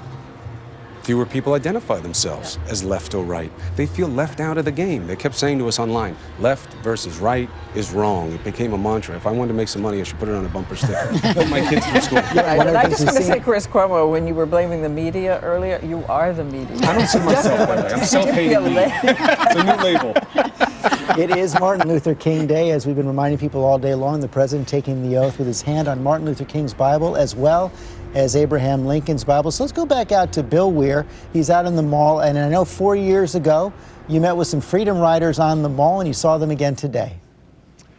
That's right, George. It was 50 years ago this summer. Dr. Martin Luther King led the March on Washington, gave the I Have a Dream speech, and two young idealistic kids in that crowd were Joan Mulholland and Reginald Green. They also happen to be, as you said, Freedom Riders. These are the brave civil rights workers who went down into the deep segregated South to test those Jim Crow laws in the face of progress, much at the risk of not only being jailed but beaten by mobs while the cops stood still, or in the case of Medgar Evers, even death. So it was really emotional 4 years ago when we had Joan and Reginald give their thoughts right here after the inauguration of Barack Obama. What are your thoughts? You were both here. You watched Dr. King speak right in front of this monument so many years ago, and Barack Obama just inaugurated. The magnitude of this event is in fact a culmination of a lot of sacrifice, struggle, commitment, and devotion to human dignity and worth. And to be able to see in my lifetime, particularly as an African American, to see a young man become the 44th president of the United States of America is itself a statement of a miracle, or perhaps the dreams of so many gone on before, whose shoulders he now stands and who has a vision of a better America, the America that Martin King talked about as the blessed community. Well, this picture was taken actually a couple months before Barack Obama was born, and I just can't get over the comparison then and now. Reverend Reginald Green, good to see you again. Hello, Joan. Hello. Every 4 years, we're making this a tradition. You promise? Why not keep it up? Yes. So what are your thoughts 4 years later? How goes your fight that you committed yourselves to back in those days? What is the state, you think, on Martin Luther King Day of racial relations in America, Joan? It's an ongoing struggle, but the fact that Obama could be elected again shows that the stone of hope came out of the mountain of despair that King spoke of, and there is hope. It's moving on. Reverend Green, assess the first term, if you can. Is there anything you wish he had done differently? Well, I'm sure there are many things many of us wish he could have done differently, but we understood what he came into, all that he had to deal with, the economy, the housing crisis, the wars we were dealing with. But when you think about the 4 year in total perspective, then you got to give some great credit to what he's been able to do in spite of all that he's had to deal with. What I like to see, understand what's happened is I see this as a kind of unfolding drama, continuing with the Barack Obama, the President Obama legacy and work, to say that this country is at least moving towards that beloved community that Martin talked about, but at the same time still having much work to be done. So I give him great credit for what he's been able to achieve. And I know, Joan, you reacted strongly to the line in the speech talking about the lines at the polling places. That is yet another chapter in the struggle for that equality. Yes, and my state of Virginia was with the longest lines, I believe.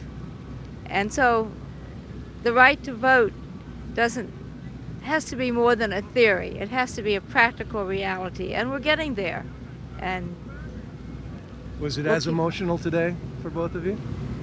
For me, the emotional part was to see Mrs. Evers delivering the invocation. I mean, we look back at 63, 50 years ago as this great I Have a Dream speech and moment of joy, but it was truly a mountain of despair with the assassination of Medgar and the police dogs and fire hoses in Birmingham, and then just 2 weeks after the March on Washington, those 4 girls who died in the church bombing in Birmingham, and 2 months after that, the president was assassinated. We needed that stone of hope to carry us forward, but we mustn't forget the others, what it took to get us here.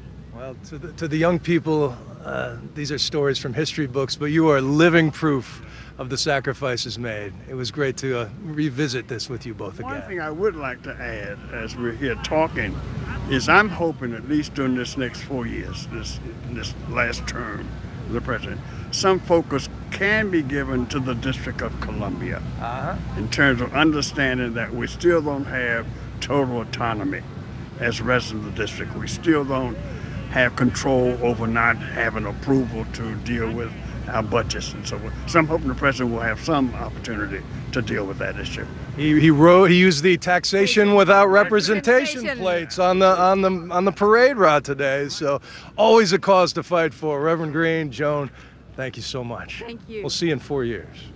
All right, George, Diane. It was so moving to hear them talk about the unfolding drama, and we saw Martin Luther King's statue dedicated in 2011. That's right. Let's go to Deborah Roberts now on Freedom Plaza. Hey, Deborah. Yes. Your thoughts on this Martin Luther King Day and reaction to those Freedom Riders right there? I couldn't exactly hear you because you probably hear the music blaring here behind me. I should say, Diane and George, welcome to the block party here on Pennsylvania Avenue. The crowd has come alive suddenly. The sun is out. People are standing at attention. They are expecting this parade that is about to happen now. I spoke with people in the crowd just now. One woman who came over from Virginia with her aunt who came in from Portland, Oregon. It's the second inauguration that they've attended, and they are so excited. You see children dancing and people swaying, all getting ready for the excitement. We're about a half a mile from the Capitol, and of course, they weren't privy to all of those festivities, but they will see this motorcade pass by here in just a few minutes, and the parade that will happen after that. A lot of excitement. The crowd is not quite as full as it was a few years ago. Everybody acknowledges that, but the enthusiasm, they say, is no less than it was that time. A lot of excitement building here now as everybody stands at attention here on Pennsylvania Avenue. Back to you. With the bands playing, Deborah, let's go to Steve Osunsami. He's in Atlanta at the Martin Luther King Day Parade there. Steve. Diane, this parade is taking place right now. Thousands of people, children, the Teamsters, sanitation workers who just left downtown in Atlanta are now heading towards the King Center where Dr. King and Coretta Scott King are buried. This parade is taking on a special significance for two reasons. One is the 50th anniversary of the I Have a Dream speech, as Bill just mentioned, and also the inauguration. One woman I talked with said that she was listening to the inauguration on her headphones out here in the cold, and she said that as an African American that she felt validated, that what happened in 2008 and 2009 wasn't a fluke. Another woman told me that the president had lots of work to get done, especially in the black community where some of the ills that face this country are greater. I talked with Dr. Bernice King, who is the CEO and head of the King Center, who told me that she was going to take special pride in watching the president be sworn in using, as she put it, her daddy's Bible. That meant a lot to the King family, she told me. Diane. Thank you so much, Steve. And I was watching you, Lonnie Bunch, who is the director of the African American History portion of the Smithsonian, the museum. And what were you thinking as you watched those Freedom Riders? What I realized is that there is so much that we learn from people like that. And the challenge in America is that often we are ahistorical. And so for me, part of what President Obama's speech does, part of what, quite candidly, museums like mine do, is to ensure that Americans remember. Because when they remember the work of freedom riders like that, they remember that change is possible, they remember that whatever your age, you can make America better, and they remember that the challenge is to make America always be America. What's the single most important exhibit or artifact that you have in the museum? What's the one that evokes the most emotional response? Well, it's interesting. Joan Mulholland, who you just interviewed, actually donated to us shards of glass from the stained glass windows that were blown out when the girls were killed at the Birmingham church bombing in 1963. So whenever I look at those, these shards of broken glass speak volumes about broken bodies, but also volumes about people not being stopped, no matter what the obstacles are thrown in front of them. And you see the faces of so many people who speak to that history as well, David Remnick. Not only those freedom riders we just saw right there, but I thought of you as I saw John Lewis, that great civil rights activist, now a congressman. He actually gave you the title of your book, The Bridge. He said Barack Obama is what comes at the end of that bridge in Selma, which President Obama referred to today. Absolutely. And in all due respect to my friends here who have been talking about the need for compromise, sometimes politics is the battle of ideas. We shouldn't sentimentalize Martin Luther King too much. He was a fighter. He was a battler for principle, as were many other people in the black freedom struggle, white and black. And while compromise has a great role in all these issues we're talking about, principle and the battle for ideas is also extremely important, and we shouldn't be embarrassed about it. When we look at the Lincoln movie, what was going on? Politics was going on, absolutely, but at the same time, Lincoln was trying to do two huge things at once: get a 13th Amendment through and end the Civil War. And he achieved it by politics, but ferocious battle. So we shouldn't get too dewy about the nature of what political compromise actually is. I want to bring in Pierre Thomas now because he's our senior justice correspondent, but he wants to weigh in on this issue. Pierre? You know, Diane, I was thinking as Bill was talking to that couple of how in the 60s and 70s, many African-American families had pictures of Dr. Martin Luther King and President Kennedy in their homes. And it strikes me that among older African Americans, President Obama has reached that status. There's a personal connection with him. And I was talking to some people right after the election, and they felt, one person said they were sick after his first debate. And I remember thinking, that's a very personal feeling to have after someone's debate. So I think it's, again, a moment where people have a very striking connection with this president, in part because of the legacy of the past. My parents, for example, talked about being afraid when schools were integrated in Amherst County, Virginia, where I grew up. So again, this president, having been reelected for many people, particularly the older Americans, African Americans, has true meaning to them. But you know, it's not just African Americans who benefited from this cause. As a result of Martin Luther King and the Freedom Riders and all of the activity around civil rights, the 1964 Civil Rights Bill was passed. And before that, you had, even in, I mean, I grew up in the Deep South where everything was segregated, but you had here in Washington and around the country help wanted ads that were white, colored, male, female.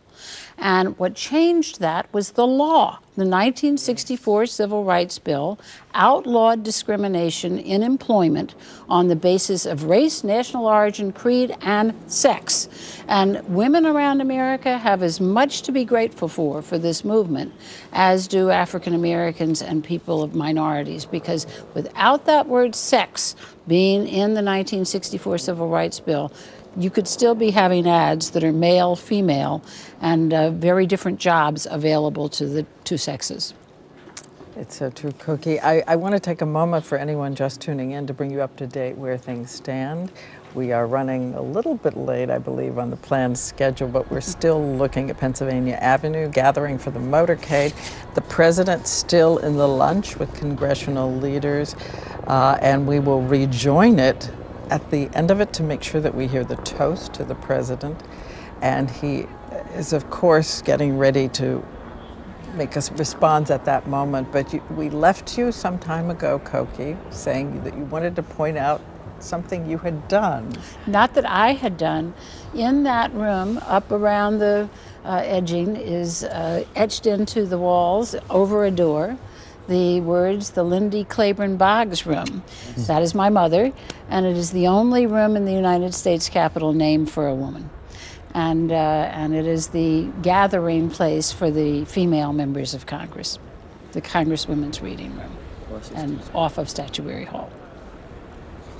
And there it is so cool. And there we see that magnificent Capitol dome right there. The president and the congressional leaders finishing up their lunch right now, and of course they're going to go from that, the toast, and then to the parade up Pennsylvania Avenue from the Capitol to the White House.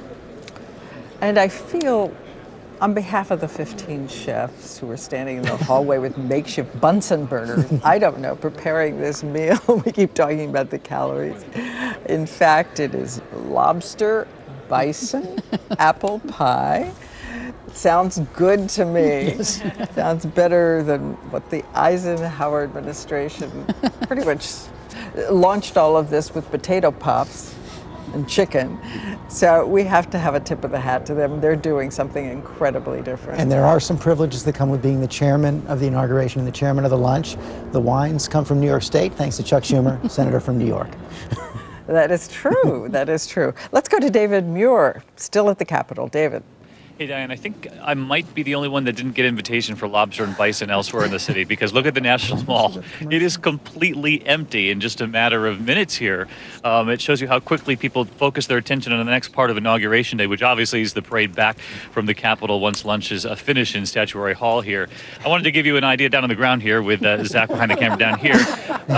If we could show the Capitol behind me, this is something that we couldn't kind of point out earlier, that one of the things they're commemorating on this inauguration is at the very top of the dome. If you've come to Washington, and what a glorious city this is, particularly with this blue sky behind the dome here, but that is the Statue of Freedom, and that was put atop of the dome 150 years ago. There was an American sculptor who had sculpted this beauty 16 feet high over in Italy and passed away, and they had to ship the statue in pieces in crates back to America. And once it got here, this is sort of fascinating about how they had to send it to the bronze foundry right here in Washington, D.C., and it stalled because they were in the middle of the Civil War. And what is little known is that there was a slave by the name of Philip Reed who actually continued to work on the statue, and that's why they were able to finally finish this beautiful piece of work and put it at the top of the dome 150 years ago. They brought it down in 93 to actually refurbish it, but that's in all the inauguration materials, the commemoration also to mark the 150 years there. The flags up there, the one in the center obviously is the flag that we all know, but the one on each side, that marks when Illinois, President Obama's home state, entered the Union. 21 stars there, and on each side and the far ends, the Betsy Ross flag, as we all know it. They hang those every year, part of the tradition here. But if you look up where the president was standing and took the oath just a short time ago, there have been people, certainly they have some sort of a pass to get there, but they've been taking photographs looking down on the mall. But they're starting to take down this side of the Capitol, as you know, as they've all moved into lunch. It's quickly become a bit of a ghost town, though. I will let you know if anything changes here. But the sun is out. The temperature, last check, 40 degrees, and the parade, I'm told, is going to be the warmest point in the day. So back to you. David, That's a thank you for lonely that. report up Sure there. is. I can't remember an inauguration where it all broke down so quickly. That is amazing out there with David Muir. Cecilia Vega, a little more excitement where you are? I don't know. I'm laughing at David. Sounds like he's on vacation over there. It's pretty nice out here, too. We've got the weather, the sun's shining, the crowds have dissipated. I'm going to tell you what I do see there. You can't see it from my vantage point, but a little sneak preview of what's to come. Right on the other side of the mall over there, the parade is about to start. I see a glimmer, now that it's so sunny outside, of the sun shining on some pretty big tubas making their way to the parade route. It's going to be a lot of fun. We've spent the morning with these kids from all over the country, 8 different floats. You're going to see everything out there from 9,000 marchers to 50 to 8 different floats, 200 different kinds of to animals, from pets to dogs and horses, and just a lot of fun. You guys are going to really enjoy it. Now they're getting underway pretty soon. Diane and George? And now we're looking at the president as he's going table to table inside the lunch. Our cameras have been turned back on. That's right. He's talking to Pat Leahy, the chairman of the Senate Judiciary Committee. Guns could be on the agenda there. He's going to be shepherding that for the president. I should also say right behind the president is bodyman Marvin Nicholson, who's bringing him from table to table, also the president's #1 golf partner over the last 4 years.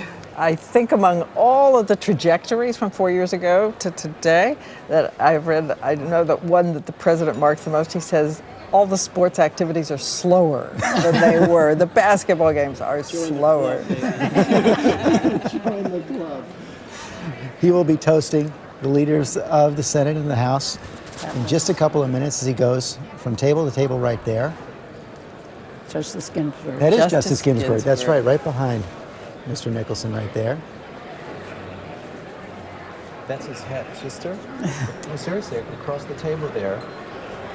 Across the way with the braids? I believe, yes. Yes, from Kenya. And I believe a number of family members were there 4 years ago. He's very close to her. And when he made his first trips to Kenya as a young man, that was the relative that was closest to him and showed him around Kenya and Kisumu, in the area that his family was from. That side of the family was from. We know that they are giving him a gift of a vase that has an etching of the White House in it. And it looks as if Senator Schumer is about to begin again. They will have official photographs coming up. There will be toasts, and we will join them as they do.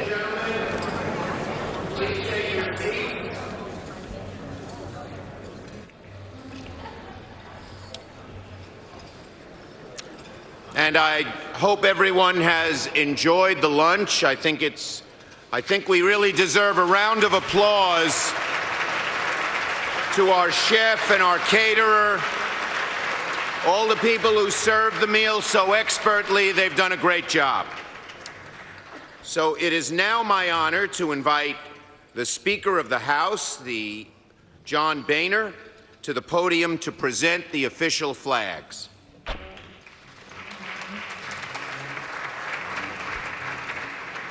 Senator, thank you. Ladies and gentlemen, welcome to the Old Hall of the House. The people's representatives met in this chamber over 5 decades prior to the Civil War.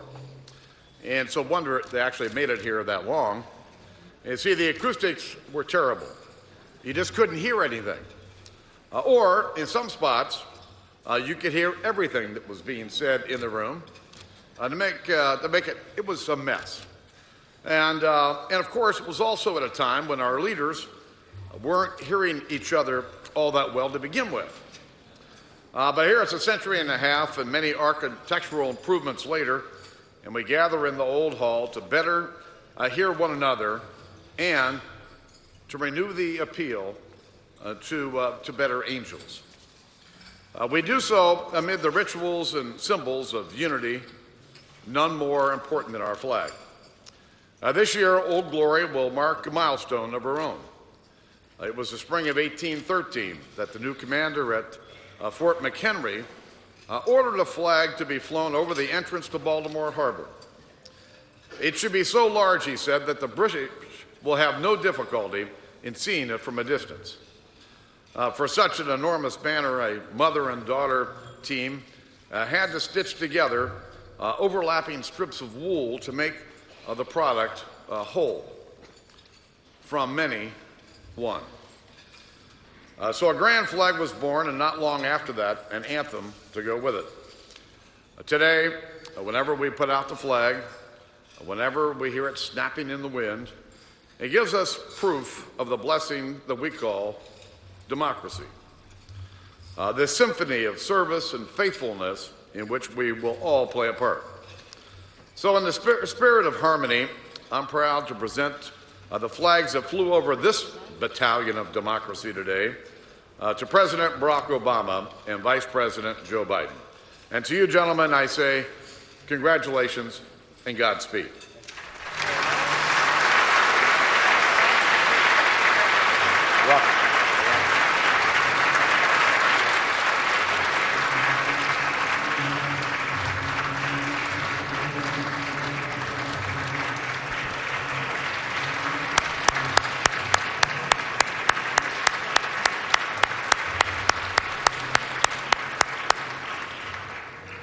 I am now pleased to introduce my friend and colleague and partner in this inaugural endeavor, Senator Lamar Alexander, to the podium to present the official photographs. Thanks, Chuck. Mr. President and Michelle, Mr. Vice President and Jill, President Mrs. Clinton, President Mrs. Carter, Mr. Chief Justice. One former president who's not here today, Honey and I were sitting next to him, George H.W. Bush and Barbara, a few years ago, and before he got up to speak, he leaned over and said to Barbara, "Barbara, what should I speak about?" And she said in a very loud whisper, "About 5 minutes, George." I'll take about 1 minute. There will probably come a time, Mr. President and Mrs. Obama, and to the Bidens, when your children are trying to explain to their grandchildren that this day actually happened. And if those great-grandchildren don't believe it, we have pictures. And these pictures are for you, and we wish you the best as you work for that common good that Mr. Cortez spoke about in the invocation, and as you so eloquently talked about in your description of the American character today.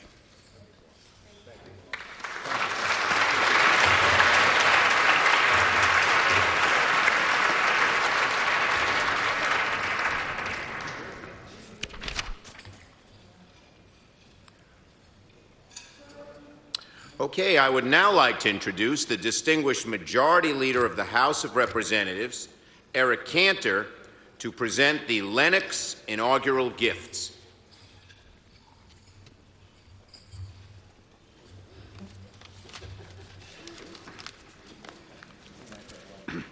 Good afternoon. On behalf of the Joint Congressional Committee on Inaugural Ceremonies, it's my honor to present the President and Mrs. Obama, Vice President and Dr. Biden with these beautiful crystal vases. The vases are of the finest quality, full lead crystal from Lennox China and Crystal. The images of the United States Capitol and the White House are hand-cut and etched into the crystal. The crystal bases on which the vases sit are inscribed with the name of the recipient and today's date. President Obama, Mrs. Obama will receive the vase depicting the White House. Vice President Dr. Biden will receive the vase depicting the United States Capitol. The vases were designed by Timothy Carter and hand-cut by master glass cutter Peter O'Rourke. At this time, my wife Diana and I invite the President, Mrs. Obama, and Vice President Dr. Biden to join us in looking at the beautiful vases. Iris.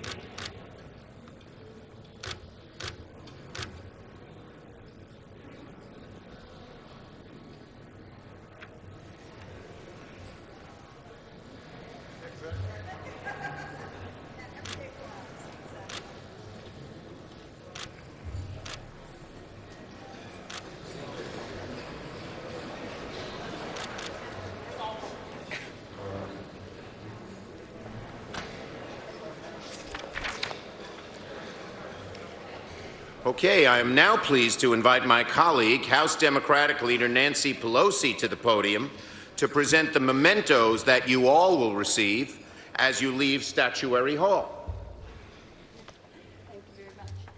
Thank you very much, Mr. Chairman Schumer and Co-Chair, Vice Chair Alexander, for a wonderful, wonderful inauguration.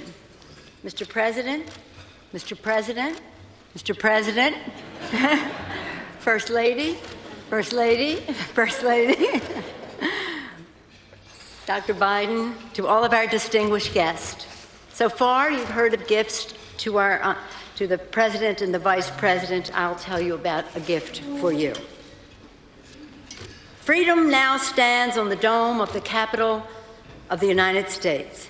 May she stand there forever, not only in form, but in spirit. Those were the words that were expressed 150 years ago by the Commissioner of Public Buildings as the Statue of Freedom was placed atop the Capitol during the presidency of President Lincoln. That expression of the spirit of freedom is what we want you to take with you today and is contained in this portfolio of essays you will receive from the Joint Congressional Committee on Inaugural Ceremonies, along with a framed depiction of the Capitol as it appeared at the start of the Civil War. You heard it well described by Chairman Schumer during his remarks. Today, the Statue of Freedom and that spirit of freedom watches over the Capitol as another president from Illinois has taken the oath of office. Despite the challenges of our time at home and abroad, we heard in President Obama's inaugural address a message of hope, a vision of peace, progress and prosperity, and the promise of freedom for all. May God bless you, President Obama, Vice President Biden, and your families. Congratulations with wishes for much success for you, for that is the success of our nation. May God bless you all. May God bless America. Enjoy your memento of the occasion.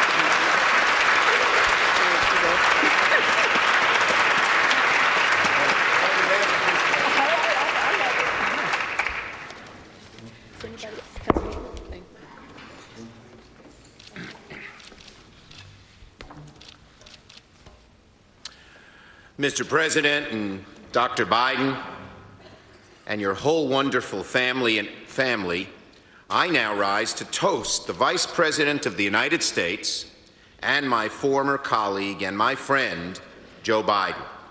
Mr. Vice President, you have been an extraordinary leader of this nation and a true partner to our President these past 4 years. You play many roles: advisor, advocate, implementer, persuader, strategist, and most important of all, friend. We're confident this unique partnership between you and our great president will only grow stronger and more productive over the next 4 years. Mr. Vice President, on the surface, we don't share a common ancestry, but on a deeper level, we do share a common story, an American story, of achieving our dreams thanks to the sacrifice of our immigrant forebears. As you embark on your well-deserved second term, in the spirit of those who came before us, and on behalf of all Americans, we offer you all our support and warmest wishes, and we say to you, Sláinte, L'chaim, Salute, Chendan, and cheers to our great Vice President.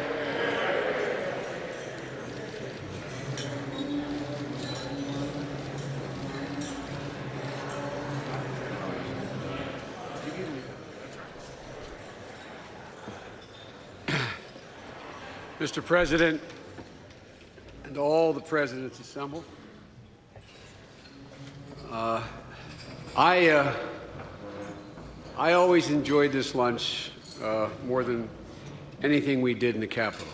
For the 36 years I served in the Senate, I had the great honor of being included in this lunch, former presidents and vice presidents, and because it really is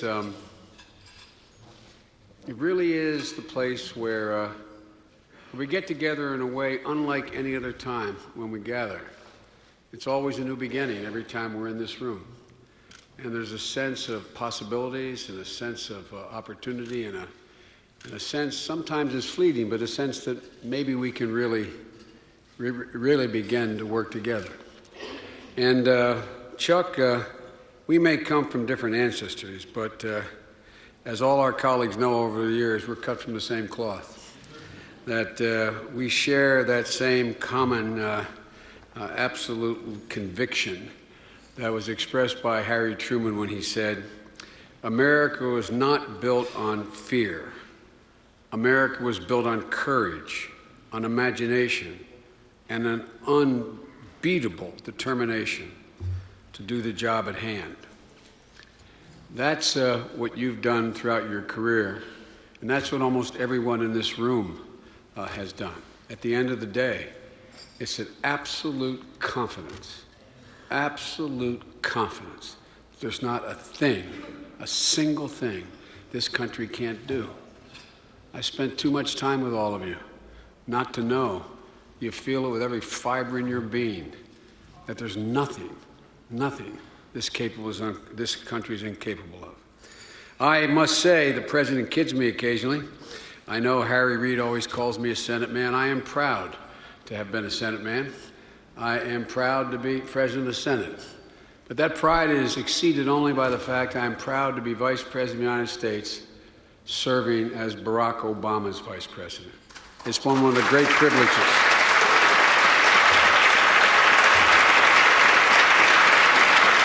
One of the great privileges of my life. As a matter of fact, if the President will forgive me, as we're walking out, and he was, as he said, savoring the moment, looking out at the crowd and all those Americans assembled, I found myself, it surprised me even, turned to him and saying, thank you.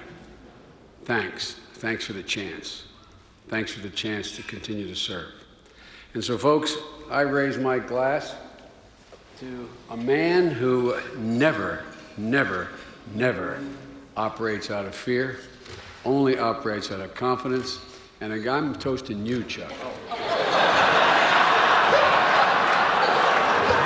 And a guy who I plan on working with. You can't get rid of me, man. Remember, I'm still part of the Senate. God bless you, Chuck. You've done a great job, and Lamar, you have as well. To Chuck Schumer. Good to see you, pal.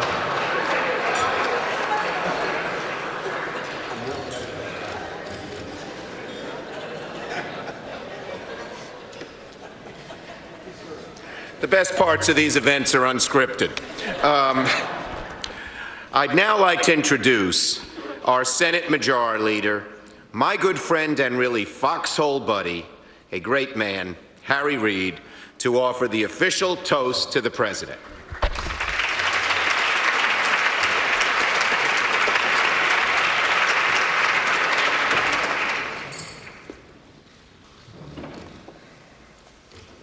Americans today are wishing the President Godspeed for the next 4 years.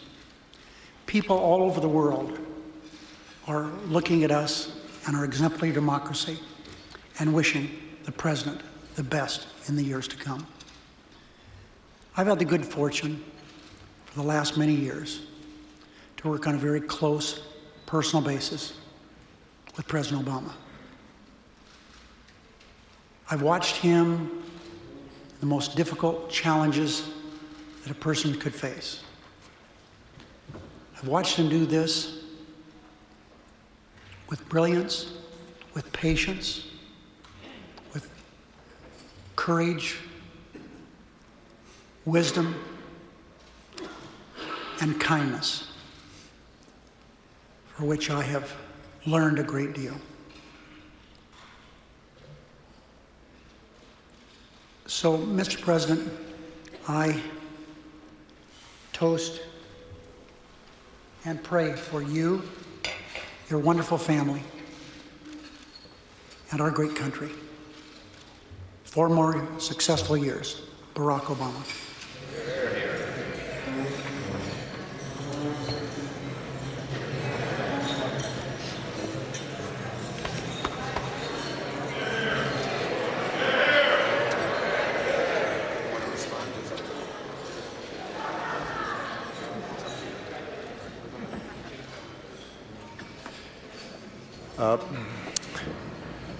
Michelle and the Speaker of the House came to a meeting of the minds that I may be delaying the proceedings too much. And so I'm just going to be extraordinarily brief and say thank you. To my Vice President, who has not only been an extraordinary partner, but an extraordinary friend. And to Dr. Joe Biden, who has partnered with my wife with an extraordinary generosity on behalf of our men and women in uniform.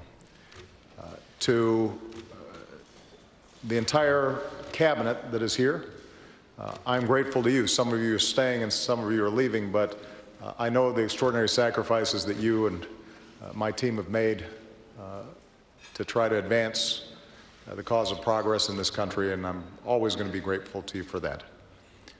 To the Speaker of the House and Nancy Pelosi, to Democratic Leader Harry Reid, as well as Republican Leader Mitch McConnell, and to all the congressional leaders and all the members of Congress who are here. I recognize that democracy is not always easy. And I recognize there are profound differences in this room. But I just want to say thank you for your service, and I want to thank your families for their service, because regardless of our political persuasions and perspectives, I know that all of us serve because we believe that we can make America for future generations. And I'm confident that we can act at this moment in a way that makes a difference for our children and our children's children. You know, I know that former President Carter, President Clinton, they understand the irony of the presidential office, which is the longer you're there, the more humble you become. And the more mindful you are that it is beyond your poor powers individually to move this great country. You can only do it because you have extraordinary partners and a spirit of goodwill, and most of all, because of the strength and resilience and fundamental goodness of the American people. And so I would like to join all of you, not only in toasting the extraordinary work that Chuck Schumer and Lamar Alexander and others have done to create this special day for us, but I also want to thank each and every one of you for not only your service in the past, but hopefully your service in the future as well. And I would like to offer one last toast, and that is to my extraordinary wife, Michelle. There is controversy about the quality of the president, no controversy about the quality of our current First Lady. Cheers. Thank you, everybody. God bless you. And God bless America.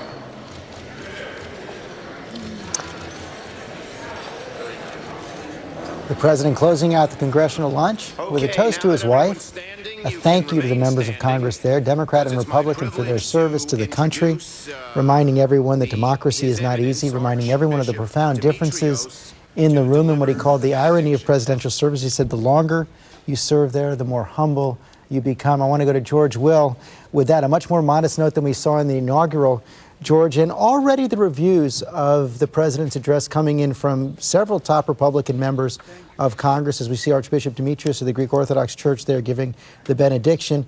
Orrin Hatch, one, saying it was excellent, but several senators, Senator McCain, Senator Susan Collins, Senator Ron Johnson of Wisconsin, all saying they saw it divisive. They did not see the president reaching out.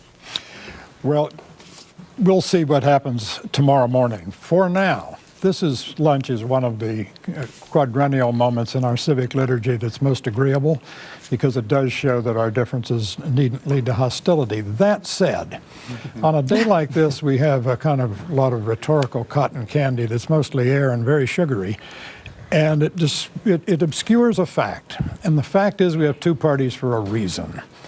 And the reason is that we have different political sensibilities and different opinions about the nature of the American regime, how the citizen ought to be related to the central government, how important politics ought to be in the allocation of wealth and opportunity. Because Barack Obama is a serious man in a serious political tradition, the American progressive tradition going back 100 years to Woodrow Wilson's first year of 1913 in the White House, because he has driven a serious agenda, he has driven people into a serious opposition. And it's not unhealthy. And neither, by the way, is gridlock. Gridlock is an American achievement. Most people in the world live under governments they wish were capable of gridlock. And in fact, the American system presupposes a lot of concurrent majorities. A majority in the House with its own electoral rhythms and constituencies, a majority in the Senate with different electoral rhythms and constituencies, a presidential majority, so that it doesn't veto what the Congress produces, and if challenged in its constitutionality, a majority of 5 in the Supreme Court. Lots of majorities in play. It's slow, it's difficult, and it's supposed to be. All right, George, we thank you. And I want to ask you, David Remnick, now about the toast that were given to the president, because I was struck by Joe Biden talking about the president not being afraid. And I know you wrote about that too. So when he came in, he was just not scared. And that he said, basically, at least he'd be the least erratic president. He has said to everybody coming in, I don't have big highs, I don't have big lows, but I will be straight down the middle. Yeah, he's a pretty cool customer, and I think it's been the job of Joe Biden throughout the administration so far to advertise those qualities of character. You remember after the killing of Osama bin Laden, it was Joe Biden who, to anyone who would listen, kept saying that not only did Biden oppose the mission, but that he watched the president take in all the advice and coolly make sense of it and then make the decision that he needed to make. This has been very much his role, or one of them. Okay, please be seated for a moment.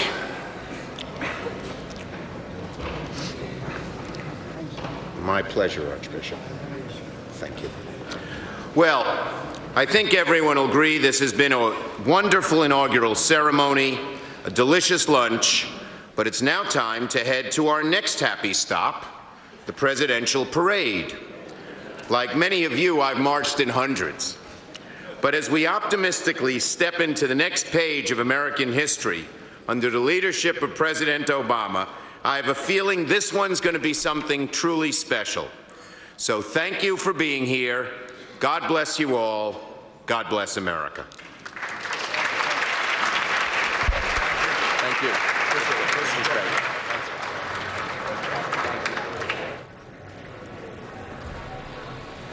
And so the luncheon is over, and they will proceed out. We are expecting the president to head toward the East Steps, as we've been told. He may go through the Statuary Hall. He may stop at the statue of Martin Luther King on his way out.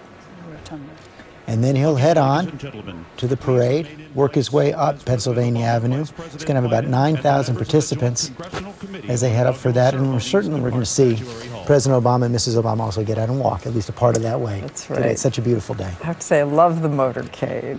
Something in me loves a motorcade. So, Koki, as the president walks out, what does he see around him, as he said, for this one more time? So he's seeing, in the room that he's in now, he's seeing the statues of the dignitaries of various states. Actually, the two best are from Hawaii, his own state, King Kamehameha and Father Damien, who was someone who ministered to the lepers. And they're just both fabulous statues. The king's has gold all over, and Father Damien is sort of square and interesting. But most of these are your basic, boring bronze statues. Don't say that about Henry Clay from Kentucky. But the weight of them is such that the room was starting to collapse. So the statues are now spread all around the Capitol. And in the Capitol Visitors Center is now what's called Emancipation Hall, and it has Jeanette Rankin, who, of course, was the first woman in Congress, and it has another King statue. They are all around the Capitol. Now he's going to walk. This is the rotunda that he will walk through, which has presidential statues, and then, as you saw that wonderful shot up into the dome, that is the apotheosis of George Washington, or George Washington in Heaven, and it is a combination of mythical and real figures. So it has, for instance, Robert Morris, the great financier of the Revolution, delivering some money to George Washington, but then with Mercury helping him. So it is it's quite a combination. It was done by Constantine Brumidi, the great artist of the Capitol, who, there it is. It's really quite, George Washington's in the purple dress over there. And Brumidi was an Italian who was very much in love with American democracy, and he signed his work, Constantine Brumidi, Citizen. So that's an appropriate word for today, because that was his great pride, was being an American citizen. He fell from the scaffolding while painting that mural and never really recovered. He didn't die there, but he didn't recover. A lot of the work of the artistry of the Capitol since then was taken up by an artist named Alan Cox, and so there are both Brumidi corridors of the Capitol and Cox corridors of the Capitol. Can we just hear it for the best tour I have ever had? Without a single note. No. Without one note. Well, I did grow up there.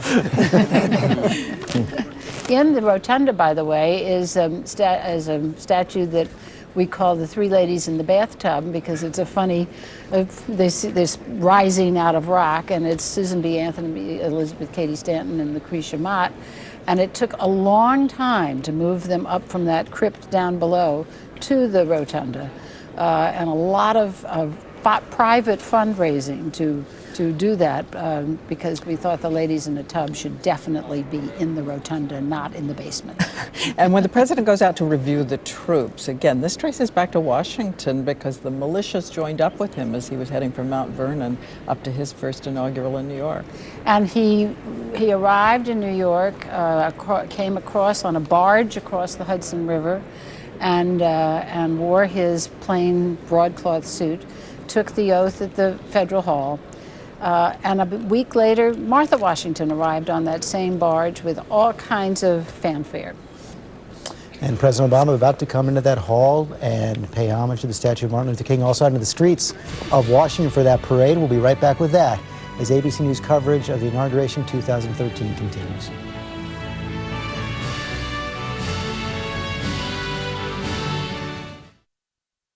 Going to sleep may be easy, but when you wake up in the middle of the night, it can be frustrating. It's hard to turn off and go back to sleep. Intermezzo is the first and only prescription sleep aid approved for use as needed in the middle of the night when you can't get back to sleep. It's an effective sleep medicine you don't take before bedtime. Take it in bed only when you need it and have at least 4 hours left for sleep. Do not take intermezzo if you have had an allergic reaction to drugs containing zolpidem, such as Ambien. Allergic reactions such as shortness of breath or swelling of your tongue or throat may occur and may be fatal. Intermezzo should not be taken if you have taken another sleep medicine at bedtime or in the middle of the night, or drank alcohol that day. Do not drive or operate machinery until at least 4 hours after taking intermezzo when you're fully awake. Driving, eating, or engaging in other activities while not fully awake without remembering the event the next day have been reported. Abnormal behaviors may include aggressiveness, agitation, hallucinations, or confusion. Alcohol or taking other medicines that make you sleepy may increase these risks. In depressed patients, worsening of depression, including risk of suicide, may occur. Intermezzo, like most sleep medicines, has some risk of dependency. Common side effects are headache, nausea, and fatigue. So if you suffer from middle-of-the-night insomnia, ask your doctor about intermezzo and return to sleep again.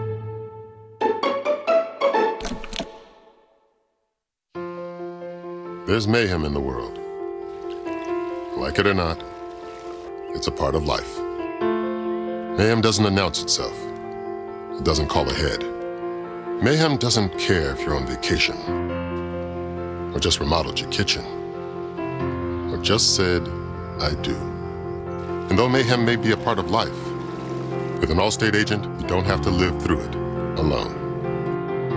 Are you in good hands? This winter, I've got a dare.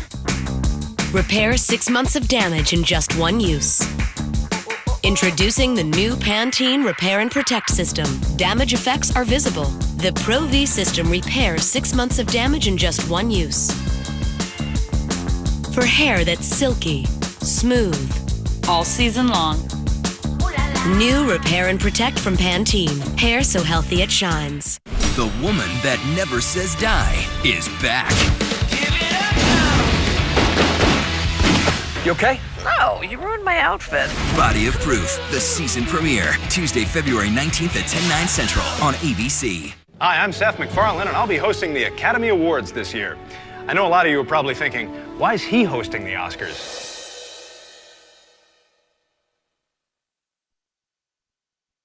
The Oscars, live Oscar Sunday, February 24th on ABC. I'm so ready for this. And if it's Oscar time, go to Oscar.com to get ready. Predict the winners and challenge your friends with my picks. ABC News live coverage of Inauguration 2013. Here again, Diane Sawyer and George Stephanopoulos. And here, let us show you what happened when the president stopped in front of the bust of Martin Luther King Jr., on display since 1986, George. There he is, talking to Speaker Boehner, Republican leader of the House as well, his Democratic colleagues in the Senate and House, and of course the First Lady. Boy, I wish we had a mic on him right now. Let's go to Martha Raddatz, who was there. Bring us up to date, Martha. Diane, it was really a very solemn moment. It was completely quiet here in the rotunda as President Obama stood in front of the bust of Martin Luther King. He really waited there for quite some time, several minutes. No one said a word here in the rotunda. And then he walked very quietly, very solemnly out the door where he is now headed for the parade. This is really his last moments here. You saw that poignant moment before when he wanted to look out across the mall saying, this is the last time I'll see this view. Everything he does here today as president is one of those last moments. So he walked very slowly out of the rotunda. I know they're looking forward to that parade, but clearly a poignant moment. It certainly seemed like that, and I guess it just makes me believe, and I want to go to Donna Brazil on this in just a second, because I think we have to remind everyone, 10 years ago, Barack Obama was a state senator in Illinois. Elected to the Senate in 2004, improbable journey in 2008. He gave his announcement speech running for president in 2008 in Springfield, Illinois, of course paying homage to Abraham Lincoln, who he paid homage to again today, and Martin Luther King, one of his heroes. This has been a meteoric rise, Donna Brazil. It really has, and in many ways, Barack Obama was right where Martin Luther King was trying to take us as a country, as a nation, as a people. He talked about freedom and justice. He talked about the day that we would finally look at each other as Americans, not as blacks, as whites, and to see Barack Obama, President Barack Obama, stand before the drum major for justice, the man and who represent so many who sacrificed their lives so that we could witness this day. It is very, very moving and inspiring. Donna Brazil weighing in, and as we continue in Washington this historic day, we will have conversations ahead with a number of those who participated, including James Taylor phoning us in. He sang so movingly from the platform. That and the motorcade coming up.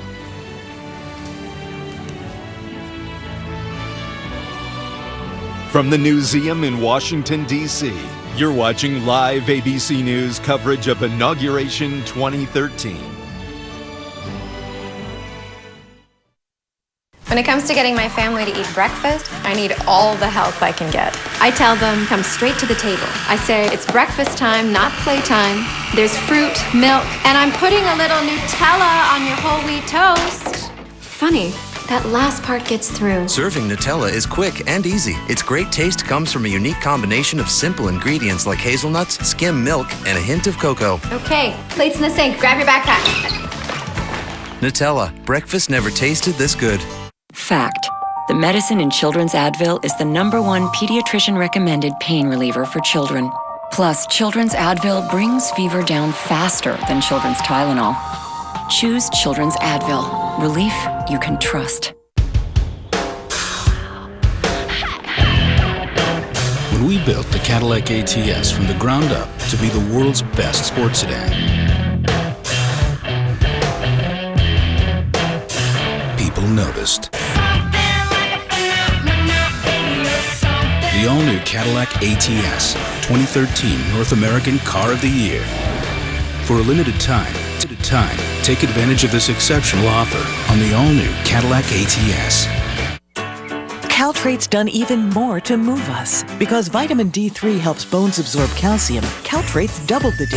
It now has more than any other brand to help maximize calcium absorption. So Caltrate women can move the world.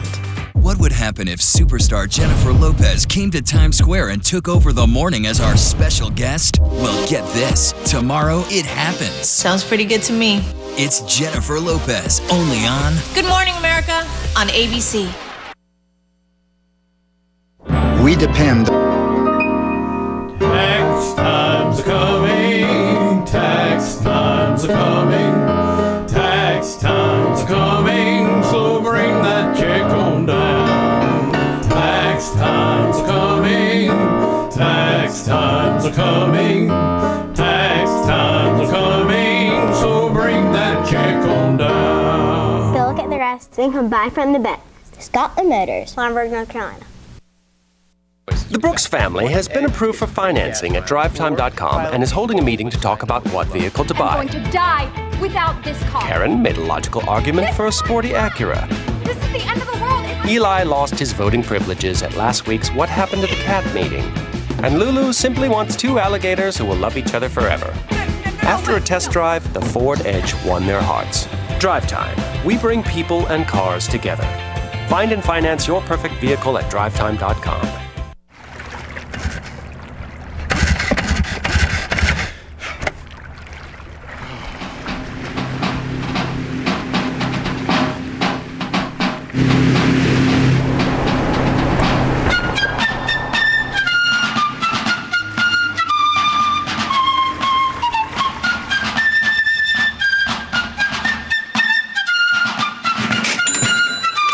Mega Millions. Still just $1. Watch Lisa Edge, weekends on News Channel 15.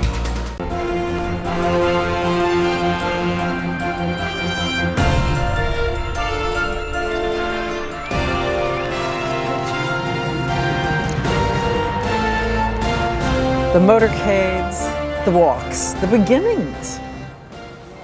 As we join you once again on this second inauguration of President Barack Obama. The president about to take that route from the Capitol up Pennsylvania Avenue to the White House. And as he does that, we want to go to the White House right now because his senior advisor, I think he's got 4 days left in the White House, David Plouffe, joins us now. You've been at the helm of both President Obama's campaigns, both successful campaigns. I can imagine you had a moment of pride as you listened to that speech today.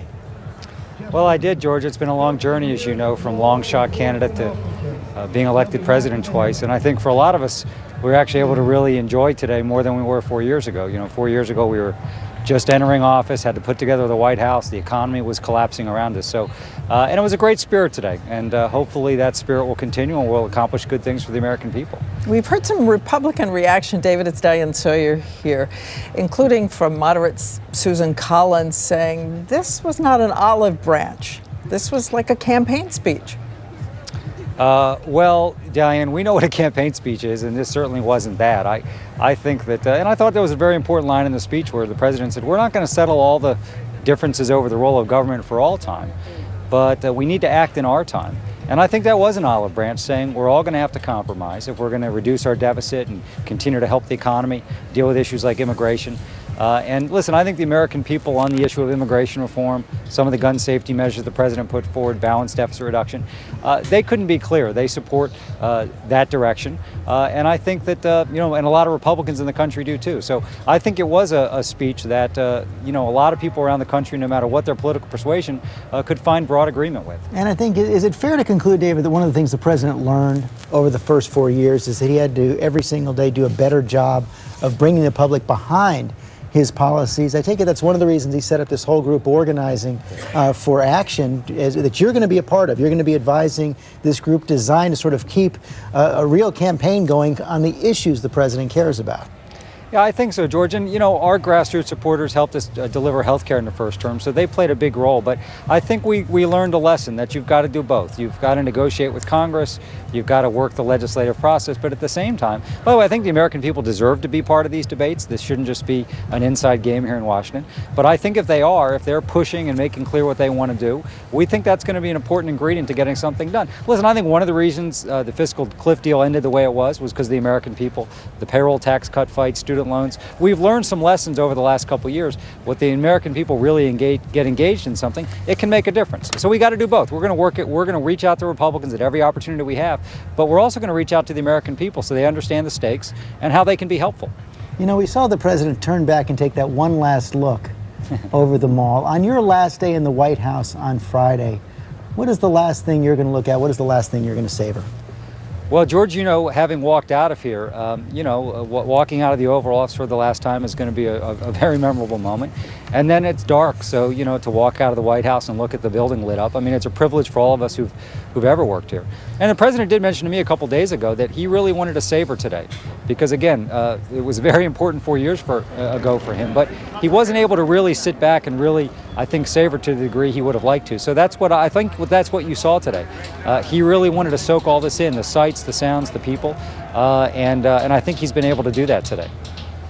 All right, thanks to David Plouffe. Have a good 4 days. Thanks, Diane. Thanks, George. Bye, Dave. Make the most of them, and we're going to take a brief break. We'll be back with a lot more. What's she doing about that? From the Newseum in Washington, D.C., you're watching live ABC News coverage of Inauguration 2013.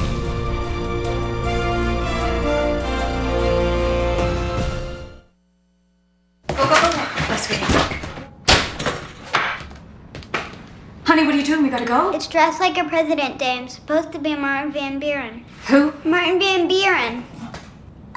Google. Martin Van Buren.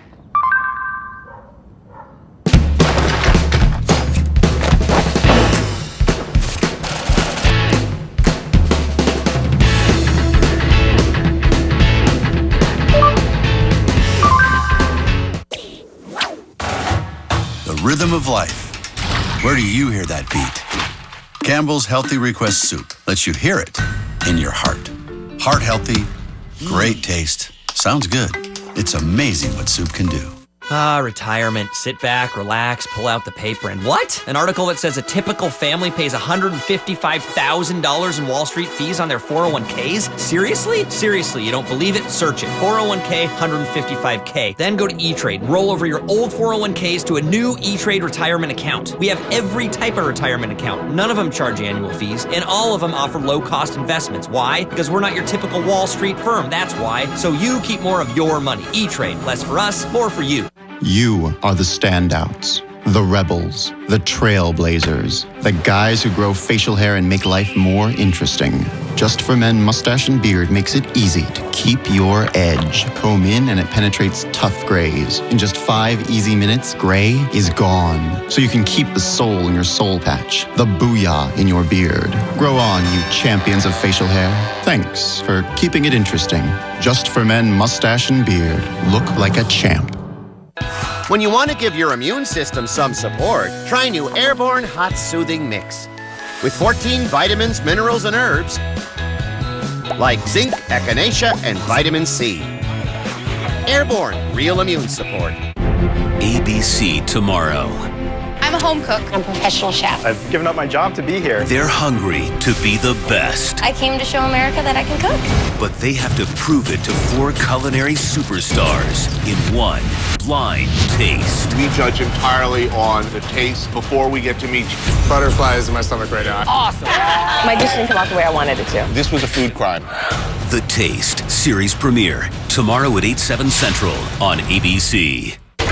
I saw something I can't explain. That right there is a treasure map. Something happened that people don't want the world to know about. We're rewriting history. Everything you think you know is a lie. We have got to figure this out. If I solve this, I'm gonna save the world. 0 Hour. Series premiere Thursday, February 14th on ABC.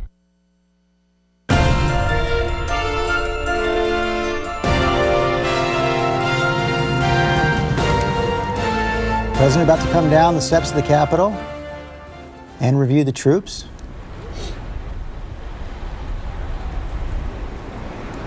You see Speaker of the House John Boehner there, the chairman of today's event, Senator Chuck Schumer of New York, and the rest of the Congressional Committee and their wives, spouses, I should say. So he will turn back and look at a bipartisan goodbye from the Capitol this day. Of course, in just a couple of weeks, he'll be going back to the Capitol for his State of the Union. This year will be a little later than normal on Tuesday, February 12th, and that's where he'll flesh out the ideas that he began to talk about today in his inaugural address.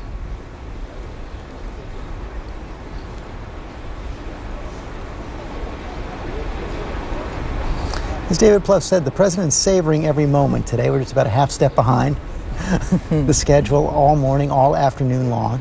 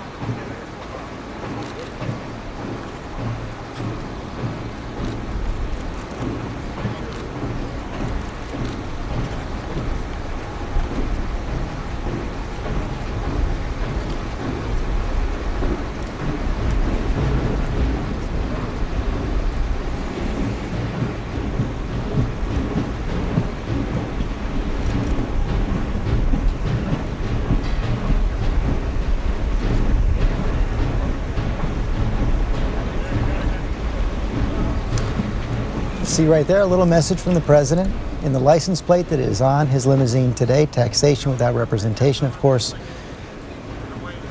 putting his sentiments behind the idea of statehood for the District of Columbia, something many of his supporters have been hoping for and working for a long time. And getting ready to begin the procession back to the White House. The motorcade, all those people lined up waiting so long for the president to pass by. I want to go, if I can, because I believe on the phone with us is James Taylor, who sang America the Beautiful today. And James, if you can hear me, I know you're on the telephone. It's sort of a stop by the hall, someplace in the Congressional office buildings. And I know it's an amateur's question, but can you tell us what it was for you to be standing up at that podium and looking out at that crowd? Diane, it was,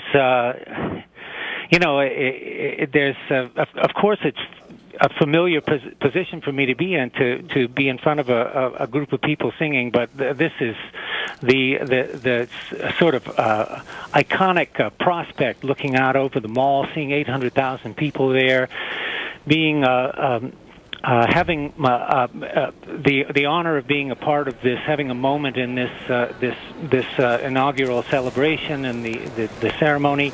It really it's I'll never forget it. I'm sure it'll be a treasured memory. It was pretty great. And did you have a chance to see the president as you were walking back? Yes, I did. He shook my hand, patted me on the back, said, "Good job, James." I don't know. I can't remember exactly what he said, but yes, he was right there, as was the vice president and the first family. Yeah, it was great. and by that time, of course, I was hugely relieved.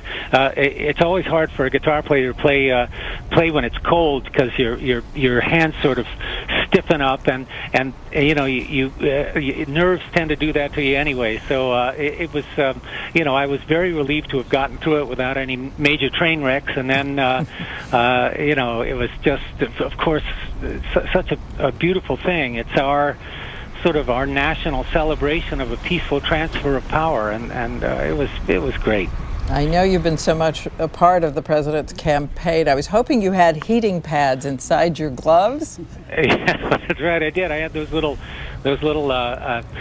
bags of hot sand that heat warmers, hand warmers in my gloves. And did you choose to sing "America the Beautiful"? Did they ask you? I did choose to sing it. I asked if I could have that one because I had been singing it. I'd worked it up, sort of a version on guitar, and I'd been singing it at a lot of these campaign stops. We did over 40 separate events for the campaign this fall, my wife and I, and I was, so it was a song that I was used to singing, and I very much hoped I'd be able to do it today. And as someone who works so hard for the president, boy, what a lovely view of the Capitol we have right there as the president heads up to Pennsylvania Avenue. What is your big hope for the next 4 years?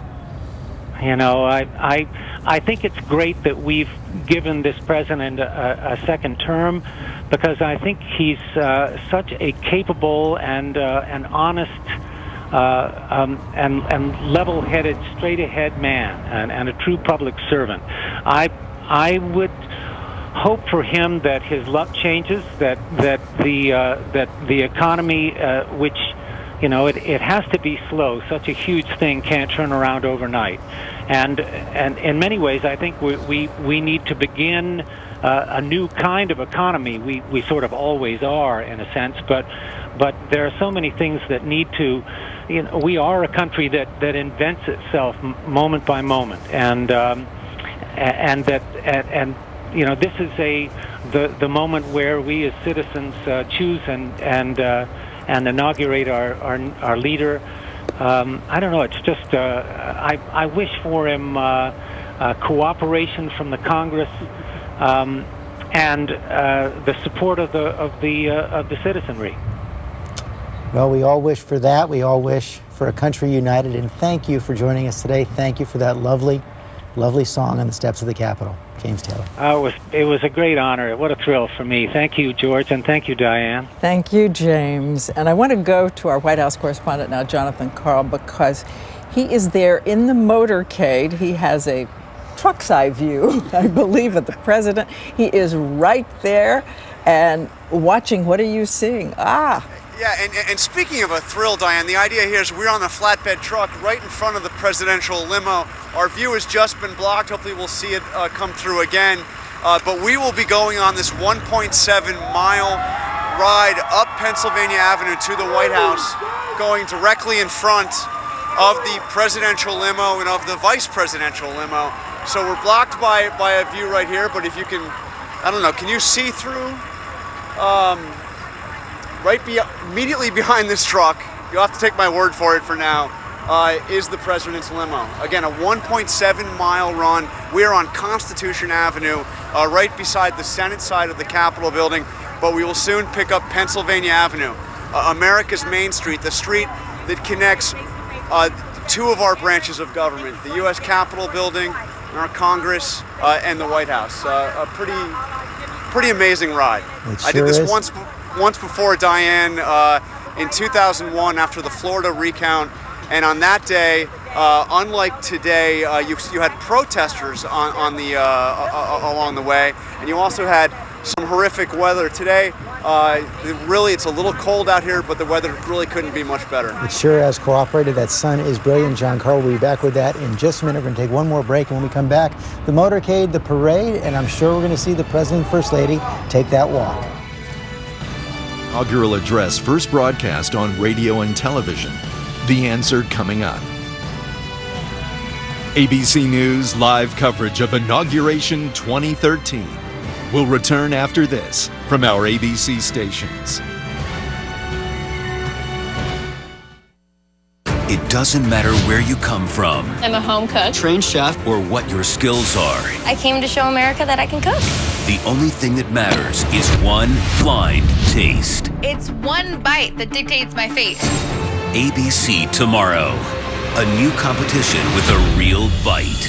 I love it. That offended me. I want another bite. This was a food crime. So long.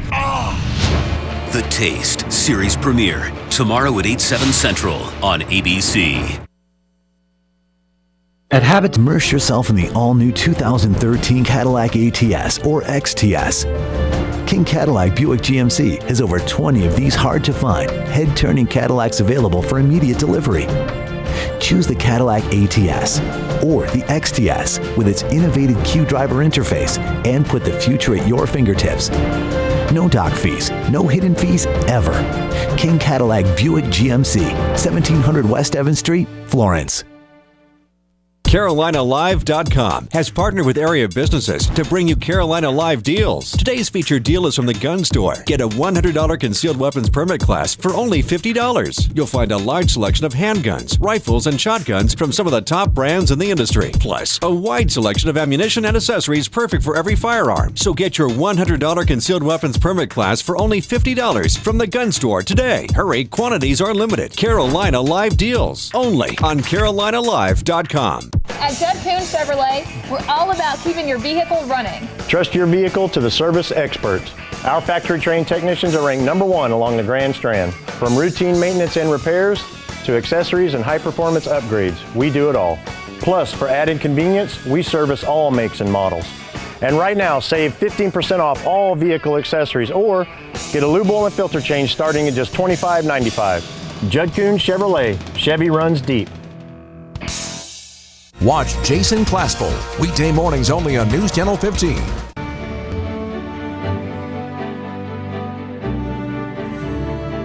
The sword will fail. Calvin Coolidge's inaugural address was the first to be broadcast live on the radio in 1925. I, Harry S. Truman, do solemnly swear. Harry Truman's was the first to be broadcast on television in 1949. That I will faithfully execute the office of President of the United States and will, to the best of your ability. And now we are in a world of nonstop media. A Twitterverse at last count, I believe, of all things. We're not surprised. Beyonce. She is leading. Topping the list. I believe, and I think we should check this, though, this probably was the first presidential tweet at an inaugural. The president did that from St. John's. this morning, St. John's Episcopal Church. So we've done broken another barrier today as the president begins this parade up Pennsylvania Avenue. Traditionally moving slowly. We should talk about the extent to which they prepare this route. Again, the security is unfathomable. And they have even gone to the lengths to repave it to make sure there's not a single pothole. At one point, I gather, Koki, they tried to shoo away all the pigeons from someone's route. That was in Richard Nixon's second inaugural. And they put roost no more up in the trees and hoped that the pigeons would just go away. But instead, the pigeons ate roost no more and died. So they all fell down, and there were all these dead pigeons all over the place. So it was not a good moment. We heard James Taylor saying earlier that it was cold up there, and Kelly Clarkson has also weighed in that she was nervous and cold. She looked like she was having a lot of fun up there as well, though. She did. They decide, of course, the President and First Lady decide about when they'll get out. The Secret Service does not want anyone to be able to anticipate it. They did it 3 times, first time around, about 7 minutes each time they got out of the car. The Carters walked the entire 1.6 mile route. Terry Moran has joined us. We haven't joined you yet today, and I just want to get your thoughts on the day and the speech. It was so much fun, hearing John Carl out on the parade route, as I've been several times, and hearing the thrill in James Taylor's voice. It never gets old. It's just a great American moment. I got the credentials. I'll save them forever like I have the previous ones, because it is one of those moments. This one, however, inaugurations aren't just historic moments. They tell us about who we are today and where we're going tomorrow. And I did feel this one in the program, in the speech, in the crowd itself, that vast ocean of people, was an attempt by President Obama and his supporters to claim tomorrow. Victorious parties always do. But to claim it in an interesting way, that this rising America, the next America, younger, more diverse, more non-native, gayer, and definitely a different kind of America in terms of the social values, is the next America. And you heard it in the speech, which was tougher, I think. I think that's one of the reasons Republicans are reacting against it. They heard him speaking, I think, more to his coalition in some ways, and saying, rise up. It's not just about voting. It's about being a citizen. Seize this moment. And so they were thrilled, and it was, regardless of the substance of it, these are always fun days. And you covered the Supreme Court for us, Terry. Tell us again when the Supreme Court is expected to take up gay rights. At the end of March is when the cases will be argued, and with a decision expected by the end of this term. It is, once again, a titanic case up there, one which all comes down to the opinion, as many cases do, of Justice Anthony Kennedy, who has previously voted in favor of gay rights, being the decisive vote in the case that struck down laws against gay sodomy or homosexual sexual relations. And in part, it is said because growing up and as a lawyer in San Francisco, one of his close friends is gay. So we will see. These things comes down to the legal, the personal, and the political. It'll be argued in late March. And speaking of the personal dynamic between the president and the court, hard not to think about that when you saw the president and Chief Justice Roberts taking the oath again today. Another little slip up there by the president. They've been great rivals. At the same time, however, we have to remember that Chief Justice Roberts actually upheld the president's signature domestic achievement health care. 4 months before the election. Absolutely, and that was a huge moment for President Obama's legacy and for Chief Justice John Roberts' legacy. Now, among the other cases coming up are the constitutionality, the continued constitutionality of affirmative action. That one, John Roberts feels very strongly about, and he's against it. I've heard him in court say things like snappily, snarkily almost, which is very uncharacteristic of him. The way to stop discriminating on the basis of race in this country is to stop discriminating on the basis of race. So he's a vote against that, that's for sure. And I did notice, trivia, that he brought a note card this time. He didn't the last time. He prides himself on his memory. This time he wanted to nail it. That must have been a hard decision for him to make. Let's go to David Curley now. He's out front of the museum here as the president's motorcade. I can't tell exactly where he is right now. Have you seen him yet? What's it like down there? David Curley, can you hear me? He still doesn't see anything. It's still the military. He says he's still only seeing the troops come forward, and I'm not sure that he can hear us there. As we take a look at the motorcade one more time, and we know that the first children are inside, I think it's worth remembering again the difference in 4 years ago when they got out of that car.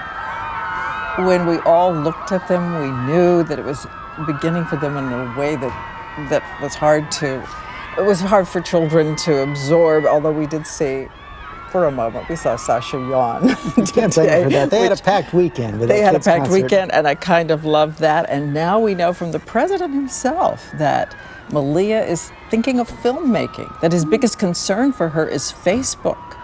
Not dating, he's got the Secret Service for that, but Facebook and privacy. And of course, she'll be going to college, leaving home before the president's term is up. And she will be learning to drive. He said to me when we were doing an interview, he said she will learn to drive, not sure how much I'll be teaching her. She's going to learn to drive while she's in the White House. I think we did get hooked up now with David Curley. Tell us what you're seeing down there on the route. I tell you, George, there's a lot of excitement in this crowd. They've been waiting a long time for the president to come. So they saw the police come by. They've seen the military now coming by, as did with George Washington when they took him to New York for his first inauguration. So they're very excited here to see the president. We've not seen the camera truck that's in front of the motorcade, so they're all anxiously waiting. They got very quiet at the very beginning when the police came by. Now they're just waiting for the president. And as you can see, we see the folks dressed up like Continental Army, and as I mentioned, they were troops that picked up George Washington as he moved from Mount Vernon through Washington to New York for his first inauguration. And I think it was Jefferson's second inauguration that the troops started escorting the president back to the White House, which is what we're watching right now, George and Diane.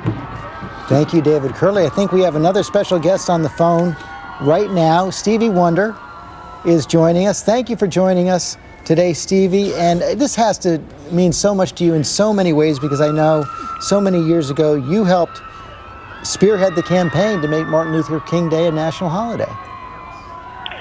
Yeah, I mean, it's great for so many reasons. It was great just to actually be and witness the first inauguration that I was able to. The last 4 years ago, I wasn't able to really be outside. It was crazy cold, so the weather was a little better, I think, this year. But I think that we're down to dealing with some very real things, and that is uniting America. You know, my saying has been for so many years, we must become a united people of the United States. And so I'm just very happy. I had already told Vice President Biden when I saw him, he was on, I think, a C-SPAN. This is back maybe 5 years ago. And that was when he was campaigning to become possibly president. And I just said, you know what would be an incredible marriage would be Barack Obama and he as vice president. And as time went on, that did happen, and he is a great spirit as well. So I'm very, very happy. I know you're going to be performing tonight at one of the 2 inaugural balls. And did you know that last week you were featured on the president's inauguration playlist, which he released via Twitter? Oh, really? Well, I think the First Lady said to me yesterday we're having some kind of debate about, their most favorite Stevie Wonder songs. And I just feel, honored that they caught it, listened to my music, and, it's a great thing. And still the best is yet to come, so I'm excited. My goal is to write a song that will unite America. That's my goal. And it's going to happen. Well, we cannot wait for that, but until then, I'll bet you're going to sing Happy Birthday with real gusto tonight. I am. For all of the people who lived and died for the principles of the oneness of, of all people. So, as I've always said, even before the holiday was an official national holiday, I said, listen, this day is for everyone to remember all of those, the various soldiers, just the various leaders that really lived and died for those principles. And so as we celebrate the King holiday, we celebrate all the various kings and queens that have made it possible for us to stand proudly at this moment. Stevie, thank you so much for phoning in, and Godspeed in your mission to write that song that unites this country. I'm excited, and I'm excited as well because we're going to do something that will also bring people together as to us dealing with accessibility for people with disabilities. So thank you so much, and look forward to seeing you again. And you as well. And I want to go to John Carl, our White House correspondent, Jonathan Carl, because now he's in the motorcade. John? That's right, Diane. We're here on Pennsylvania Avenue, the president's limousine right behind us, and this avenue is just packed with people out here to see the president. And I've got to tell you, we've talked to some folks along the way here. They have been here, some of them 7-8 hours more, waiting for this moment. It was quite cold this morning. They are out. These are the Obama ground troops. These are the people that helped him win re-election. And the president, of course, has run his last campaign, but he is still counting on them. That's why he is transforming that campaign organization into Organizing for Action, a new super PAC of sorts to help him get his agenda passed. And he's going to need it. He needs this energy. He needs these people who are out here enjoying this moment. Because if you heard what he was talking about in his inaugural speech about acting on things like climate change, if you hear what we anticipate we'll see in his State of the Union, talking about things like gun control, he right now doesn't have the votes he needs in Congress. So he's depending on the energy you're seeing here on Pennsylvania Avenue to put pressure on Congress to get done what he needs to accomplish. But a pretty amazing sight here. You see, and of course we anticipate at some point the president will get out and walk a little bit of this himself. All right, John, I want to turn to Matt Dowd because, Matt, you've talked about the president's personality being a political force in a different way from other presidents. Well, I think his personality in many ways is encompassed they said he's not a movement, he's a politician, but really those got combined with President Obama because it became a movement and a politician for president. And so many people got involved. They were never involved before, young people, minorities, because of him and who he was and his biography.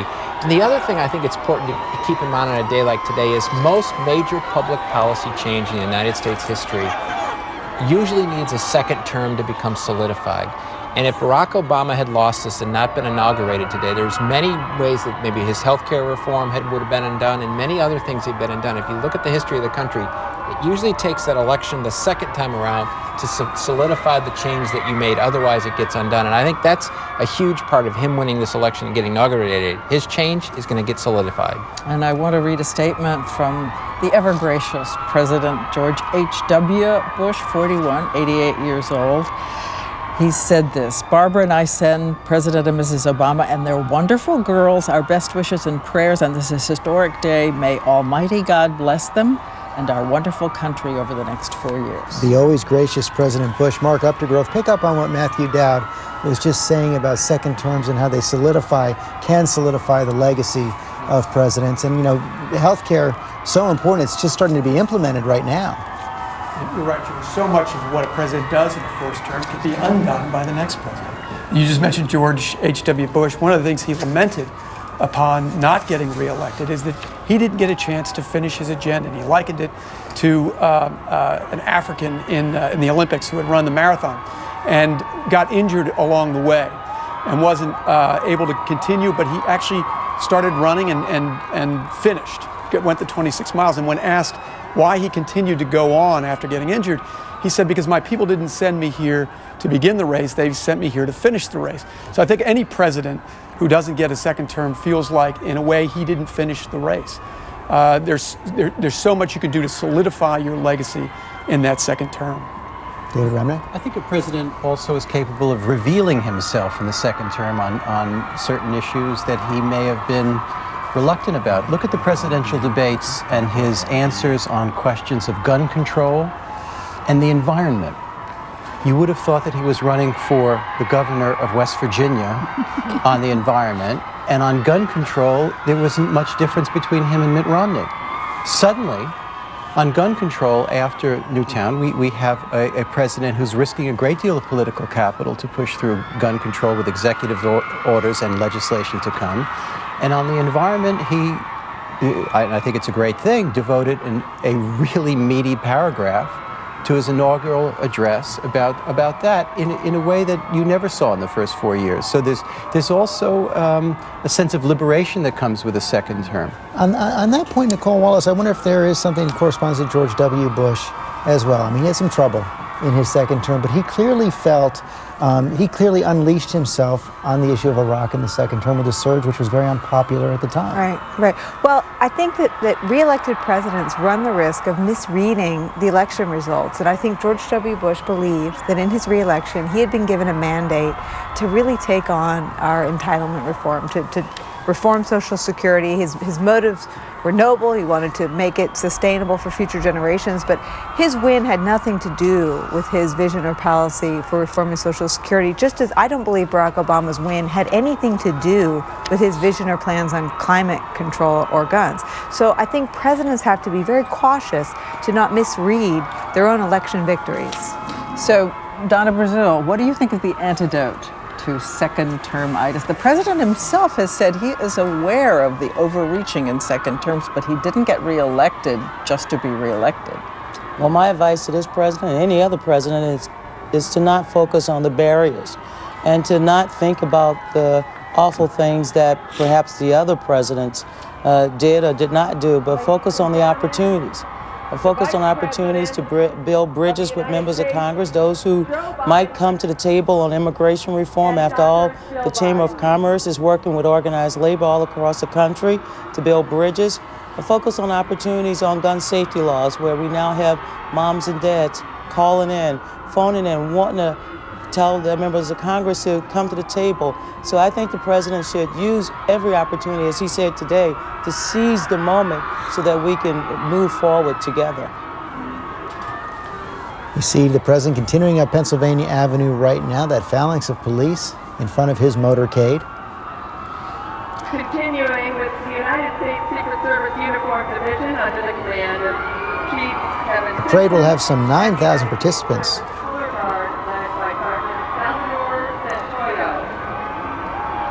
And it will have floats that commemorate the president's Hawaiian roots and also the Pennsylvania/Delaware roots of the vice president. Lonnie Birch, a thought from you?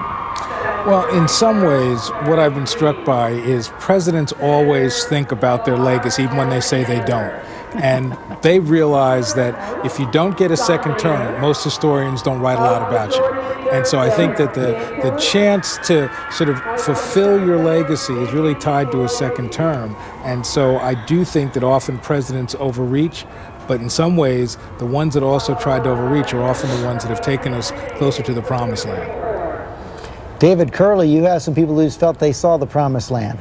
I tell you what, George, this is a pretty exciting time. You're watching the vice president go by here, but just a couple of minutes, we got to see the president come by, still in the limousine, but he fortunately was on our side of the road, so he was in the seat that was actually here next to us. So folks got to see him wave. Here's a young lady from Brooklyn. Had you seen the president before? No. And what did you think? It was cool. Have you ever seen him? Never seen him in person? No. All right, we're going to send it back up to Diane and George. And the doors are opening. The president and first lady emerging to walk. The presidential escort places his shoes back on the first inaugural George Washington. I was going to follow up on something that Donna just said, which was the best way to prevent second-termitis is replace a lot of your staff, and he is in the process of doing that. The major part of his decision-making staff at the White House is leaving. The Secretary of State is leaving, the Secretary of Defense is leaving, the CIA director is leaving, he's going to have a new chief of staff. Presidents usually get in trouble when the staff stays on too long. Let's watch for a few minutes.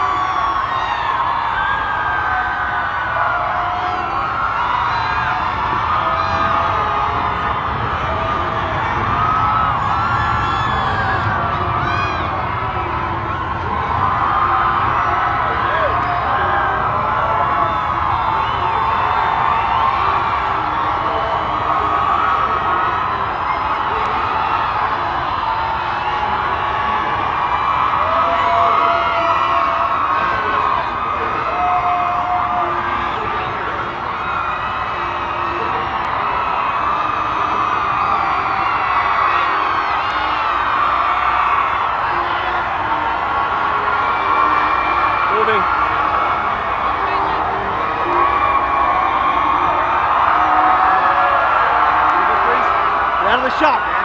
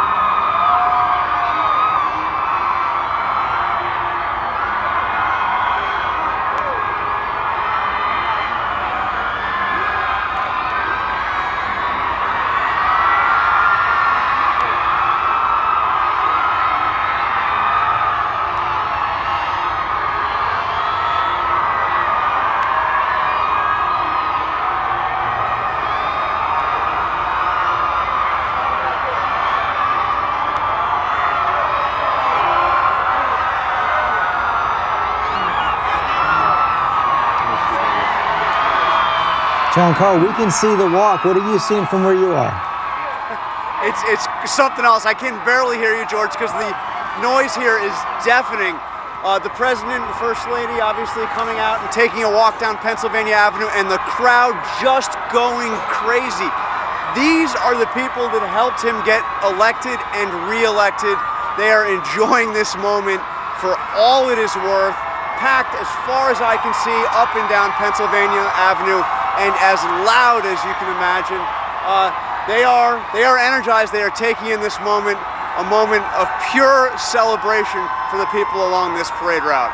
The president savoring it as well. And Cokie Roberts, you're just telling us about how President Jimmy Carter brought the walk back after many years. Well, the presidents rode in cars or carriages back and forth, but he got out and walked the whole way, and he wrote later, "I felt a simple walk would be a tangible indication of some reduction in the imperial status of the president and his family." So it was a statement, and it was a statement after the Nixon presidency particularly. So he was showing that he was the people's president and making that walk. The other famous one was Thomas Jefferson, who walked over from his boarding house, took the oath, walked back to his boarding house, and then nobody would let him sit at the table in the boarding house because presidents were no big deal. Of course, now you see so much around them. I wonder if Pierre Thomas is still with us, because Pierre, we were talking earlier about all the security precautions that are being taken today, and it's hard to not notice that as we see the president surrounded by so much security there as well, and to remember that he probably received Secret Service protection earlier than any presidential candidate because of the nature of the threats against him.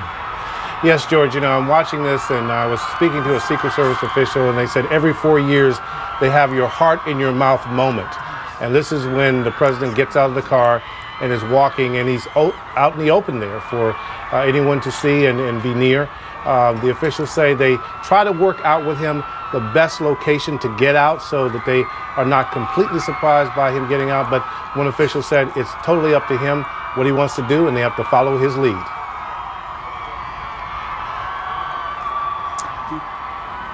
And looking at Mrs. Obama, I keep thinking of the memoirs that I have been reading for today, and how many of the first ladies talked about how cold they were.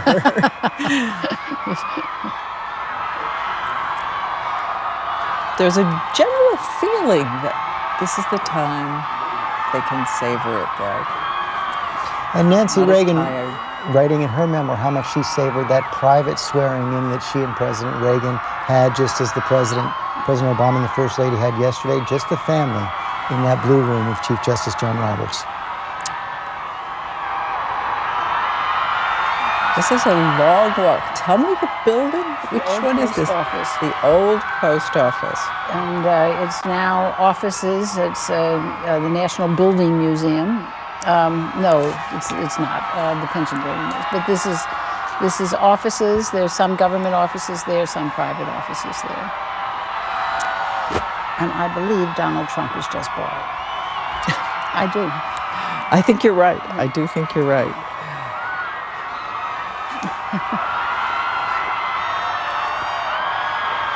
By the way, we're told that at least there's something slipped into the Martin Luther King Bible that the President and Chief Justice Roberts signed at the request of the family. so that they could have it in that Bible. What a memento that is.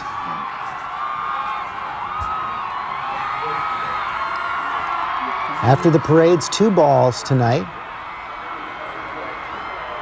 and it looks like the President and First Lady are going to get back in the limo right there, right around 12th in Pennsylvania. One big wave, and a kiss goodbye.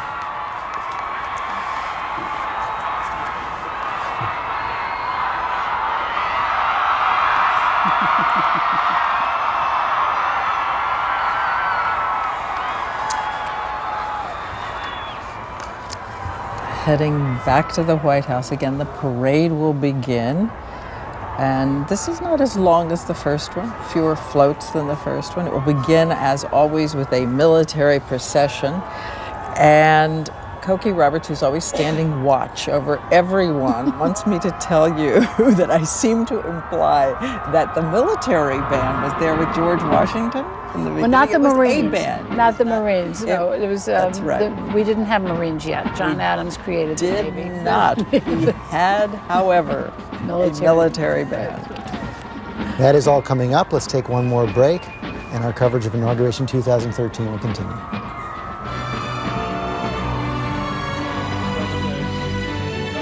ABC News live coverage of the second inauguration of President Barack Obama will return after this from our ABC stations. ABC Tomorrow. I'm a home cook. I'm a professional chef. I've given up my job to be here. They're hungry to be the best. I came to show America that I can cook. But they have to prove it to 4 culinary superstars in one blind taste. We judge entirely on the taste before we get to meet you. Butterflies in my stomach right now. Awesome. My dish didn't come out the way I wanted it to. This was a food crime. The Taste series premiere tomorrow at 8/7 Central on ABC. Fixes it all. Watch bands, batteries, eyeglasses, they do it all. Whenever I need my jewelry repaired or rings fixed, I go to Fast Fix. I drop it off and it's ready in a few hours. Fast Fix fixed my glasses, saving me from needing to replace them. Whenever I need a personalized gift, I always come to Fast Fix. It's a great way to show someone you care. Fast Fix, it's right here in the mall. When you want it fixed fast or need a great gift, go to Fast Fix. Fast Fix Jewelry and Watch Repair in the Coastal Grand Mall next to Dillard's. The TA Network has joined with the Black Clergy in Action to present James Weldon Johnson's God's Trombones, 7 Negro Sermons in Verse, performed by clergy members from the PD region. To kick off the 2013 Black History Month, this event will be held on Saturday, February 2nd at 6 at the Francis Marion University Performing Arts Center. This performance will be accompanied by Ted Martin and the Gospel Music Workshop Choir, Mr. Zeb Harrison and the Trombone Ensemble, and the Sounds of Praise from Charlotte, North Carolina. Don't miss out on this spectacular event. Hi, my name's Bob. Hi, Bob. I see this ad on TV. Says I can reduce my debt by 50%. I call, they told me to stop paying my bills, stop talking to my creditors. They'd take care of everything. I gave them thousands, but most of it went to their fees. Getting out of debt is neither quick nor easy. There are those who will tell you anything to win your trust. I'm more in debt now because the fees and interest on my cards kept piling up. Talk to your creditors directly, or to find a nonprofit agency near you, visit debtadvice.org. Watch Tim McGinnis, weeknights on News Channel 15.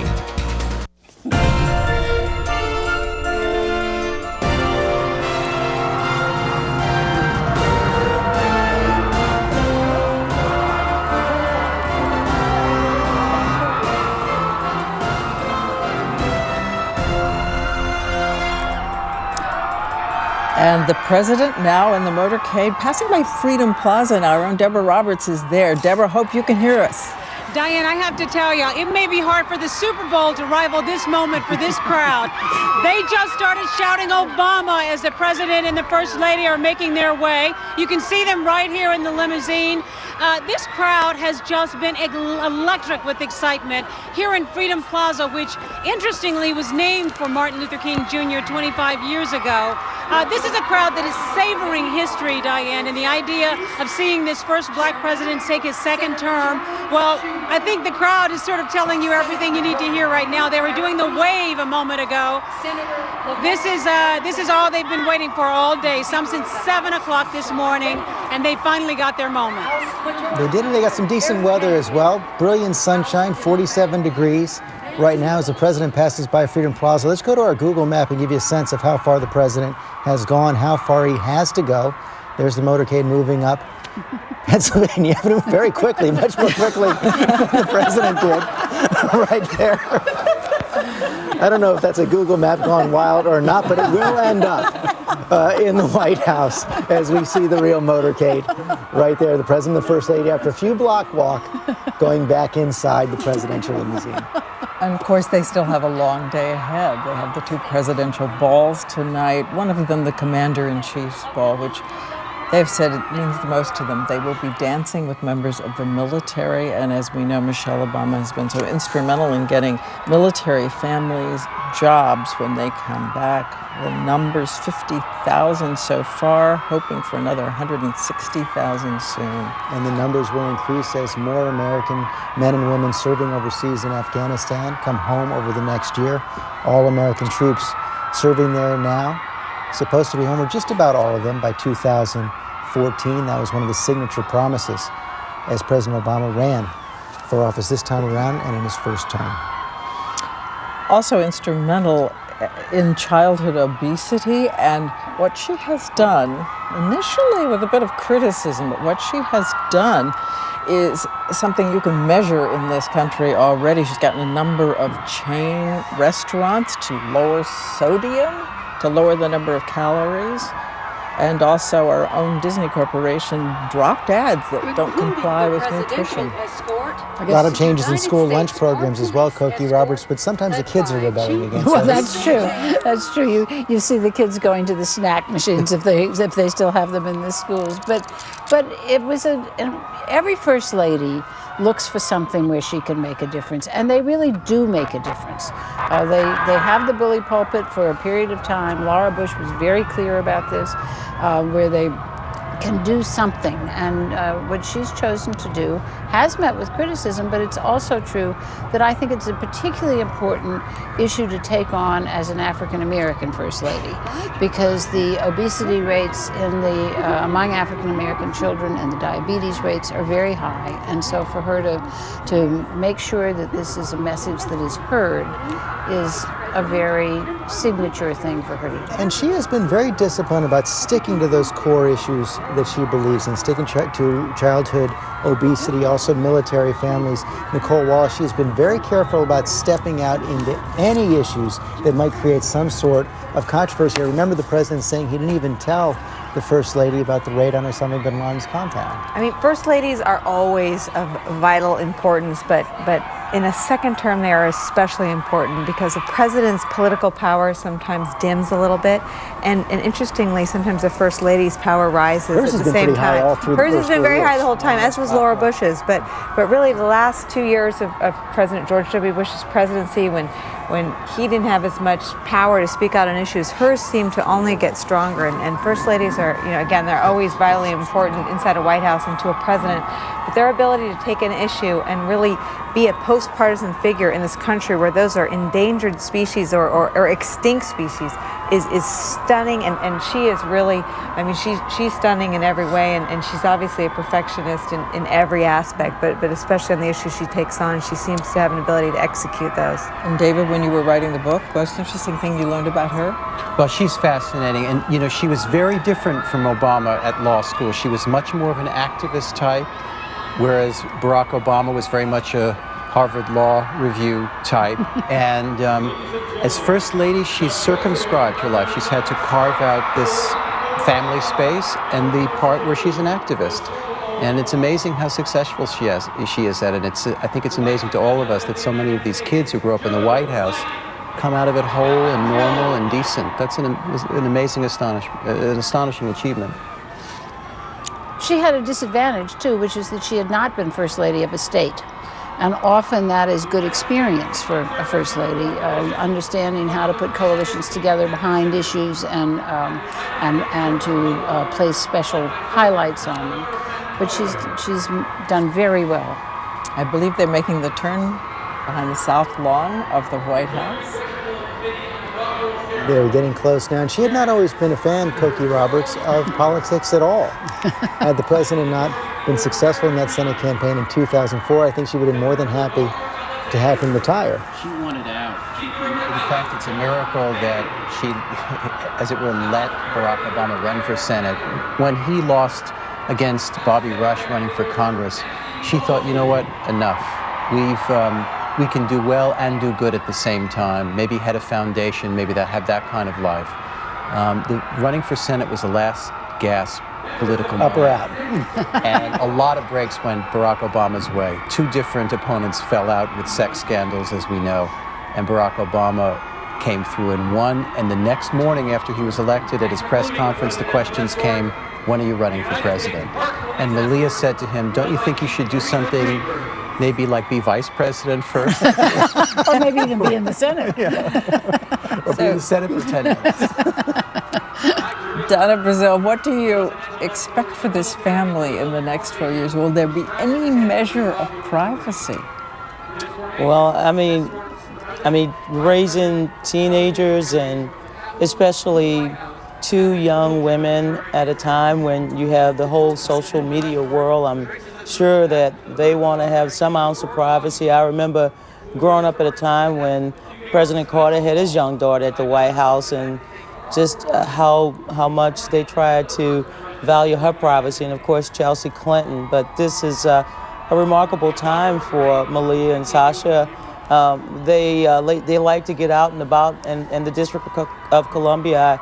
I often go to malls and little shops, and they sneak in to buy books and just to hang out with their friends and go to various places to try to just be normal kids. And it's very normal to, especially in this day and age. There's actually a wonderful passage in Mrs. Clinton's memoirs in which she talks about an inauguration, and Chelsea Clinton comes downstairs, had a coat on.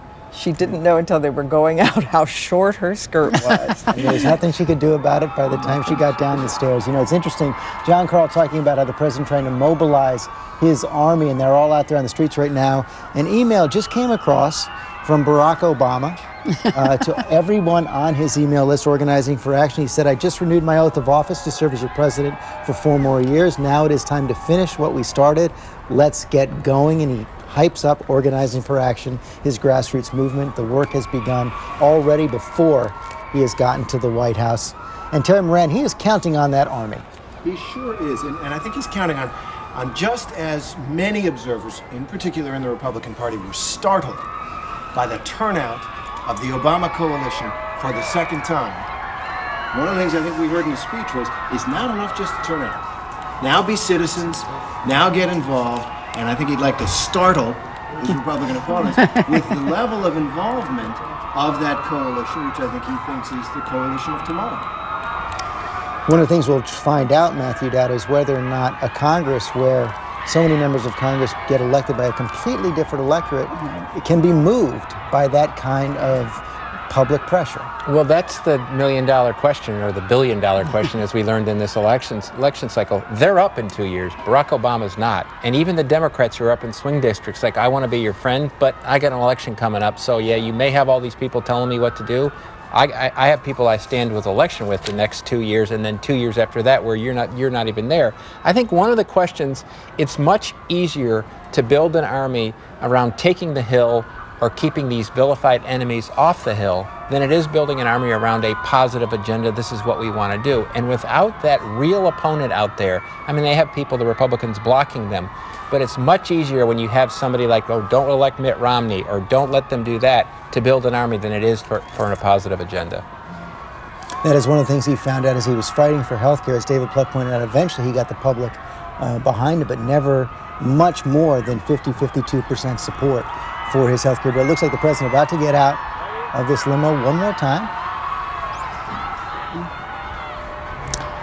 I think we can't fully register the deafening sound of the crowd if you're standing there. We get a sense of it, but our microphones can't pick up how it echoes all the way down Constitution Avenue. And that is 15th Street, right outside the Treasury Department, I believe. Big crowd gathered on the corner there.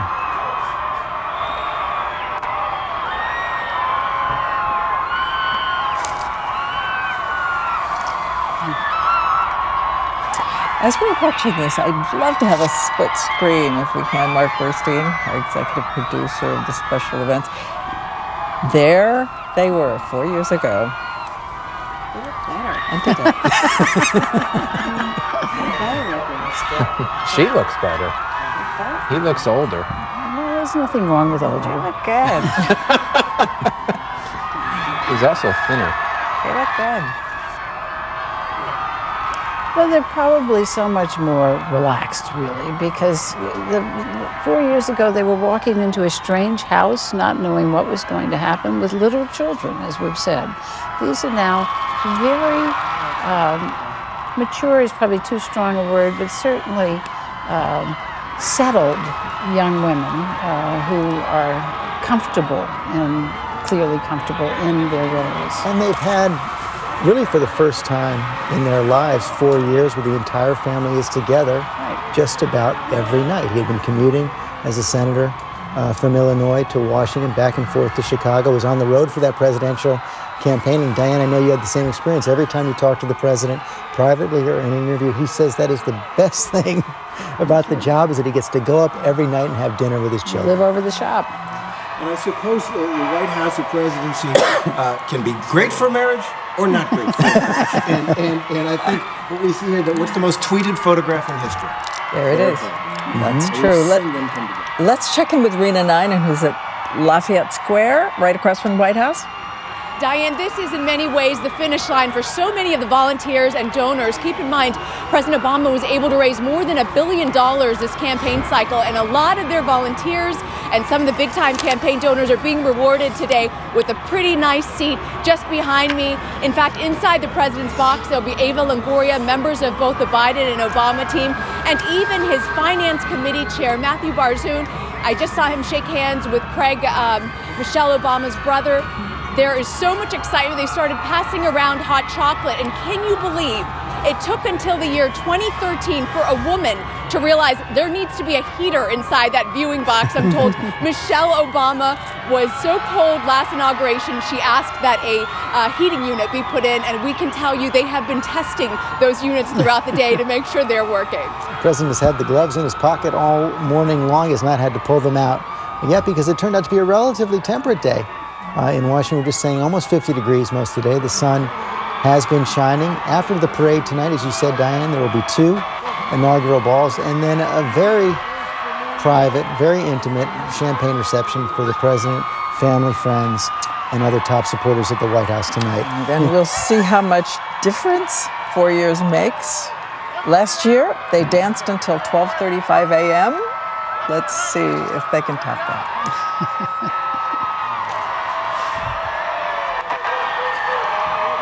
Big smile on the president's face there. His official portrait for this inauguration, also very different from the one 4 years ago. I don't know if we have it, but again, instead of that closed mouth half smile, a big grin from the president.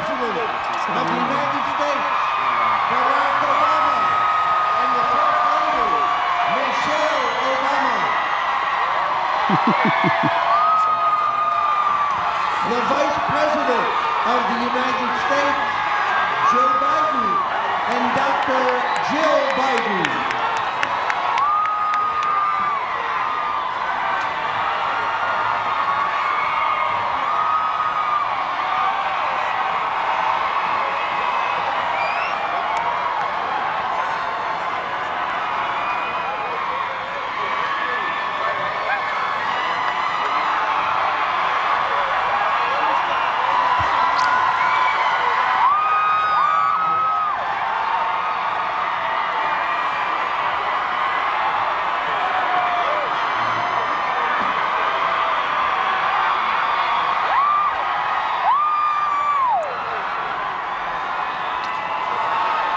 Once again, our Jonathan Karl, White House correspondent, is in the motorcade, moving behind them.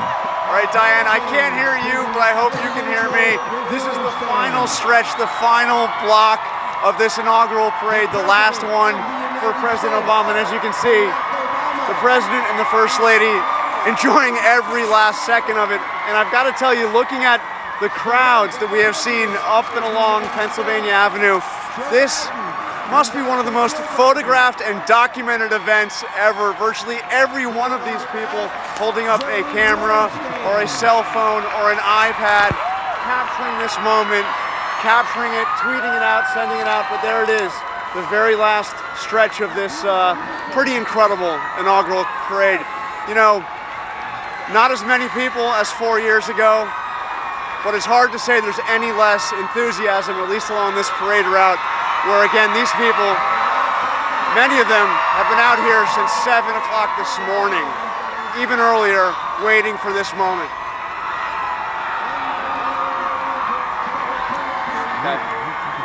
It's a great ceremony. It is a wonderful event in all its parts, from the speech to the walk to the waves. And before we go, let's go out one more time to Arena 9 and just outside the White House on Lafayette Square.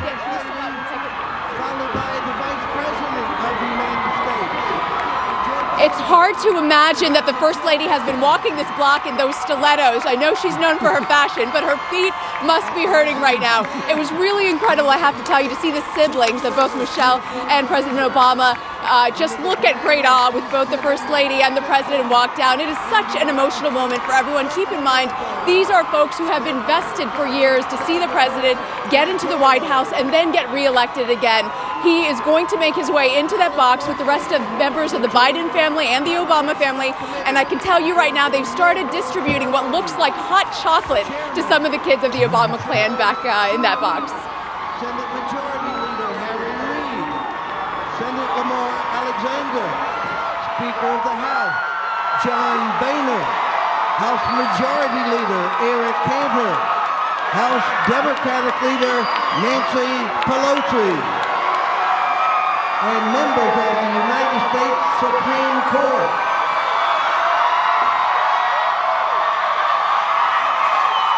And concluding the presidential escort, the United States Park Police escort, led by Chief Teresa Chambers. By tradition, the presidential escort is a military and civilian formation which travels ahead of the inaugural parade. This formation escorts the President, Vice President, and other dignitaries from the Capitol to the White House at the conclusion of the swearing-in ceremony. The presidential escort traces its roots back to the... You know, as you watch President Obama there point out and blow kisses to people in the crowd, I'm reminded of that great scene in the great political biography by Richard Benjamin, What It Takes. He talks about President George H.W. Bush going up the motorcade up Pennsylvania Avenue, and they know the presidents have this special power. They can light up anybody in the crowd. All they have to do is look at them, smile at them, give them a wave, blow them a kiss, and it just, you see the explosion of delight and joy all across the crowd. And that's what this parade, that's what this walk has been about for the president and the First Lady as they take those final steps up Pennsylvania Avenue heading to the White House. So, they get to this part. I mean, these are the best seats. So by the time you get this close to the White House, these are not just people who have come to their rallies and bought their own tickets to come to Washington to see history. These are actually supporters, aides, family friends, kids' friends. A lot of would-be ambassadors probably as well. Yes, wannabe ambassadors to great countries. But a valedictory. A valedictory. Yeah. We thought that the campaign night was the valedictory, but in so many ways. It's the end of the parade route. We are told, by the way, they will get back in the car to go around to the White House and to go into the entrance. You know, he's having a ball, too. And he doesn't do that enough. I mean, there are presidents who clearly enjoy the exercise of power. That's a serious job, and these are serious times. But it might do him in good stead going forward if he showed the country he's having a good time being our president. Every once in a while, he does. I remember him singing Al Green. That's true. A few months back. Well, that's why the speech, I think, being more upbeat was good, even though it might be interpreted as being partisan. It was hopeful. And he has seemed a lot in the first 4 years, like he's just been the weight of the job has seemed so enormous. Well, and fire is usually met with fire. So a fired up president, I think, will invigorate a Republican Party and do good to both sides. So. And again, it is a different time. We remember when he came in the middle of the financial crisis, feeling so many options were limited. So much of it was an unknown for him. For the whole country. Well, he had meetings, as we all remember. He had to have meetings that afternoon, right after he finished this walk, to start dealing with the situation that he was faced with that day, the 20th. Let's see if we can get John Carl back, right in the motorcade. He's always happy. And it works for him. Yeah, it works for me. John. Okay, the parade for the Obamas, anyway, has just ended. We just got to the end past the White House. They will now go into their reviewing stand and watch floats, marching bands from all 50 states represented. But this parade for them is finally open. But I think, as you saw, Diane and George, during that last block or two, the president seemed to be taking it in, strolling in stride. I don't think I've ever seen him more comfortable, more confident, happier than the president and the first lady in those last couple of blocks. And the angle of that picture there says so much. The president out there engaging his supporters, walking with the first lady at Pennsylvania Avenue. But look at the thickness of that door, of that car as he gets in, back into the cocoon, back into the bubble that every president must live with right now. Highly fortified. We don't even know how thick those doors are and what they can withstand.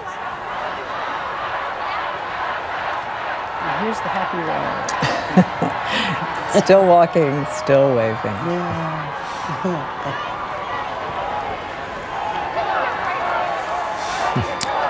Now just steps away. The friendship between the president and the vice president forged first in the Senate, but also in the campaign trail. They grew to respect each other throughout the 2008 campaign. Remember that Vice President Biden also running for president that year brought his whole family out to Iowa. He may be back there again. And I read recently the story that he tells about the time that he scooped the president on the question of gay marriage. And he said everybody in the White House, or many, were kind of apoplectic. The president walked in, laughed, and said, "Joe, I love that you always say what you think." He's become a kind of cult figure, too, with The Onion publishing his fake autobiography, which portrays him as a hard-drinking, and he's a teetotaler, of course, guy who washes his Firebird Trans Am out in the driveway of the White House. He's become...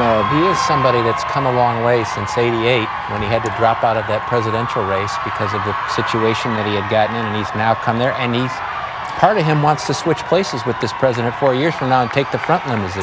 We talked about Al Gore and his role in the Clinton White House, but the role of Joe Biden in critical issues at critical moments has been essential, determinative. It's happened every single president that's gone by in the modern era. The vice president has become more powerful, more closely tied to all the president's initiatives. And what a remarkable career in Washington Joe Biden has had, not only running for president in 1988, chairman of the Senate Judiciary Committee, chairman of the Senate Foreign Relations Committee. It all began at the age of 29, elected to the Senate before he was old enough to even serve, met by tragedy 1 month later, lost his wife, his first wife, in a terrible... And his daughter. And his daughter in a terrible automobile crash. Didn't even know if he would continue with the Senate term. He came back, now Vice President of the United States. He was going home to take care of his sons who were injured, willing them to health as well. There he is again with Dr. Joe Biden. They were introduced by his brother on a blind date. A lot of people see President Obama's recent appointments of Chuck Hagel, of John Kerry, of this small elite club of senators as another example of Vice President Biden's power, that these are his former chums and buddies from the Senate getting these plum posts. the caucus of the Senate Foreign Relations Committee, where Biden was chairman when President Obama joined it as a freshman senator. On these recent fiscal cliff negotiations, it was the Republican leader of the Senate who said, "Send me Joe Biden, because I can do a deal with him." And that's exactly what happened. The McConnell whisperer, they call him. Will he run? Do you think, Koki? I think Donna is the person to ask about that because Donna, she will is he in run? touch with him on these issues. 2016, what about? Well, I, as you well know, I cannot declare my support for anyone at this time. But there's no question that Vice President Biden has a very special, just a very special place in my heart. He's a very wonderful soul, spirit. He's a champion. He's a guy that you go to and talk to about policy issues. He's been a champion for civil rights and women's equality. There's no question that if he chooses to run, he's going to have broad support. But remember, the Democratic Party has a large bench, so I'm sure that some of the other candidates listening to me tonight would probably understand that I have great and kind words to say about them as well. Spoken as the vice chairman of the Democratic Party. Well, he's shown a lot of energy today. I want to bring in Mark Updegrove one more time. Very high degree of difficulty, though, for a party to essentially win a third term. George H.W. Bush did it back in 1988, succeeding Ronald Reagan. It is. We talked earlier about how America likes gridlock. America also likes to change presidents. They often don't swap horses in midstream, and so we often re-elect presidents. But it's very difficult for a party to hold on to the White House for more than 2 terms. As you pointed out, George H.W. Bush did it, but couldn't hold on to the White House in 1992 when he was beat by Bill Clinton. So we'll have to see what happens to the Democrats in 4 years. Wonderful to see the White House in this light. And the first family, of course, moved in, everything in place. Unlike 4 years ago, when there was still the scramble during the inauguration to make sure that they had their clothes in the right place, the pictures were changed on the wall. It is a great Olympics what the White House does when a president changes. Testament to the staff. It is, and as we know, the Bush daughters left behind messages for the Obama daughters, telling them which members of that staff to go to when they needed a hug.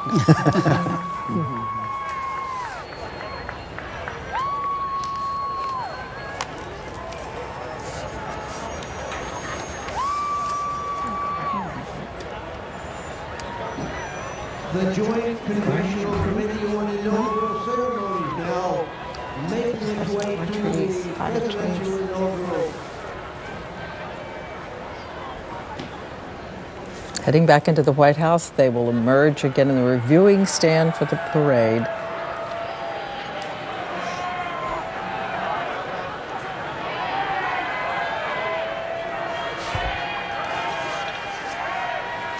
Certainly seeing Washington at its most beautiful today.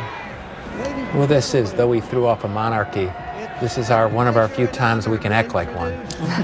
With the pomp and circumstance parades, this is when we can act like we have some royalty. We have good band music. John Philip Sousa, we have very good band music. The best. Passing the reviewing stand. And you wonder what the Founding Fathers 244 years ago at the first inauguration would think of what it's become. Yeah, we forget the traditions have evolved. It's not always the way it's been. Where we hold it, west wing, west side, east side, whether it's inside, outside, it's changed. Apparently there were stands at which you could buy paraphernalia at the first inauguration, but they were watch fobs.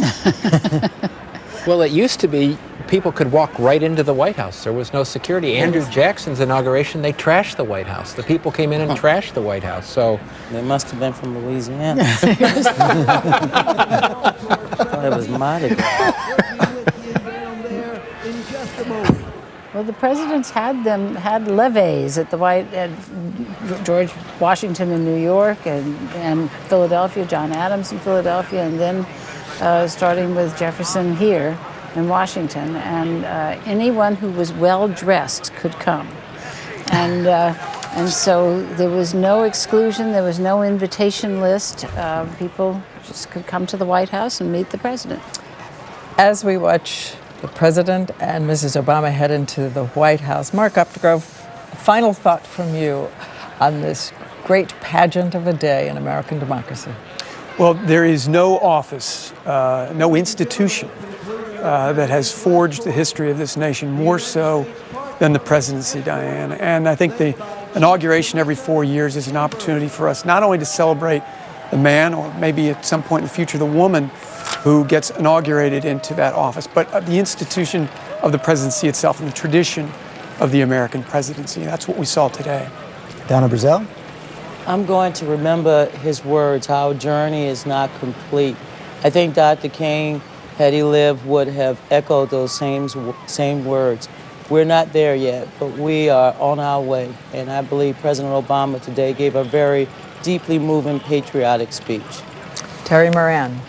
Now comes the hard part, obviously. Now we see whether that connection that was established on Election Day and before between the candidate and the crowd and the causes that they believe in can now translate into political action. It's the thing that he struggled with against the Republican Party, very staunchly opposed.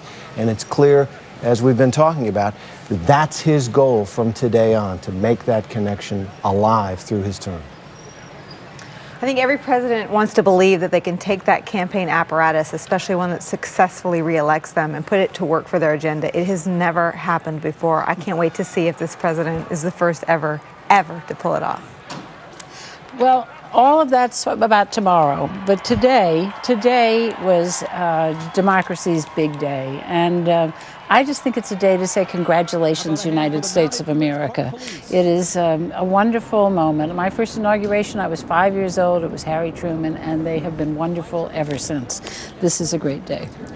I think it's a staggering historical thing that we just reelected for the African-American president on Martin Luther King's holiday. And 50 years ago, it was unimaginable. 10 years ago, we all would have bet against it. And the fact that he's one of the few people in our country to get reelected and inaugurated a second time on this holiday is an amazing accomplishment. Barack Hussein Obama. Who could have thought that a man of his color with that name 10 years ago could have been elected president, and yet today he can say in his inaugural address, talking about himself and the country, we are made for this moment and we will seize it.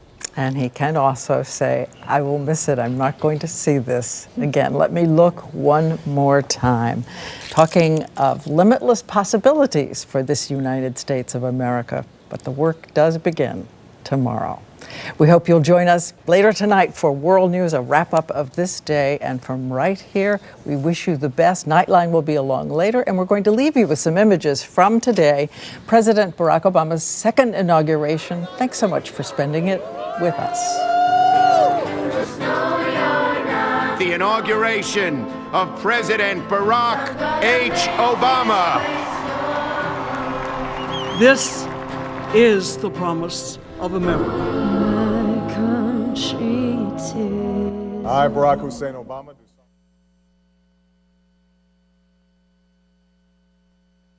Tonight, Diane Sawyer is right. Tax times are coming. Tax times are coming. Tax times are coming. So bring that check on down. Tax times are coming. Tax times are coming.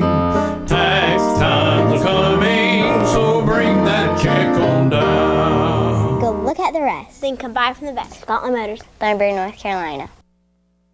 Now at Color Time Rent to Own, everything in the store is free until February 2nd. Stop in anytime in January and you'll have no payments until February 2nd. Everything in the store, furniture, appliances, TVs, computers, gaming equipment, and more. Free until February 2nd. Now's your chance to own the home furnishings and electronics you've always wanted. Join us for our grand opening celebration January 12th for great giveaways, food, and more at the new Color Time location in Socastee on the corner of 544 and Dick Pond Road in the Food Lion Shopping Center. When you're looking for a new truck, it's all about selection, and you'll find the largest selection of Chevy trucks in Horry County at Palmetto Chevrolet. Two-wheel drive, four-wheel drive, 1500 and 2500 series regular cab, extended cab, and crew cab Silverados. Work trucks and box trucks. We have them all. And right now, get up to $7,500 in rebates and 2 years free maintenance on all 2013 Silverados. Don't pay too much for your next truck. Get to Palmetto Chevrolet in downtown Conway today. Nobody beats a Palmetto deal.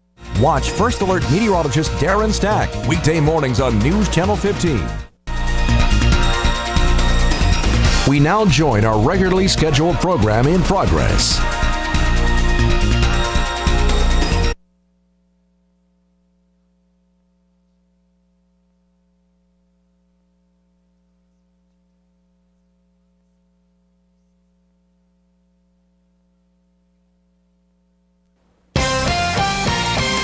The second inauguration of President Barack Obama will bring you all the festivities in Washington today, celebrating the president's new term. That's tonight at 6.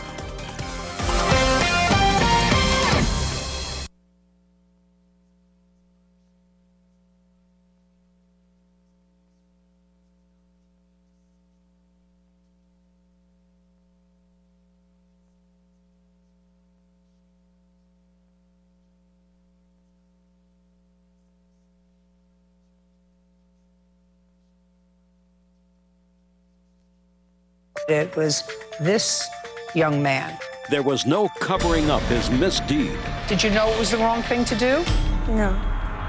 You didn't? But after being blamed for bad parenting, You didn't evidently teach your son well enough that he wasn't supposed to do what he did. are mom and dad blaming the accuser? She told him that he was a criminal and that he was in big trouble. Judge Judy. You are about to enter the courtroom of Judge Judith Scheindlin. The people are real. The cases are real. The rulings are final. This is Judge Judy. City contractor James Brenneman is suing Heidi and Gregory Poston for vandalism to a cement sidewalk caused by their 8-year-old son, Reese. Order. All rise. Yeah, it's case number 64 on the calendar in the matter of Brenneman versus Poston. Thank you. You're welcome, Judge. Parties have been sworn in. You may be seated. Folks, have a seat. Mr. Brenneman, you have a contracting company that does concrete work.